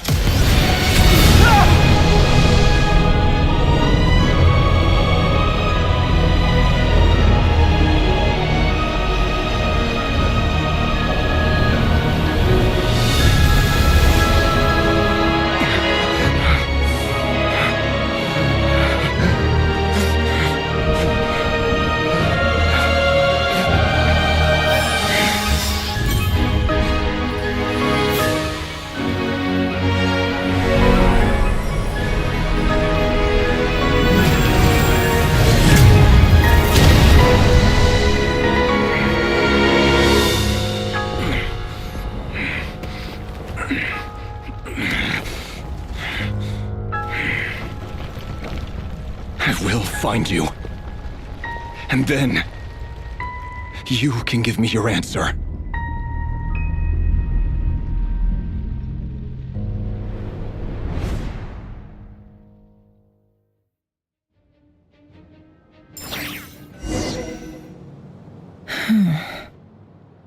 So that's how the Raker of Solnari was born. A monster created by circumstance is a monster all the same. Viewing other people's thoughts for too long can get uncomfortable. Right now, I'm feeling a strong sense of loathing. In a nutshell, the story of Conria is what happens when the truth falls by the wayside. Everyone tells little white lies, and before long, you have a huge pack of lies that destroys everything. Whew. Time to get back. His past is filled with sorrow, but the tale of any fallen civilization is one of endless tragedy. Cruel as it may be, that was Conria's fate.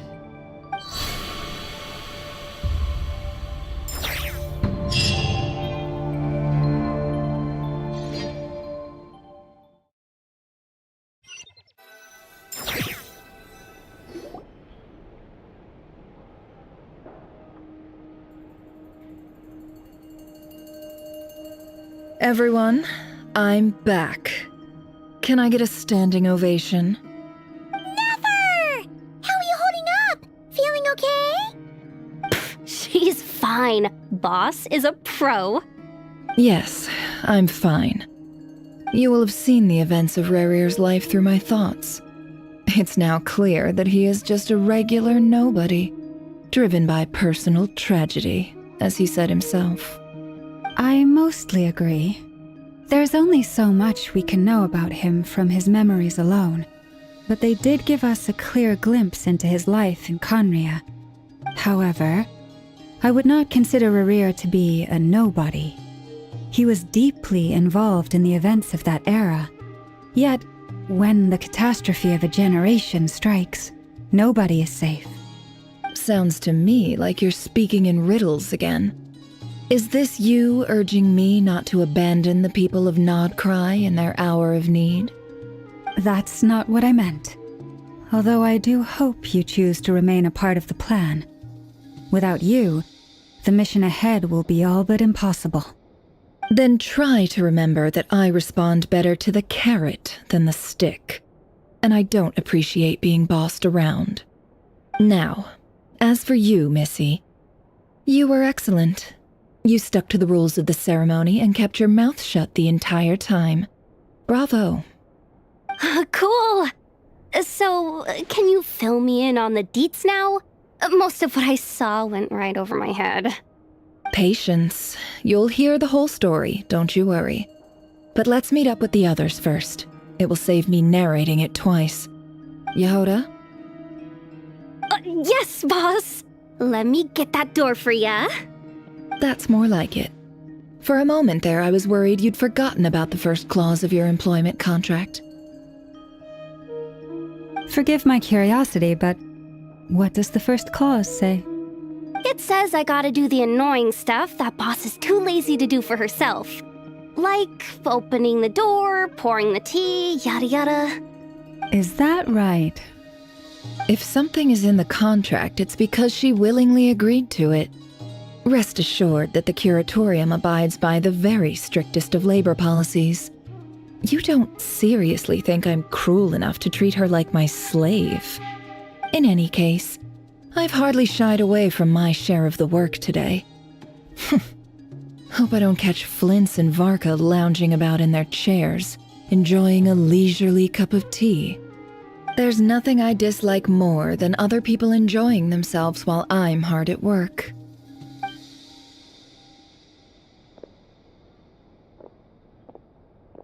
Oh no.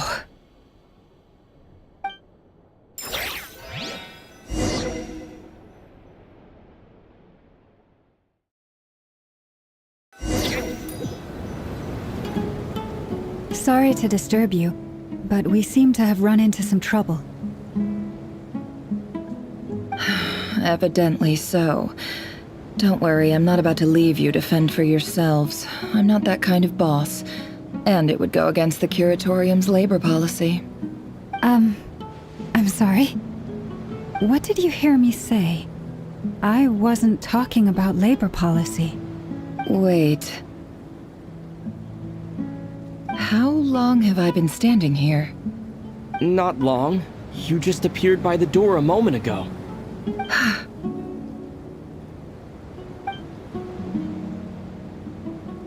Boss, what's wrong? You look like you've seen a ghost. We've been tricked. We never left at all. Somehow I hallucinated that whole scene back inside the office. Hallucinated? But how? How indeed. This place should heed my will alone. All thoughts and actions that occur in here are just a result of pawns moving across the chessboard in a carefully calculated manner. And nobody has access to this chess set but me. So you control everything in here? More or less. But yes, it's a special technique of mine. Has anything like this ever happened before? Only once. It was the first time I used the chess set. Is there any similarity between what happened then and what's happening now? I suppose my thoughts are a little turbulent, which was also the case my first time. Is there anything I can do to help? The first clause of your contract clearly states that I only need your help with things that I'm too lazy to do myself. Meaning, you're not feeling lazy right now? Meaning, this is not something Yehoda can help with. The chess set is a personal treasure that I alone understand. I must be the one to find our way out of here. Boss, it's fine. Really. Let me do something useful. Oh, listen to you. Whatever would I do without you, Yehoda? What? Really? Yes, really. Where would I ever find another employee as obedient and servile as you? God forbid anything ever happens to you. Oh, okay. Well, anyway, I was thinking of fetching some water. There's gotta be a source around here somewhere. I suggest everyone finds someplace comfortable to take a rest. We gotta conserve our energy. Even though all this chess malarkey doesn't exist in a physical sense, mentally speaking, it's all real. And so is our tiredness and fatigue. You don't want to dismiss mental fatigue. Just because it isn't physical doesn't mean it's any less serious. But anyway, I got your backs, so don't worry about a thing. Don't I have the best employees? Jealous much? If we can find a suitable time, I'd love to borrow Yehoda for a day to help out at the Frostmoon Scions. Would you be amenable to that, Boss Nefer? Oh, Lauma. Have I ever told you just how pretty you are? Beauty runs from the tips of your antlers to the depths of your imagination. Time to rally, everyone. Follow me. As we continue our journey, the same rules will apply. That means stay focused and no talking no matter what we encounter. And don't disturb the chess pieces. You have my word that I will get us all out of here.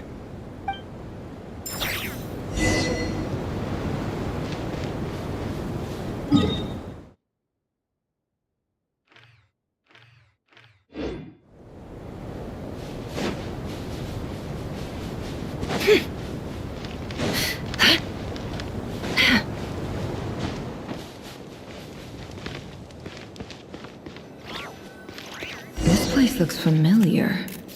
That's not a good sign. There's someone up ahead. I wasn't expecting visitors at this hour. Wait, is that? Oh, it's him. There you are! Sinue's been looking for you all day. I think he has some news for you. Oh yeah? What were you doing just now, Uncle Retinue? Hiding away some more loose change? I know I saw some Mora. What do you mean loose change? Oh, come on, I'm too old for this. Just pretend you saw nothing.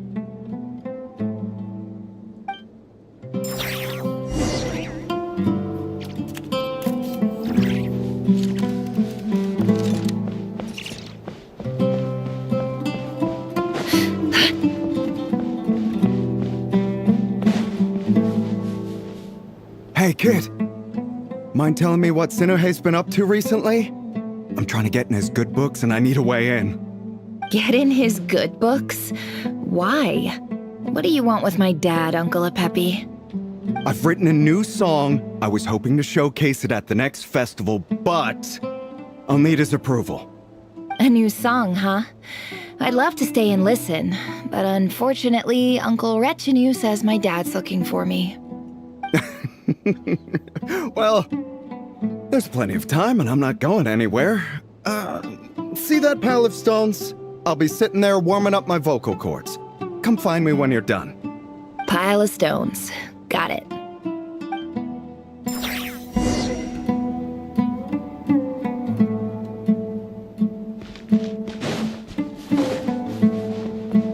It all adds up.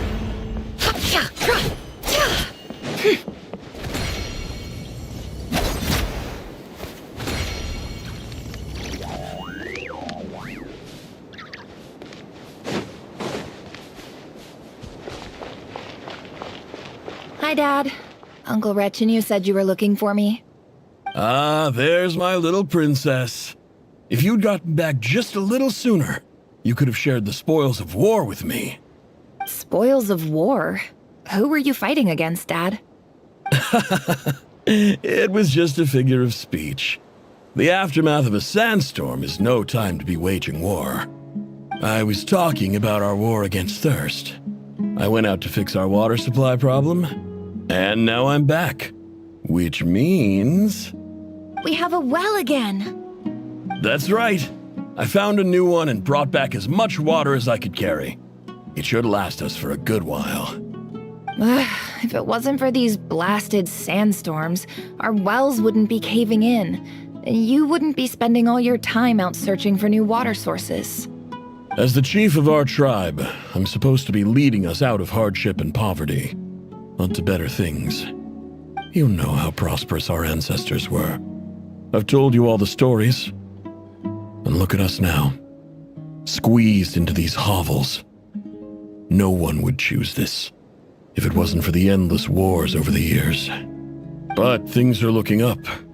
I started working with some folks from the academia a few months back. They gave me some contacts in return for my assistance in the desert. So you're the academia's helper now? Special ambassador, they call it. Think of it as a partnership. It's nothing bad, okay? We've been isolated here in the desert for too long. Seeking opportunities elsewhere is the best thing for us, and the fastest way to progress. So, do you get anything good out of being a special ambassador? Of course. My luck's improving all the time. One day, I swear I'm gonna lead us out of this place. We'll find somewhere new. Somewhere better.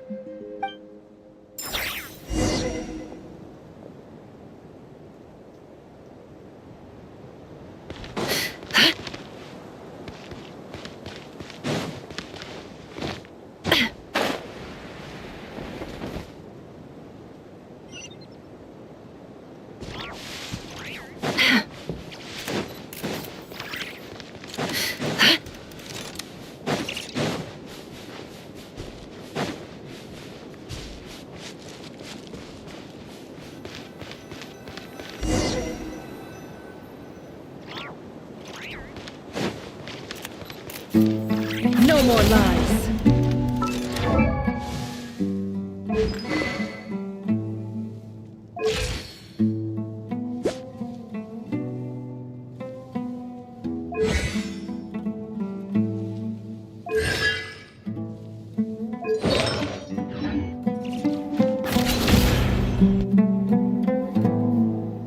That's our well, and you know it. You stole from us. Well, you've gone from chief to thief, and now you have to face the consequences. Did you really think you could take our water without permission and get away with it? You're either brave, stupid, or both. And that special ambassador act? Yeah, nice try. We spoke to the academia. They said it was all news to them. You're a liar and a cheat!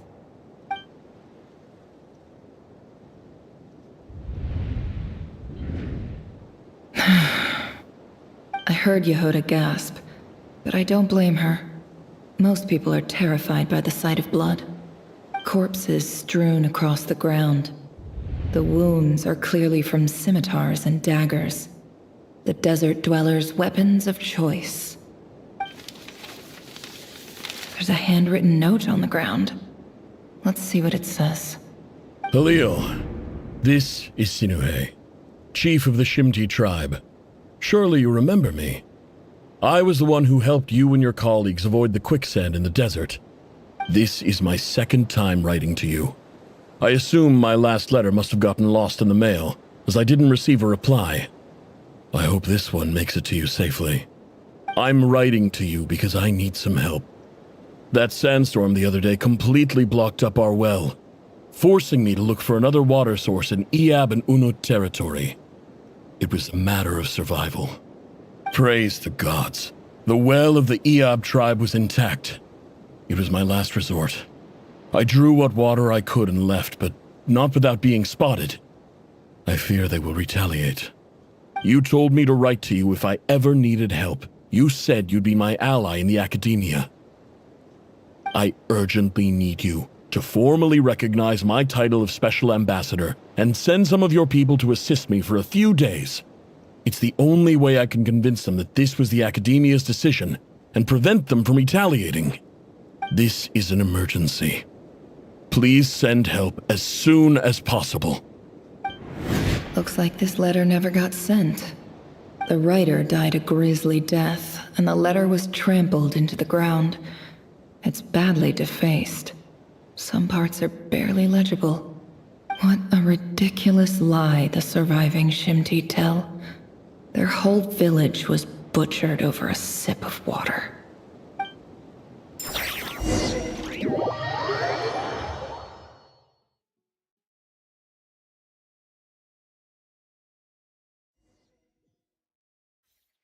Ah, officer. Welcome. Welcome to our humble village. I thought you would at least have the courtesy to provide some respectable libations. This is the finest wine our village has to offer. I promise.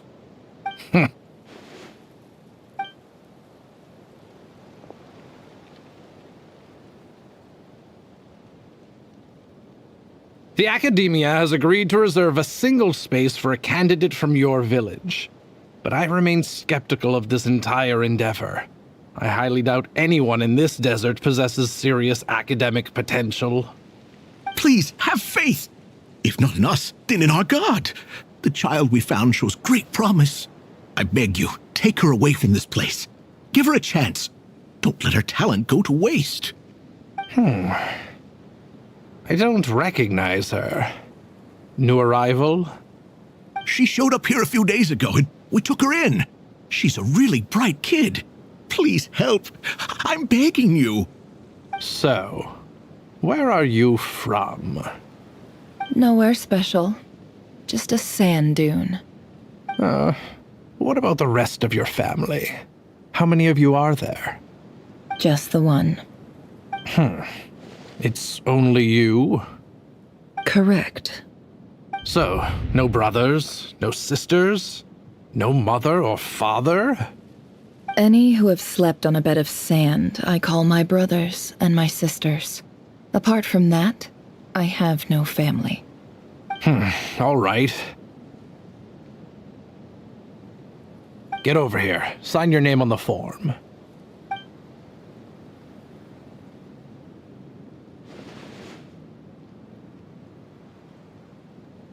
Never? You're rather fair-skinned for a desert dweller.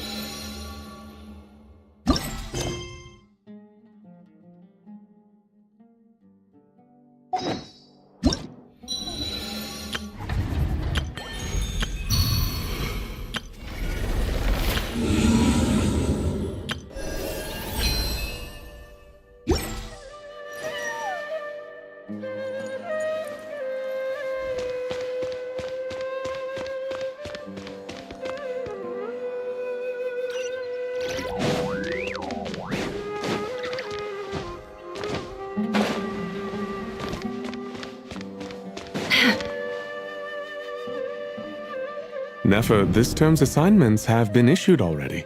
Please read through the materials thoroughly, conduct your own additional research, and then write an essay on the topic.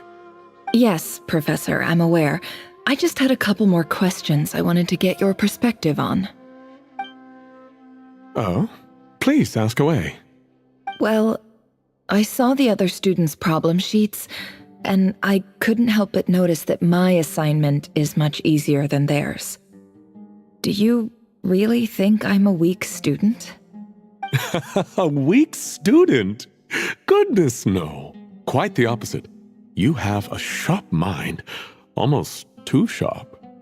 I think what you're saying is, a weak student wouldn't have noticed the discrepancy. And if they did, they certainly wouldn't complain about the lighter workload. You see, sharp as they come.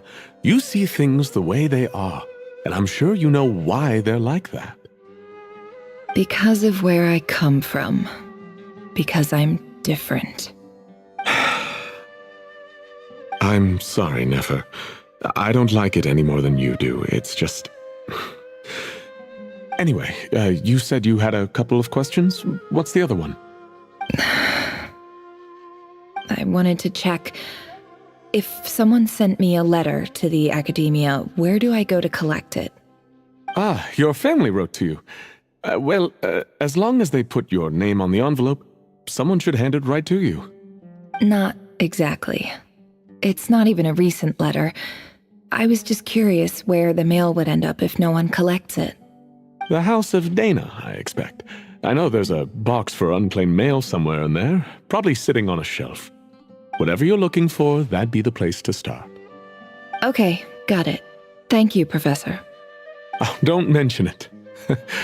Honestly, I feel like I failed you. I'm supposed to be your teacher, but I haven't taught you anything. Hey, don't say that. You're a great teacher, and you do your best for all your students. But the rules are the rules. You're not allowed to teach students like me. It's not just the academia either. The whole world bends over backwards for the successful and leaves the losers to suffer and die. Oh, my dear child. Don't tell me you've given up on life already. I haven't. I just think that if you want to make it in this world, you have to find a way to become successful.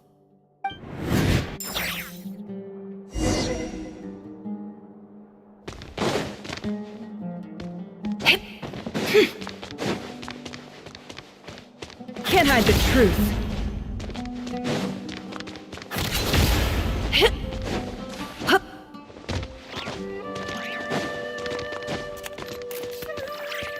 No more lies.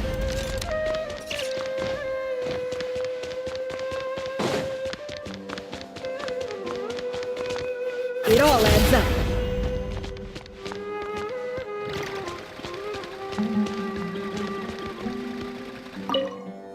This must be it. A big cardboard box full of unclaimed mail. And probably some letters that ended up here by mistake, too. Let's take a look.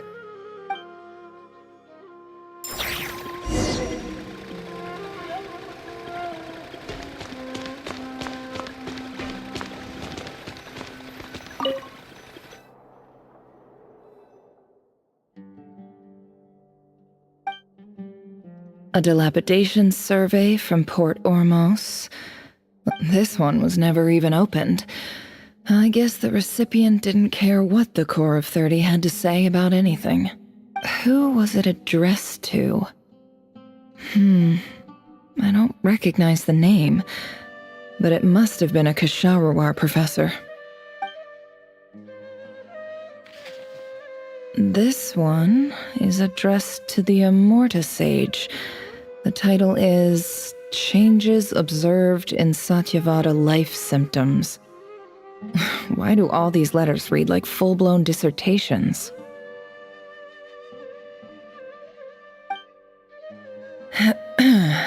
Guided by the incense, we became lost somewhere in the forest. All the barriers between levels of consciousness disappeared as our minds soared around in circles, looking for a branch to seek refuge on.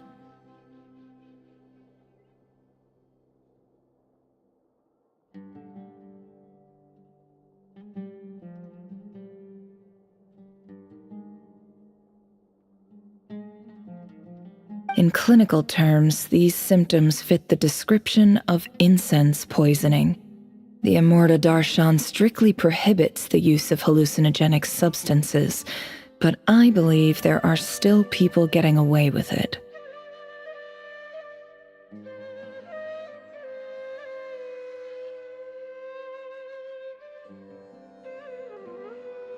For example, my neighbor who always breaks out into song and dance after using incense.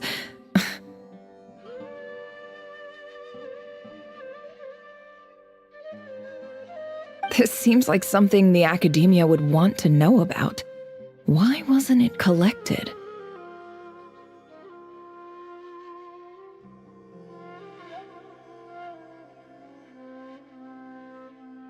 Wait, what's this written on the back?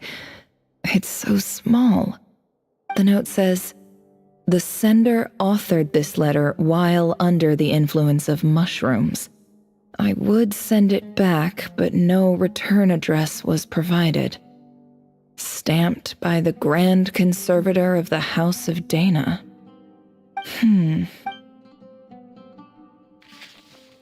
This next one is addressed to Grand Sage Azar. A few words of protest regarding recent changes in Sumeru's educational policy. In recent years, the academia has taken on a small number of students from the desert region, as per the policy to this effect. However, it appears to me that these students have not, in fact, been provided with educational opportunities that are, in any meaningful sense, equal to those enjoyed by their peers, as well as receiving dumbed-down assignments and perfunctory. Education is the fundamental purpose of this institution, which should go without saying in a nation whose founding virtues are knowledge and wisdom.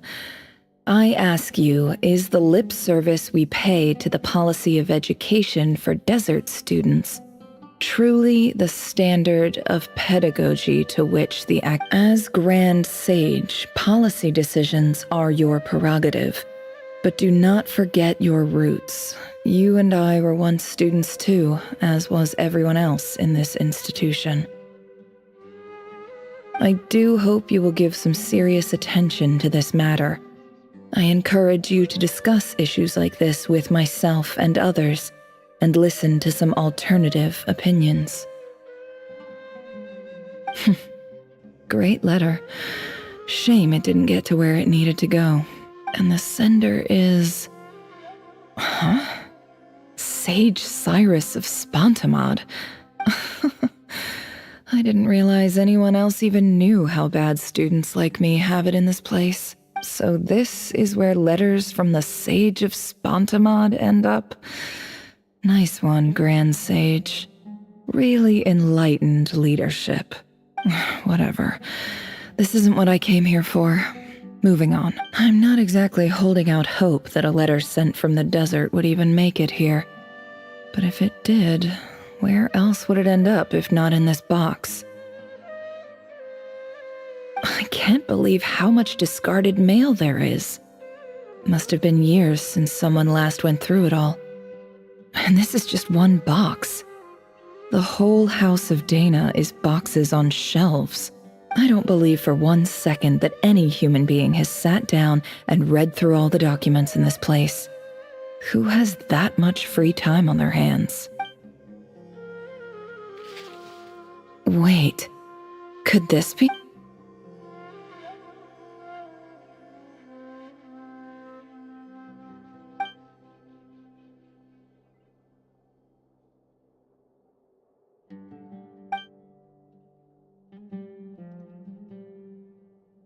Greetings, Halil.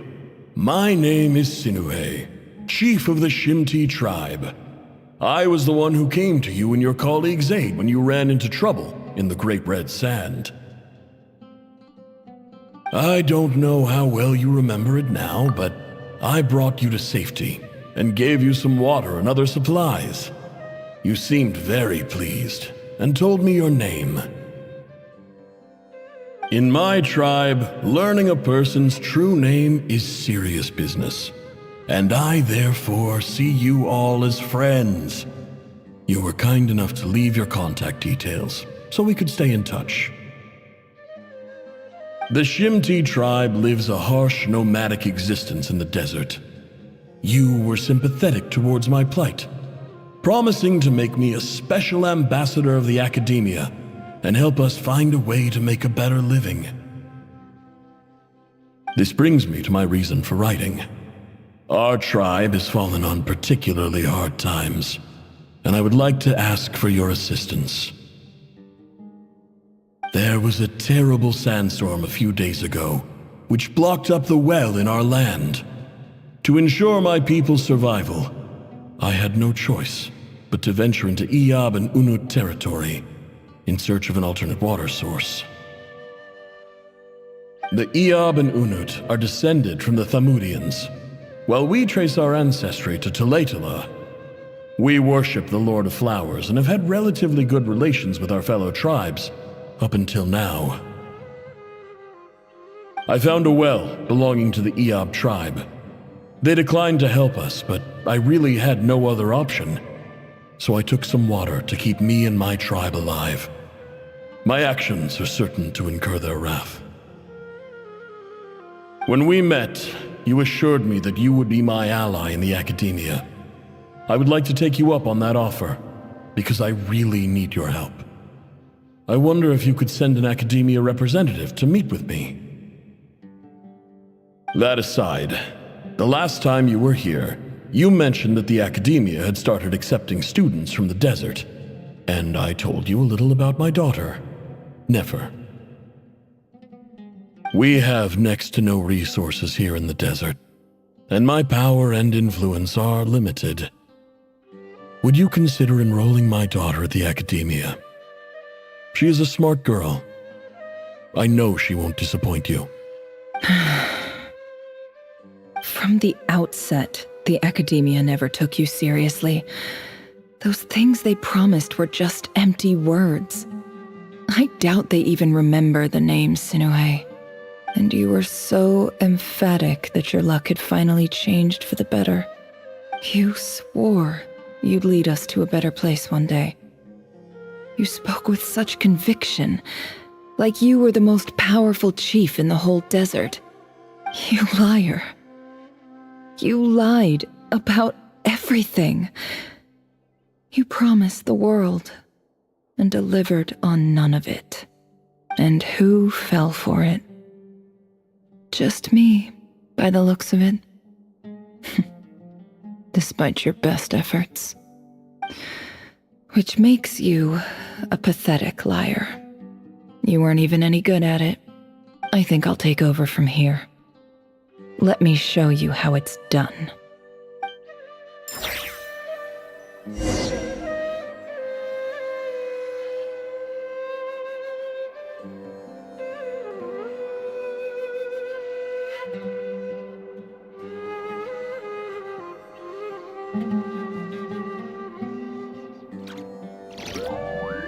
Don't trust your eyes uncritically.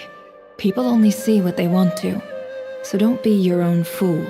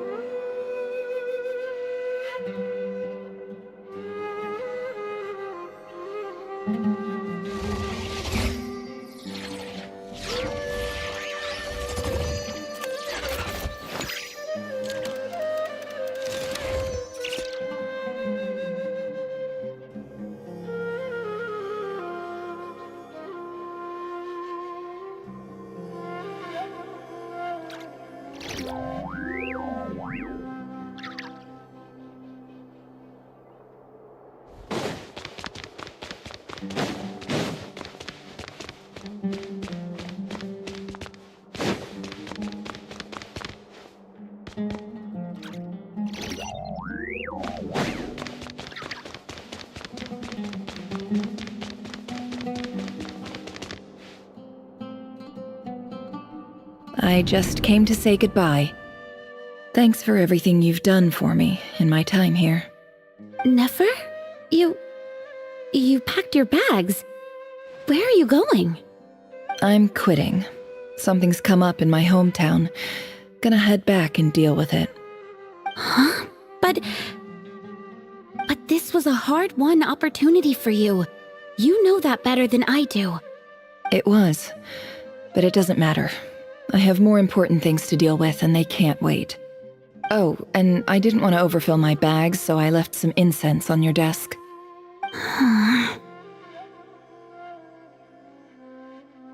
What's wrong? I thought you liked incense. Although, I did read somewhere in the House of Dana that it has hallucinogenic effects. Don't use it all at once, alright?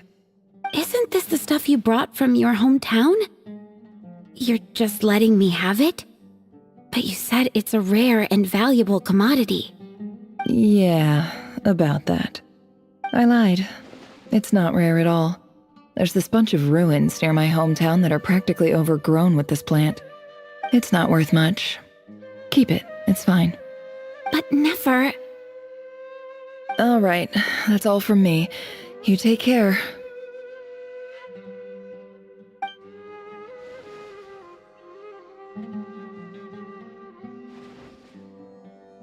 Don't forget me, okay? I mean, we're more than just classmates, right? We're friends. Yeah, I'll remember you. I lied again. That incense is worth a fortune, and it's a rare find even in those ruins. And as for remembering her, I have far too much to do when I get back. No time to reminisce. I'll be lucky if I even make it through this alive. But either way, I expect I'll forget you pretty quickly.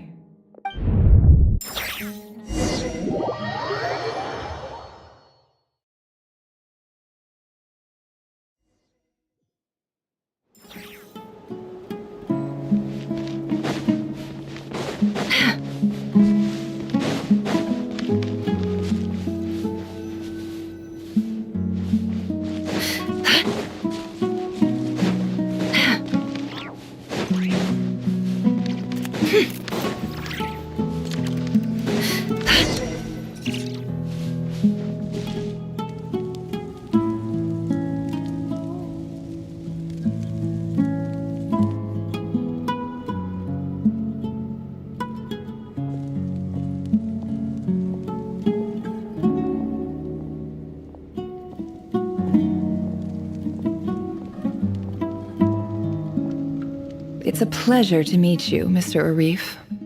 So, what does the Academia want?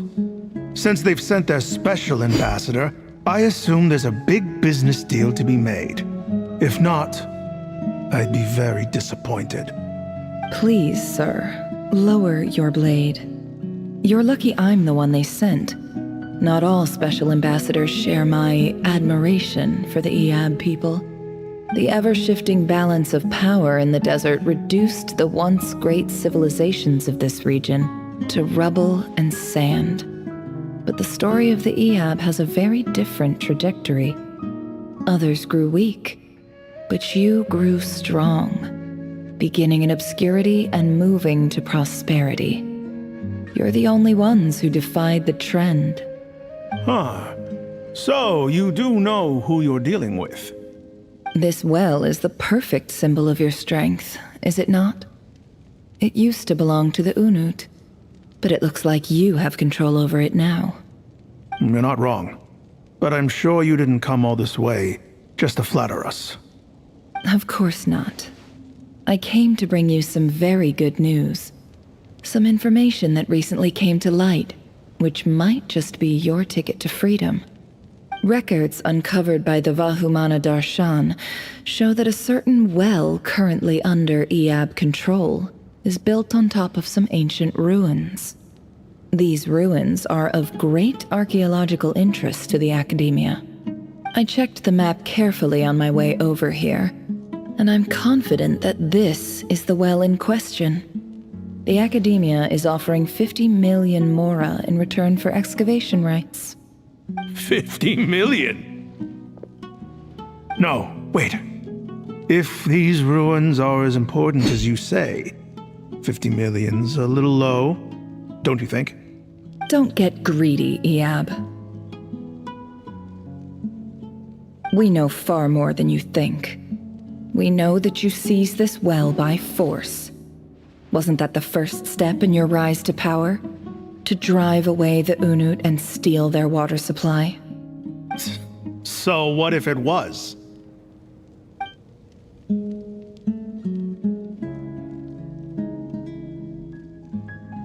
Don't worry. As unscrupulous as it was, it's something we're willing to overlook. The Academia is only interested in dealing with the de facto power holders in the region. I hope I am making myself clear. And I hope your words are the truth. If I find out the Academia is trying to play me, I'll hunt down every one of your people and make you watch as I cut their heads off one by one. I assure you, Chief, that would not be in your long-term interests.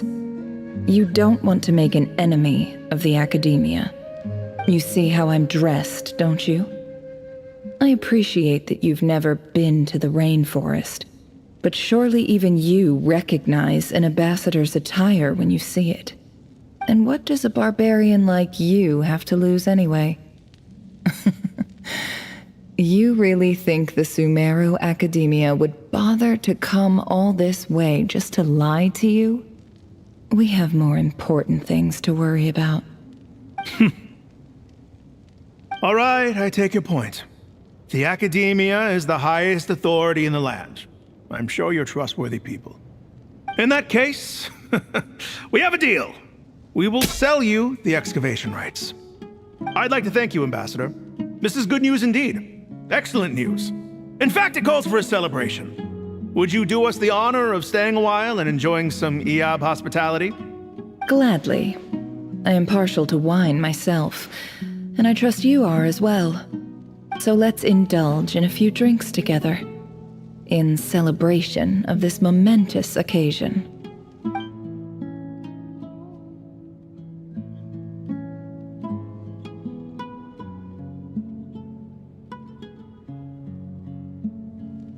Chief! Chief, it's an emergency! It's the Unut. They've taken the well. What? Well, don't just stand there. Take it back. Yes, Chief. I have every confidence in the Eab's military superiority, and yet... Well, what is it? The Unut's response was alarmingly fast. The day after we reach a deal, they seize the well. This can't be a coincidence. Perhaps there is a traitor in your midst. I don't think so. I am obliged to remind you, Chief, that the Academia will only deal with the de facto power holders. If you cannot regain control over the well, I'm afraid you won't see a single mora of that 50 million. No! Please, Ambassador, just give me some time. I swear the Unut will not get away with this. That well is ours, and so is the mora. Glad to hear it. I will wait here for an update. If there is a traitor, I will find them. In the meantime, make yourself at home. I'll report back as soon as I have an update. Much obliged. Wow. All it took was a few words and I've got him wrapped around my finger. What an amazing feeling. So, in summary, Ambassador, the Academia would rather negotiate with our tribe instead of the Eab, yes? The Eab are ruthless murderers who don't listen to reason. And now they have the gall to interfere in our research projects in the desert region. So let me ask you, Chief, if you were the Academia, what would you do? Kill them all, of course. Precisely. The Academia does not tolerate those who stand in our way. The Eab have held back our academic pursuits for too long, and our patience is wearing thin. At the same time, there is simply no way that the Academia can be seen to be intervening in desert affairs. I'm sure you understand where I'm coming from. We have our own rules out here. If the rainforest dwellers raised arms against a desert tribe, You'd start a bloody war. Right. We can't confront them ourselves, but we can support their enemies. The Unut have always had strained relations with the Iab, which makes you our natural allies. Natural allies. Weren't the Iab your allies once? You were quick to send them after us to protect your interests back when we stole that water. And now look at you. You're at each other's throats. Let me be clear. The Academia wishes to collaborate with the legally recognized rulers of the desert in this matter. We are asking for excavation rights to that well, and our offer is 50 million mora. Say no more. I believe we have an understanding. Good. Then I suggest you get to work. Get us access to that well, and the mora's yours. You see, Dad? Lying is easy when you know how. People will believe anything.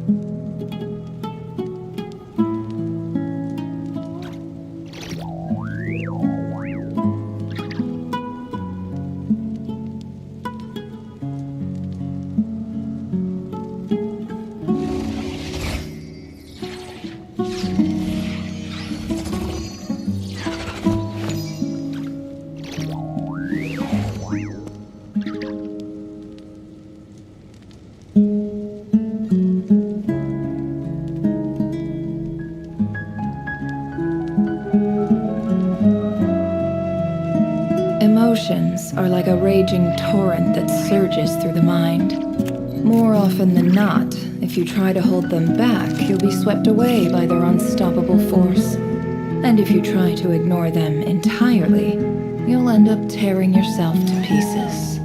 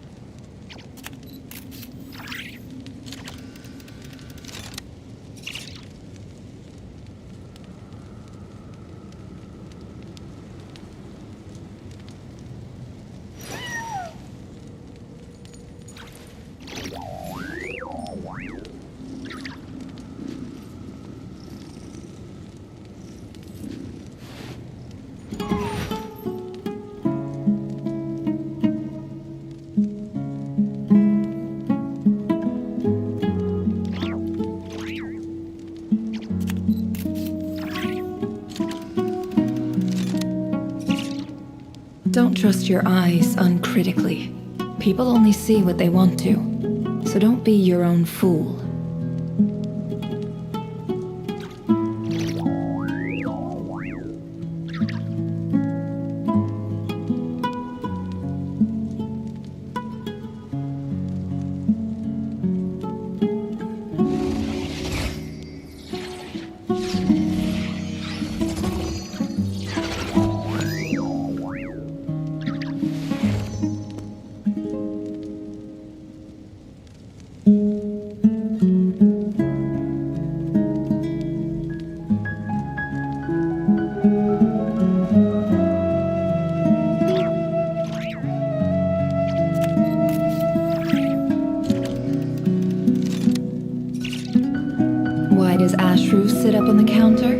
To welcome our clients, of course.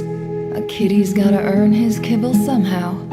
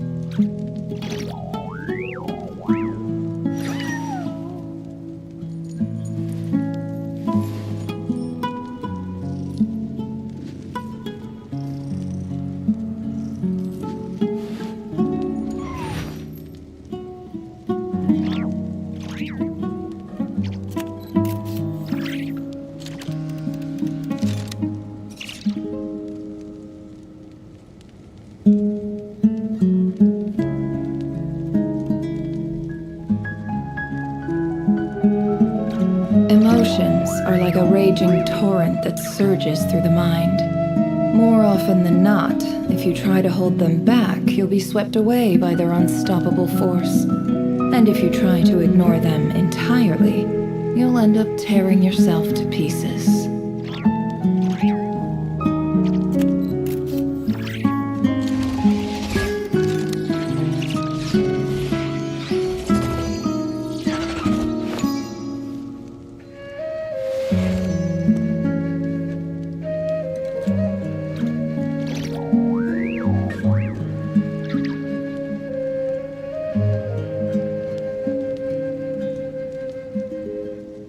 Don't trust your eyes uncritically.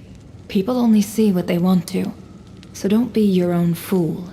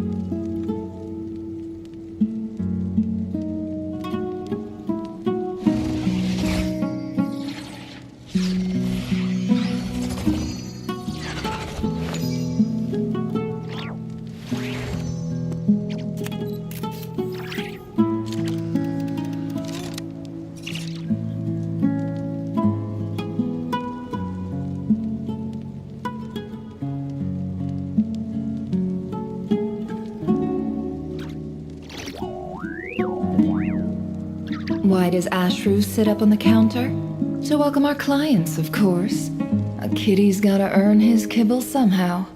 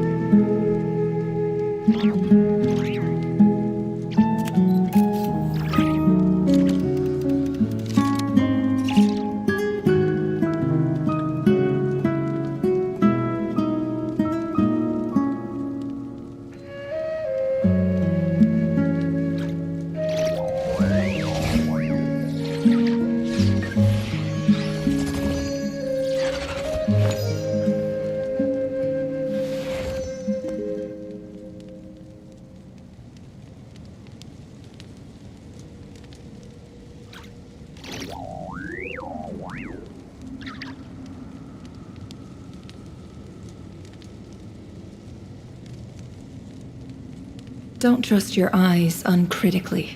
People only see what they want to, so don't be your own fool.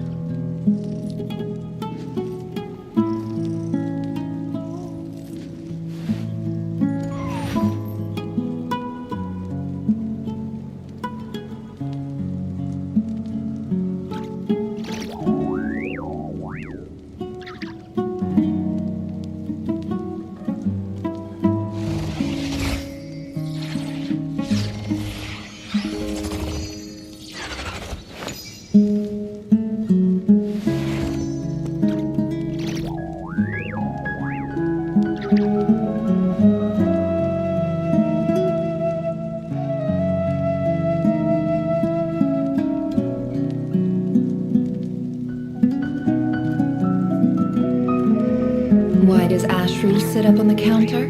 To welcome our clients, of course. A kitty's gotta earn his kibble somehow.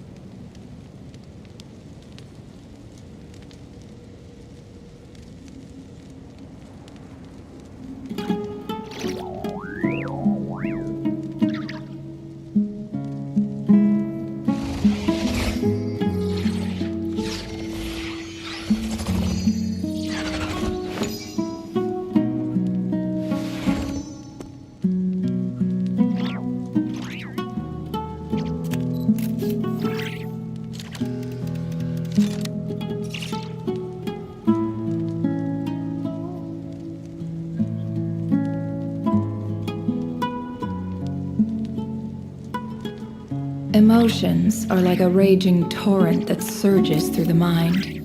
More often than not, if you try to hold them back, you'll be swept away by their unstoppable force. And if you try to ignore them entirely, you'll end up tearing yourself to pieces.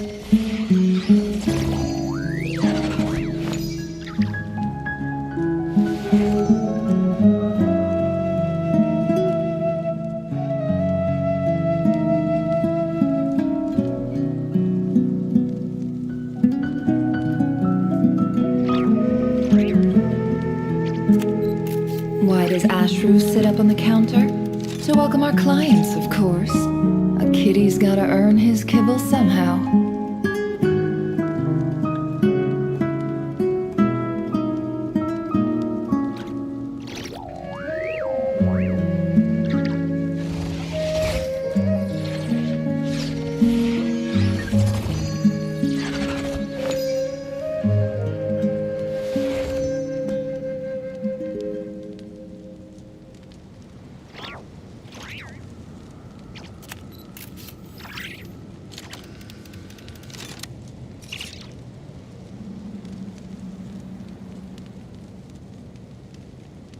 Don't trust your eyes uncritically. People only see what they want to, so don't be your own fool.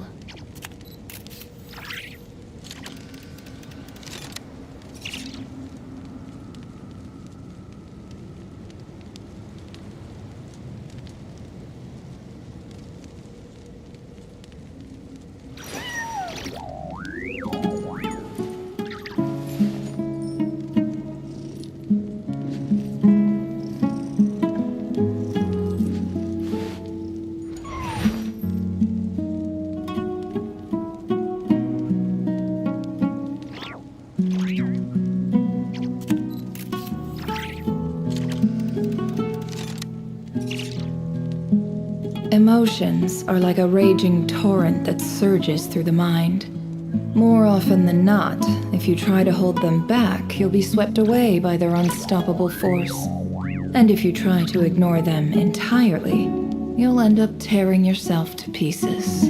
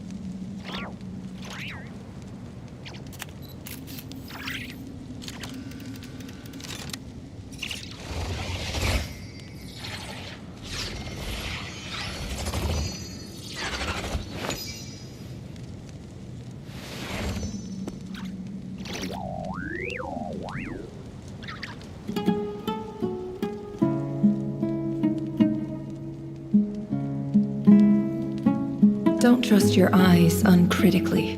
People only see what they want to, so don't be your own fool.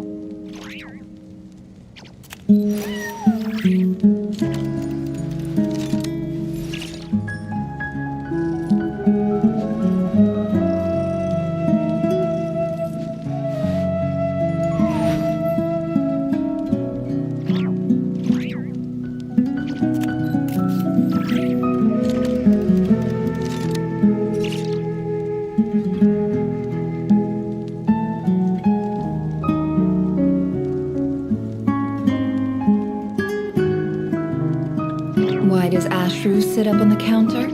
To welcome our clients, of course. A kitty's gotta earn his kibble somehow.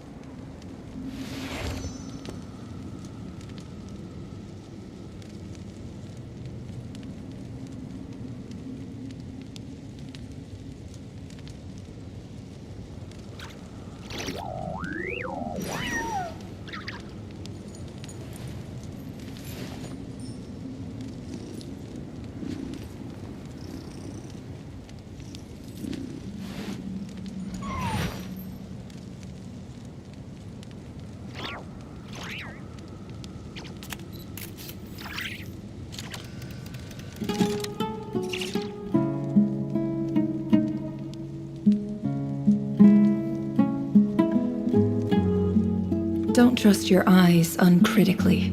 People only see what they want to, so don't be your own fool.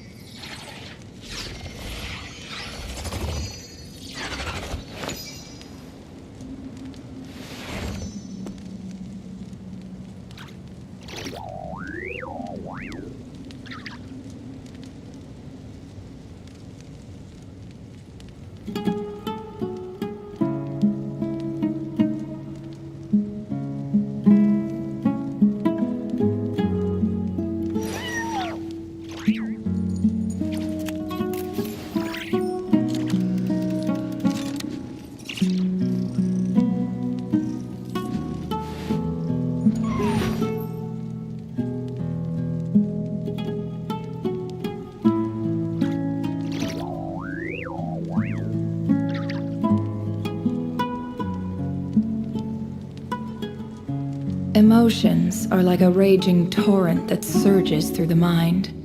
More often than not, if you try to hold them back, you'll be swept away by their unstoppable force. And if you try to ignore them entirely, you'll end up tearing yourself to pieces.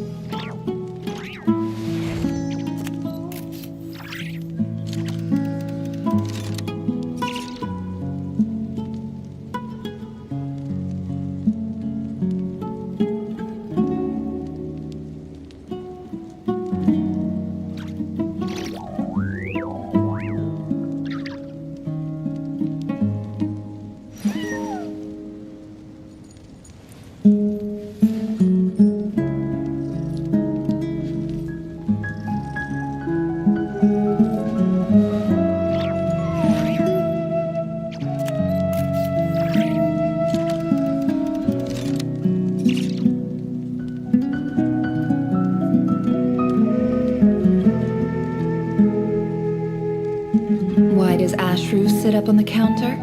To welcome our clients, of course. A kitty's gotta earn his kibble somehow.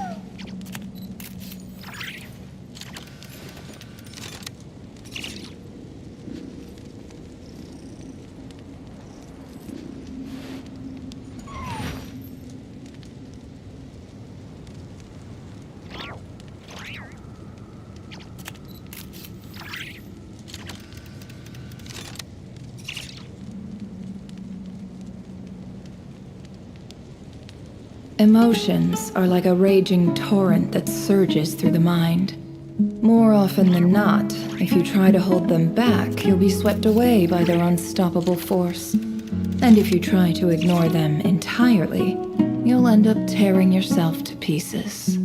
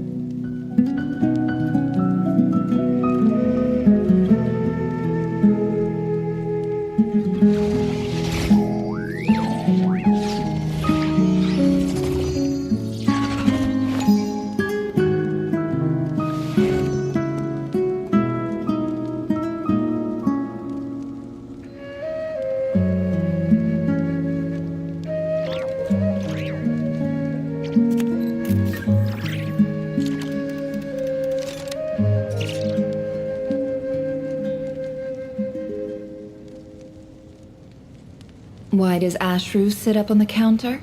To welcome our clients, of course. A kitty's gotta earn his kibble somehow.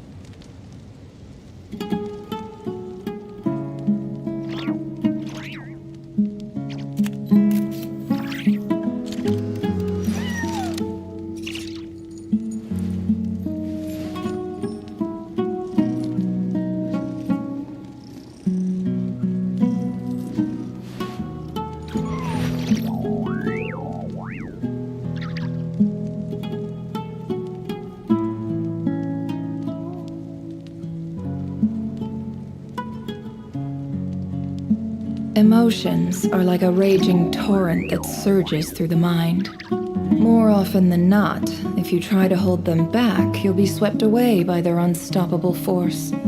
And if you try to ignore them entirely, you'll end up tearing yourself to pieces.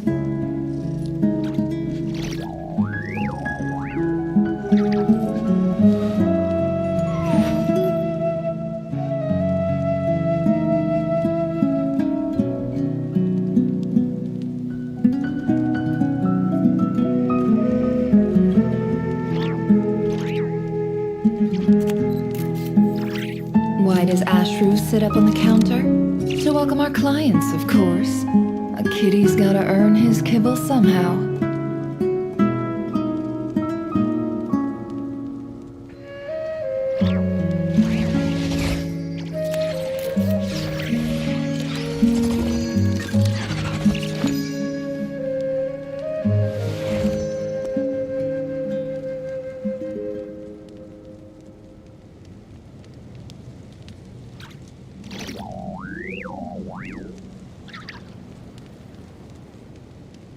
Don't trust your eyes uncritically. People only see what they want to, so don't be your own fool.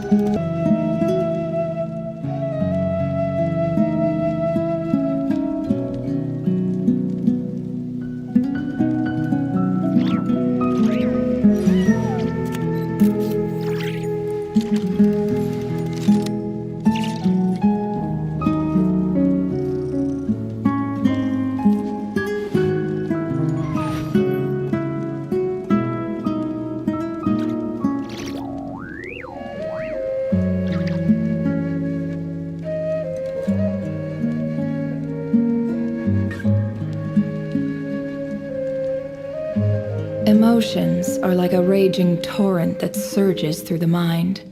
More often than not, if you try to hold them back, you'll be swept away by their unstoppable force. And if you try to ignore them entirely, you'll end up tearing yourself to pieces.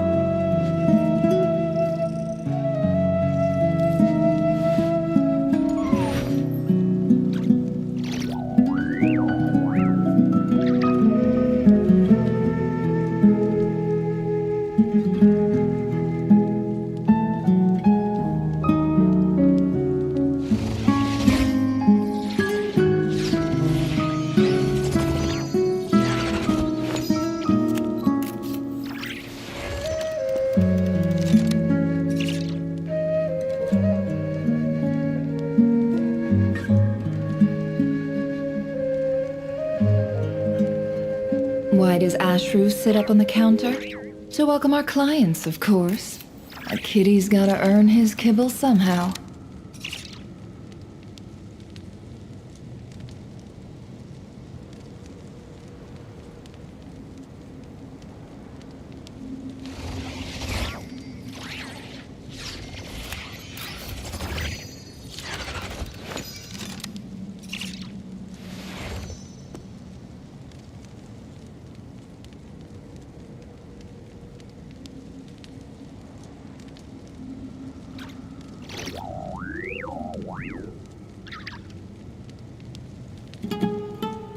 Don't trust your eyes uncritically.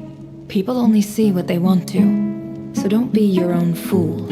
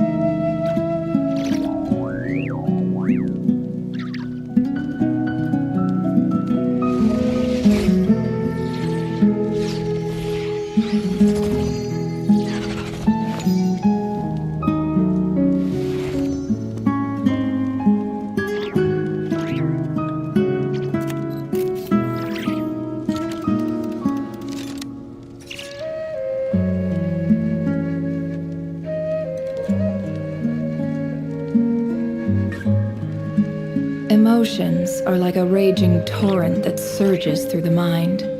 More often than not, if you try to hold them back, you'll be swept away by their unstoppable force.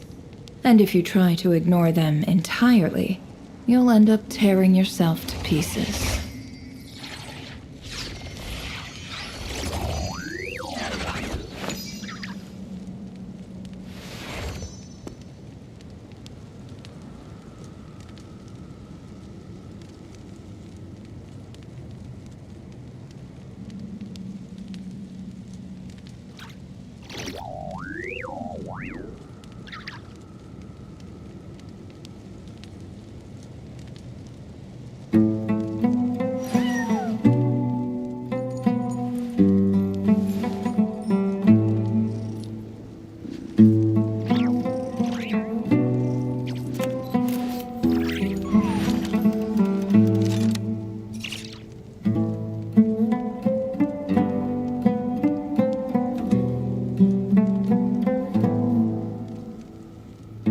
Don't trust your eyes uncritically.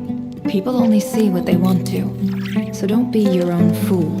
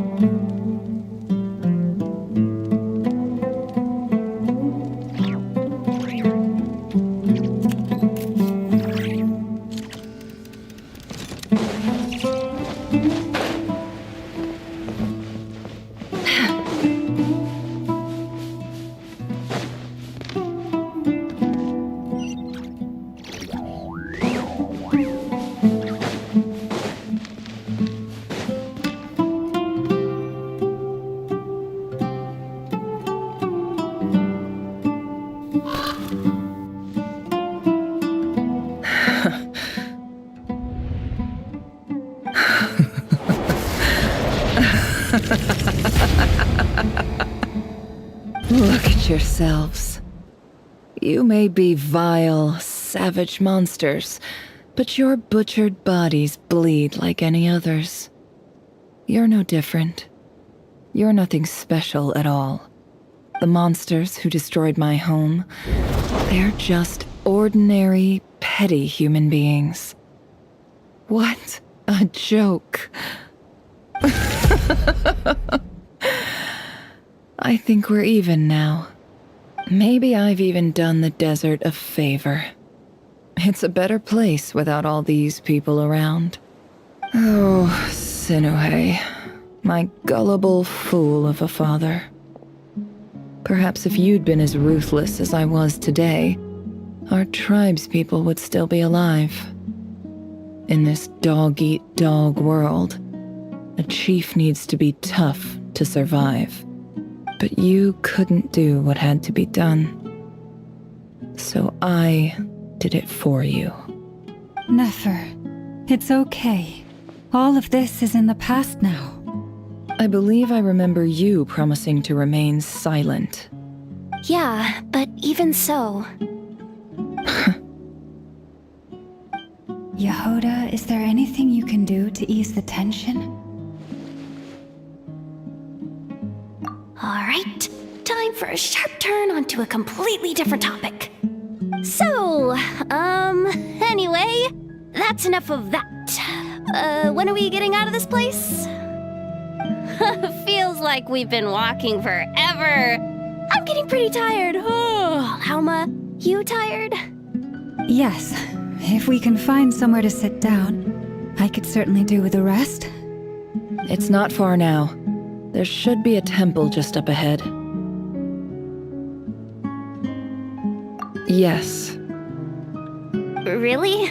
A temple? That's where this story ends? I guess that's how things go in the desert. Desert dwellers can never escape their destiny. Or so everyone says. I never wanted to believe it, but looking back now, I'm as desert as they come. You mentioned a temple. What's waiting for us there? My biggest trade secret of all. Ah. Then I'm guessing it's where you got your power from. The power to peer into other people's minds. I didn't know you were clued up on any other religions. I'm no expert in the history of Sumeru, but since you come from the desert, I would imagine it has something to do with King Deshret. Sounds impressive. Oh, I know who you mean. General Mahamatra Sino. The spirit of Hermanubis dwells within him. That's Boss Neff for ya. She knows everything. Sino's hardly a figure of obscurity, but I know about Sethos too. What about him? Is he a big deal or something? Well, he's not a small deal, let's put it that way. Please, this is the bare-bone basics. Save the flattery. Thanks for your patience, everyone. I'm sure it's been a lot to take in. With any luck, that's our exit just up ahead.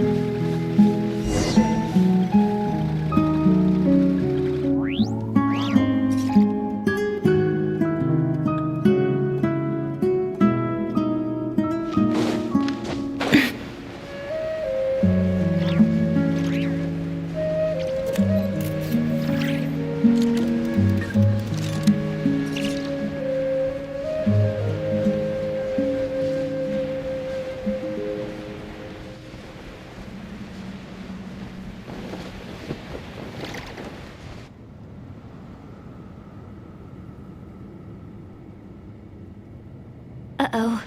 Uh-oh. Uh-oh. I'm totally out of my depth here. I anything to add about any of this stuff. Like, look at that statue, for instance. I want to do the whole name-dropping, this girl knows her stuff thing too, but I've never seen anything like it before. A statue with the head of a bird.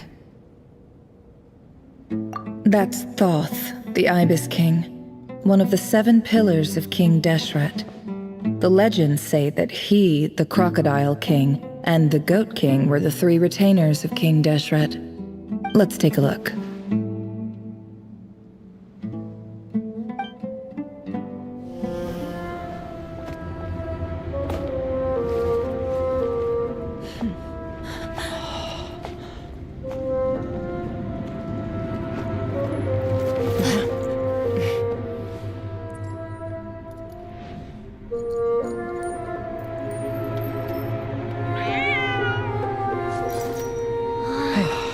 It's just Ashru. So, all is well?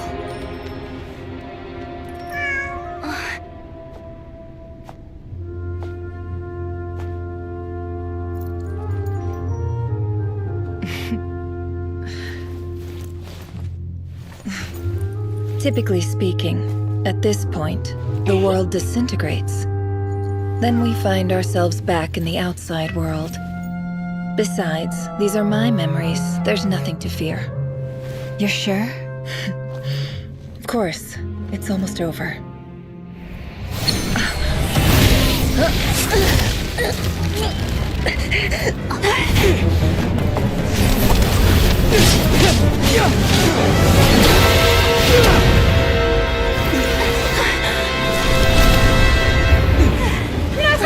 Hold on!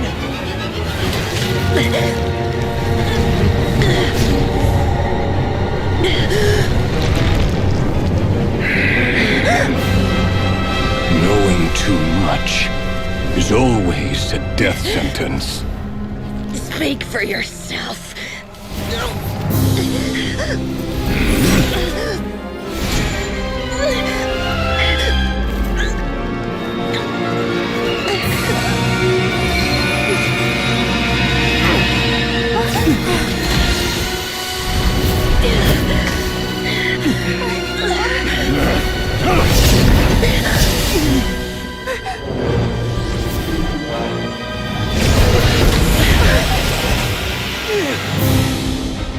How repulsive.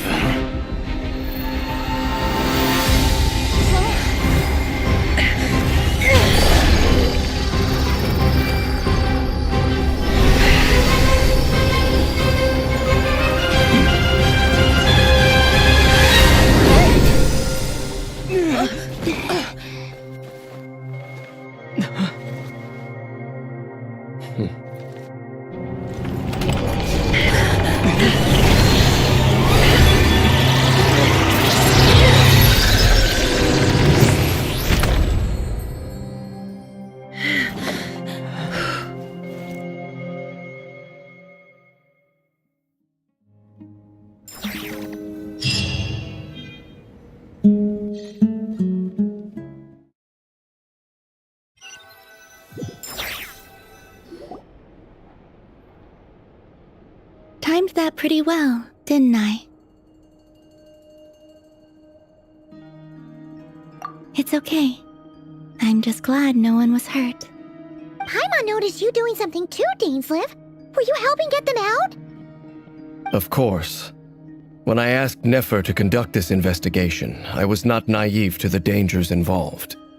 I had a duty to ensure your safety. Good to know your sense of justice is still intact after all these years. I take that to mean that you saw the truth. That comes as a great relief. I certainly did. And thanks to your help, I also managed to trap Rerir inside the chess set. Whoa, really? How'd you manage that? Well, to be honest, I sensed that something was wrong long before we made it to the temple.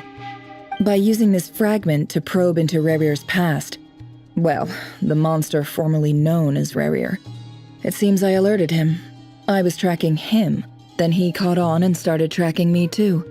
Can't say I'm surprised. But how did he track you through your thoughts alone? That shouldn't be possible. Rerir was a secret agent who reported directly to the Vinster King. He is an expert at finding a trail and hunting down his pursuers. No wonder. He infiltrated the chess set, read my thoughts, and built a new virtual chess set inside of it. That's why we weren't able to leave at first. Speaking of your chess set, it's quite a remarkable item. Would I be right in thinking you have some connection to King Deshret? You overestimate me. I only have a connection with one of his underlings, the Ibis King. You all saw how this came to be. A long time ago, the Iab massacred my tribe, the Shimti, in our home village. A few years later, I enrolled in the academia, where some new information came to light. The Unut and the Iab fought a bitter battle over the rights to a well, all for the sake of a non-existent 50 million mora. The Iab ultimately won that confrontation, but their victory came at the cost of almost every warrior in the tribe. The final blow to the Iab came at the victory feast, when an Unut assassin beheaded their chief right before my eyes. The remaining Iab fled and have been scattered to the winds ever since. Having gotten my revenge, I returned to my hometown, where to my surprise, the nearby temple was still standing. There it was, seemingly immune to the relentless hostility of the desert, while my tribal home lay in ruins. As I stood there gazing at the temple, I noticed a cat just outside. This cat, as it turned out, was home to the spirit of the Ibis King. He led me to a gate deep inside the temple, and there he made a deal with me. This chess set is my gift from the Ibis King. The chessboard within is made to the same specifications as the one in the mausoleum of King Deshret, and represents his power of piercing analysis. With this chessboard in its container, I gained a certain ability to perceive hidden secrets. Now, you could conclude that the Ibis King simply wanted to give the people of this world the power to seek the truth, but I don't believe that's the full story. Every god plays favorites. Their hearts are as fickle as any human's, full of secrets, perversions, egotistical tendencies. But precious few gods are willing to admit this. It is the same with all powerful forces, including fate itself. Their gaze falls preferentially upon a select few. As you rightly point out, this is an act of favoritism. If you're alluding to the Abyss, then yes, I agree. Gather the others. It's time to share everything I've learned.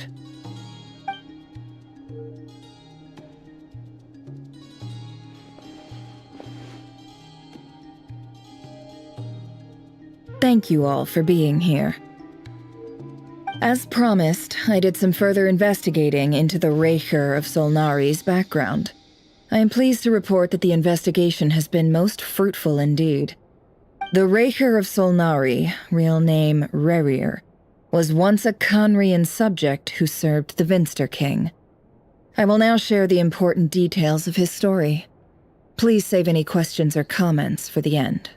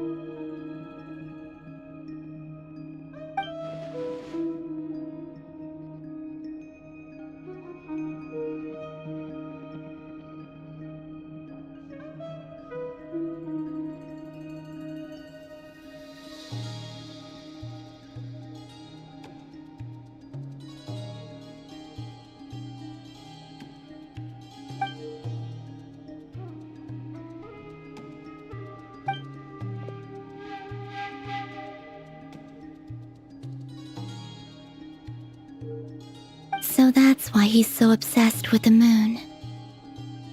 A tragic tale, to be sure. But it does not excuse his many transgressions. No matter how much Rerir suffered in the past, the fact remains that he is what we know today as the Wild Hunt, wreaking havoc upon innocent lives in Notcry. He becomes more dangerous with each passing day. If left unchecked, it is simply a matter of time before all of Teyvat suffers the consequences. This is a threat that the Knights of Favonius cannot ignore. A question for Miss Columbina. Forgive me if this is presumptuous, but have you ever seen the spatial gateway that appeared in Rerir's memory? Never. But I have heard stories of something called the Moon Gate, and this seems to fit the description. Miss Lauma, any thoughts on this? In the lore of the Frost Moon Scions, the moon is believed to hold many secrets.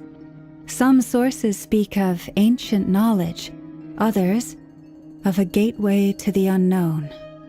The term Moon Gate is one I have heard before, but as is the case with all of our legends, there are no records of any first-hand witnesses. We cannot know whether it truly exists. Then back to Miss Columbina. As a moon goddess yourself, do you have some idea of where the Moon Gate leads to? Not at this stage, sorry. I do hold the power of the Frost Moon, and my strength is recovering well. I can sense that the gate would open at my command, but... But there's more to the power of the Frost Moon than that? Yes. A moon goddess has the right to open the Moon Gate, since it is a path to the moon. But as never mentioned, holding open a spatial gateway takes a huge amount of power. And right now, I need to conserve my energy to fight the Rahier of Solnari. I'm afraid this is one mystery we may have to leave unsolved for now. I agree. Better to save your strength.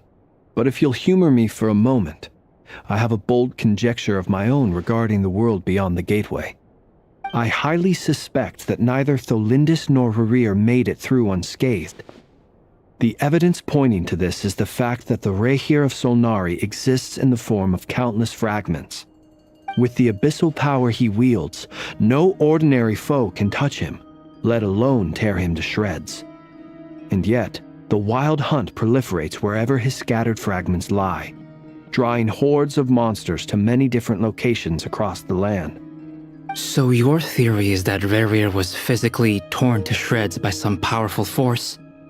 Hence, why the Wild Hunt is a distributed phenomenon, rather than a unified one? Makes sense to me. Explains why the Wild Hunt is so pervasive, and why he's been trying to piece himself back together. He was whole to begin with, and he wants to be whole again. Without the power of the Abyss on his side, he almost certainly would have perished the moment he was torn apart. But the Abyss, much like a curse, has kept him alive. I could not agree more. The power of the Abyss is most surely a curse. It is a compelling explanation, and one that accords with my present understanding of Abyss creatures. Whether the life form in question is primitive or advanced, if a curse has extended its lifespan unnaturally, it will continue to survive in spite of everything. This raises some interesting questions. I will run some experiments and see if there is any validity to my suspicions. That being said, regardless of whether my research bears fruit, I would like to thank Miss Nefer for conducting such a thorough investigation. Already, it has greatly enriched my understanding of the entity we face. My pleasure, Mr. Albedo. I too hope that the information I have shared today proves useful as we look to formulate the next stage of our plan. Hey! What is it, Dainsleif? You look really upset! It's just... when I think of the man I once knew as Rerir, I struggle to understand why things had to turn out like this. The two of you used to be friends, didn't you? I don't know if these words will bring any comfort, but my heart goes out to you. Mine too. We can never know all the hows and whys of the way things are. The moon and stars are full of untold secrets and lies, and the skies are host to many more mysteries than these alone. Yet, none of that can begin to compare with the complexity of human life. Those are the first comforting words I've heard in a long time. Thank you both. Well, I think this is a good place to end today's meeting. I'm sure Nefer needs some time to recover. She's been through an awful lot today. That's very thoughtful of you, Llama. Of course. Sounds good to me. Take some time to rest and digest before we reconvene to nail down a plan.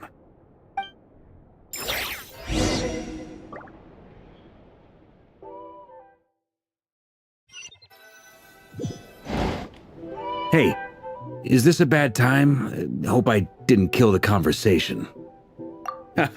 No need. Come on, let's talk outside.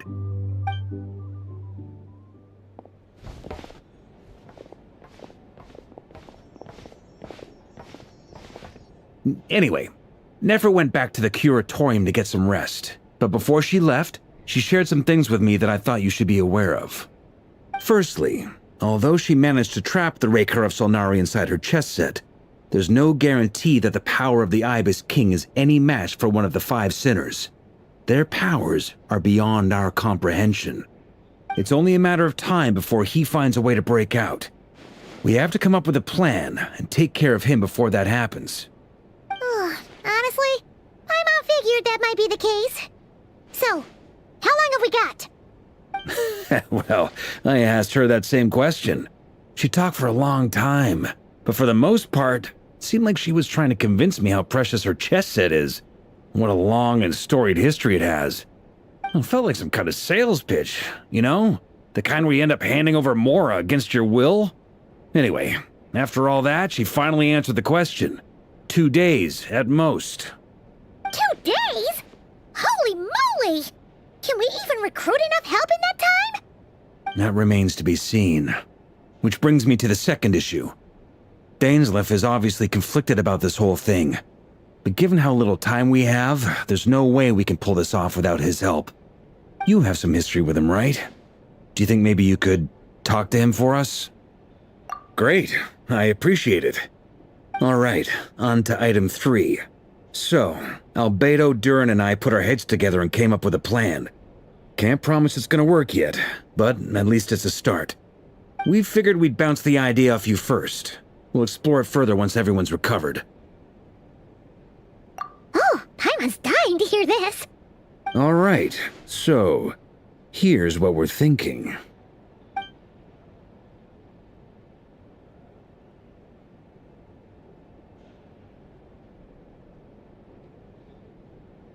We felt a little uneasy about roping you into this. I mean, firstly, you're not locals, and secondly, none of us are your boss. You're well within your rights to refuse if you so choose. Roping us in? Why would you even say that? We know the stakes here. It's all of us against the Rayher of Solnari, or none of us stand a chance. I choose my words very intentionally, I'll have you know. I like to think there's an art to striking a down-to-earth tone even when the stakes are through the roof. Sir Varka, I have a few thoughts about this plan. I'm all ears. I think we can be more flexible with how the roles are allocated. In my view, the most sensible lineup would be like this.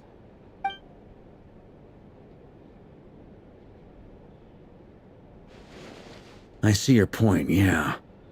But if that's how we're going to approach this, you'd better make sure you're ready.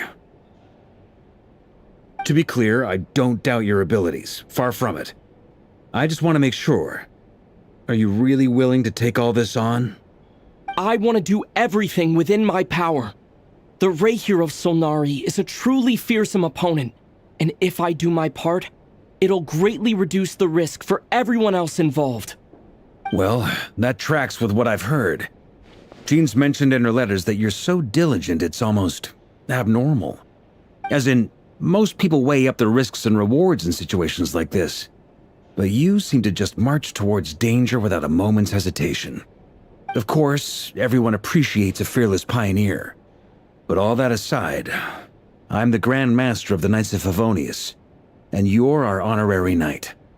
I want to make sure your courage doesn't come at the expense of your safety. Thank you, Sir Varka. I should be the one thanking you. It means a lot to have you on board. I'll give some serious thought to your suggestions.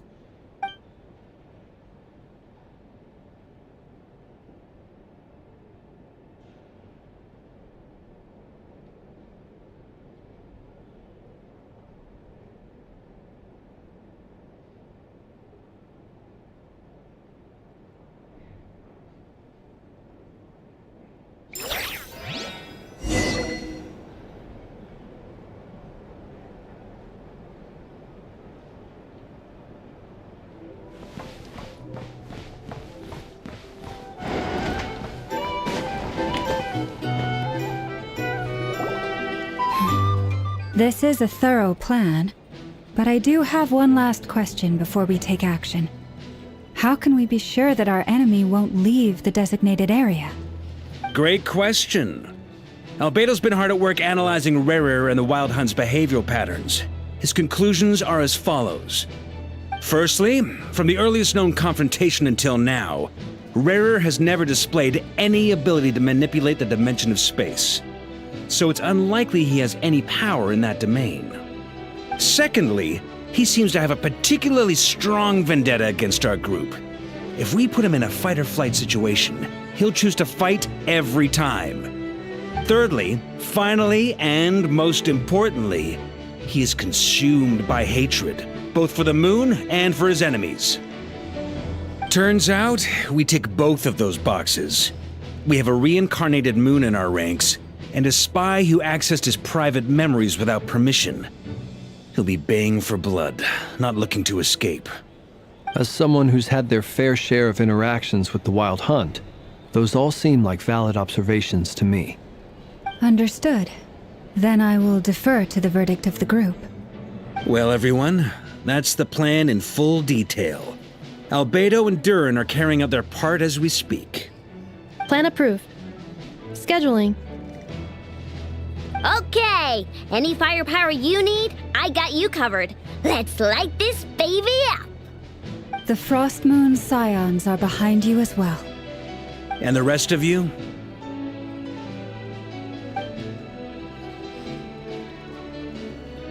No objections?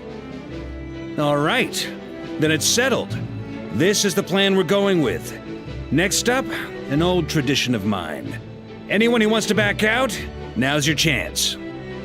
Wait, we can still back out of this? Everyone says things they regret, right? I don't want anyone feeling trapped because their mouth said yes before their brain had time to think things through. A very people-first approach. I hear that's common practice in the Knights of Favonius. Heh. Who'd you hear it from? D-Luke? Shh. We don't use people's real names at work. This contact will be known only as Owl, please and thank you. This plan can only work if everyone does their part. Flintz and I will absolutely support it. We shall indeed. You'll be glad you accepted our help. Also, you are the last person I expected to see here, Miss Dory. It's not often I get called Dory in a work context. My peers usually call me Lord Sangamabe. So, the longer your name, the higher your net worth. Is that the idea here? In that case, Mr. Flint's here must be worth a fortune. That's right, I know your full name. It's... The walls are thin here. I'd appreciate you keeping that a secret. Okay, fine. I'm actually only here as a favor for someone else. Do you have any idea how much it would cost to hire me otherwise? Oh, does this mean someone out there actually has the power to boss Dory around? It most certainly does not. We have a long-standing and mutually beneficial business partnership. She's actually the mom of a friend of yours. Said mom supplied me with a great little trinket, but now that lady's ruined everything. If I don't start building a little goodwill now, my whole business in Notcry is gonna go down the drain! Okay, So what exactly is so special about this pendant? It's a lucky charm that a great mage made for me. We have a business relationship, and she was worried that something bad might happen to me. So, she wanted me to have something that can store power to protect myself with. I finally got it all fully charged up with Kovaki, and then never went and used it all up at once! Never lost so big in my life! You're right. It was all my fault. I didn't mean to drain all the Kuvaki in the pendant, but I'll make it up to you. You will? Well, in that case, how about you give me your chess set, and we call it even? I knew you'd say that. Well, it's yours if you want it. In fact, take it now, and I'll even throw in a free Raker of Solnari. Deal? You're putting me in a difficult position here. It's a very useful thing to have around, but I have a funny feeling it won't be around much longer. I guess we'll see in a couple of days. Looks like bankruptcy for me. Hey, don't be so pessimistic. See this through and you never know. You might find a new business opportunity on the other side.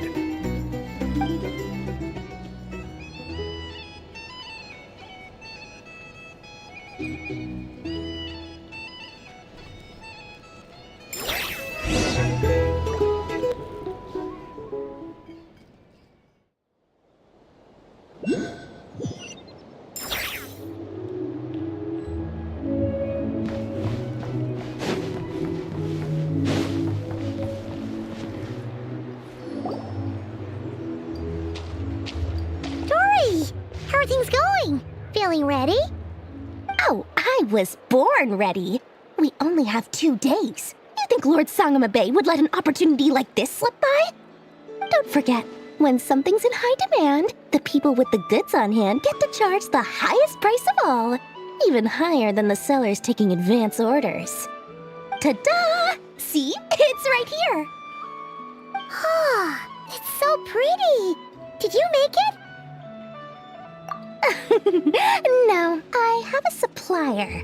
We go way back, so he made me a very attractive offer. Aha! No wonder you were talking about lucky charms at the meeting. You've been getting Kave to make them for you. That's not the full story. It actually started a while back as a project between me and the Dendro Archon. Mage Alice once warned me that this world won't stay safe forever. There may come a day when everyone faces a great crisis. I passed this on to the Dendro Archon, and she secretly brought together a research team made up of Sumeru's top scholars to invent a technology that could keep people safe. I won't go into the details because it's all very complicated, but if you want to know more, you can ask the Dendro Archon about it sometime. Anyway, point being, it was the Dendro Archon who asked Kave to build this little contraption. As one of the top Kasharu War talents, he was the obvious choice. Took him long enough. He stressed over it for ages. Must have gone through at least a dozen designs before producing a final product. But that's Kave for you. Marak delivered it to me a couple of days ago, along with a letter from Kave. Could I ask why I'm sending this technology to you? And what's your proposed use case? Has it been approved by the relevant authorities? So nosy. My fault for sending him the research permit to begin with. Surely Nahida must have told him you were involved in this project. He was probably just nervous because you're always so secretive about your business. Could be. Anyway, I just replied, let's hope there never has to be a use case, because it would involve grave danger. Fair enough. But it sounds like he was just being cautious. He probably felt responsible as the one who made it. Or maybe he was asking as a favor for his housemate. He's done that before. Not sure why, though. His housemate doesn't seem to really care that much about this kind of stuff. Either way, all's well that ends well. I'm just glad to finally have my hands on the product. I wouldn't want to be without it, given the potential dangers that lie ahead. Huh? What does that look mean? surprised. This must be the first time we've ever seen you actually get serious about something.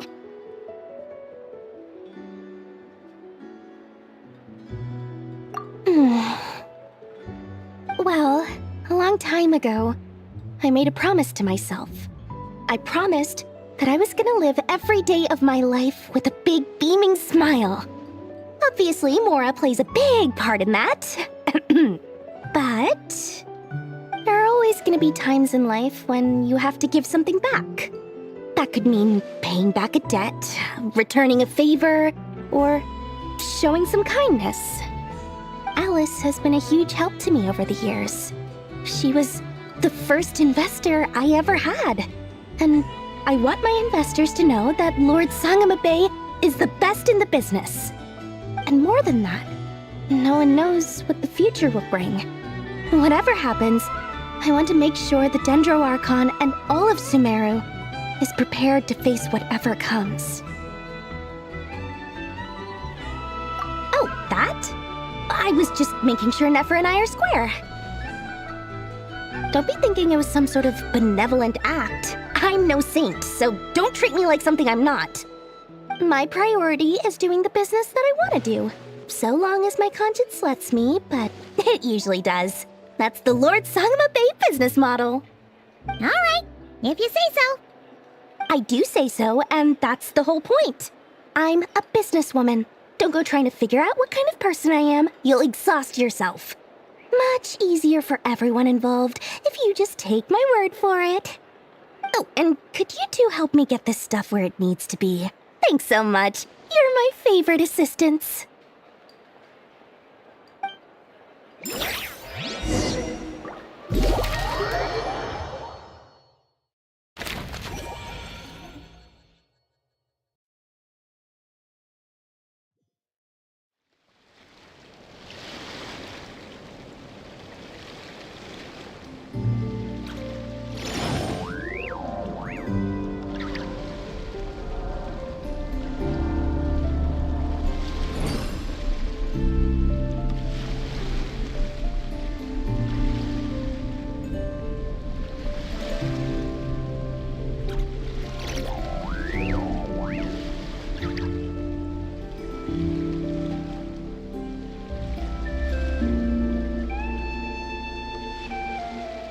Osmanthus wine tastes the same as I remember.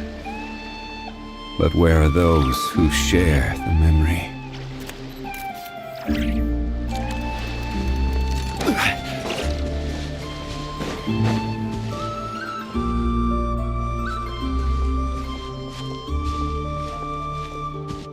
Traveler, Paimon, it's good to see you. Everything going smoothly over here?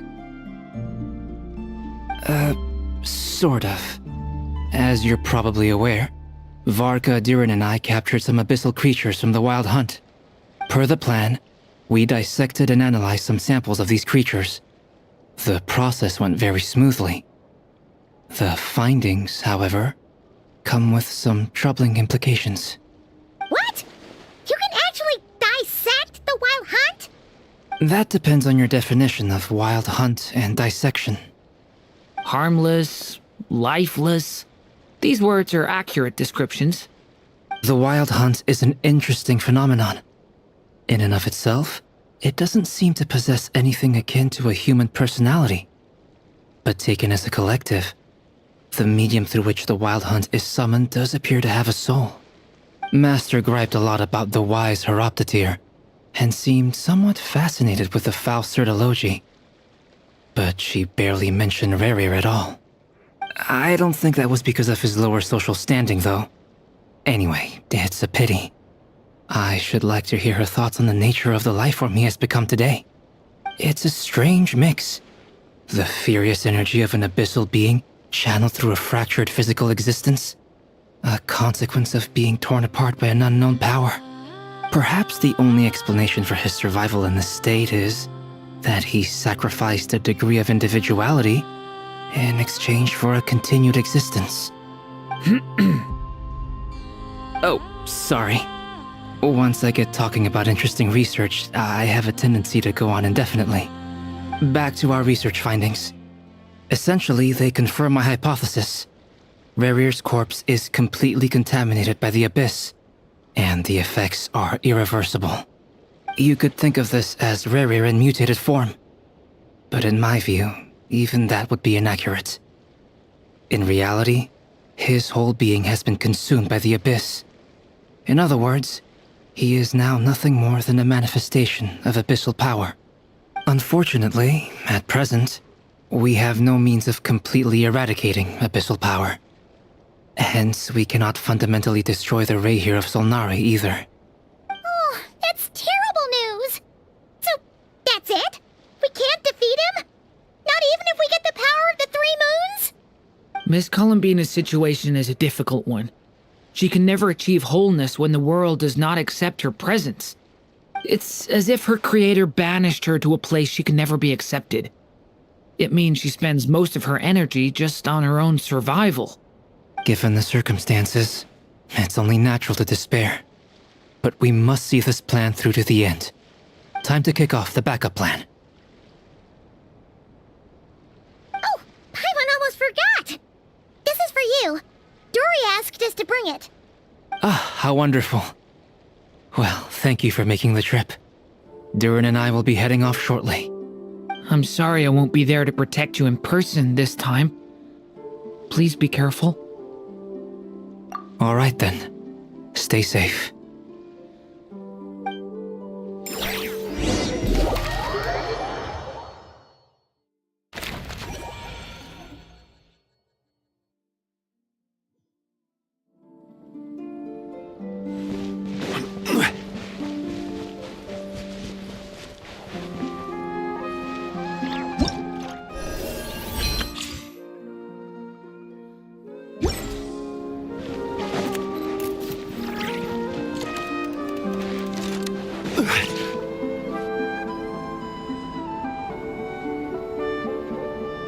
Miss Lauma, is everyone here? Yes. The fate of my flock is in your hands, Grandmaster Varka. Please keep them safe. My lady, what are you saying? Within the next 24 hours, we will face the biggest crisis the world has ever seen. This is not a burden that we deserve to bear, but I believe that we reap what we sow in this life. So I intend to act. I must do what I think is right. For me, that means fighting for the future of Nodcry. This gentleman is the Grand Master of the Knights of Favonius, Varka, Knight of Boreas. In my absence, please follow his lead. Hey, everyone. Guess I should introduce myself. Well, to start with, I know my way around a battlefield. Biggest strengths are honesty and hard-workingness. Anyway, point is, I don't intend to let Lauma down. I'm gonna do everything in my power to keep every last one of you safe and sound.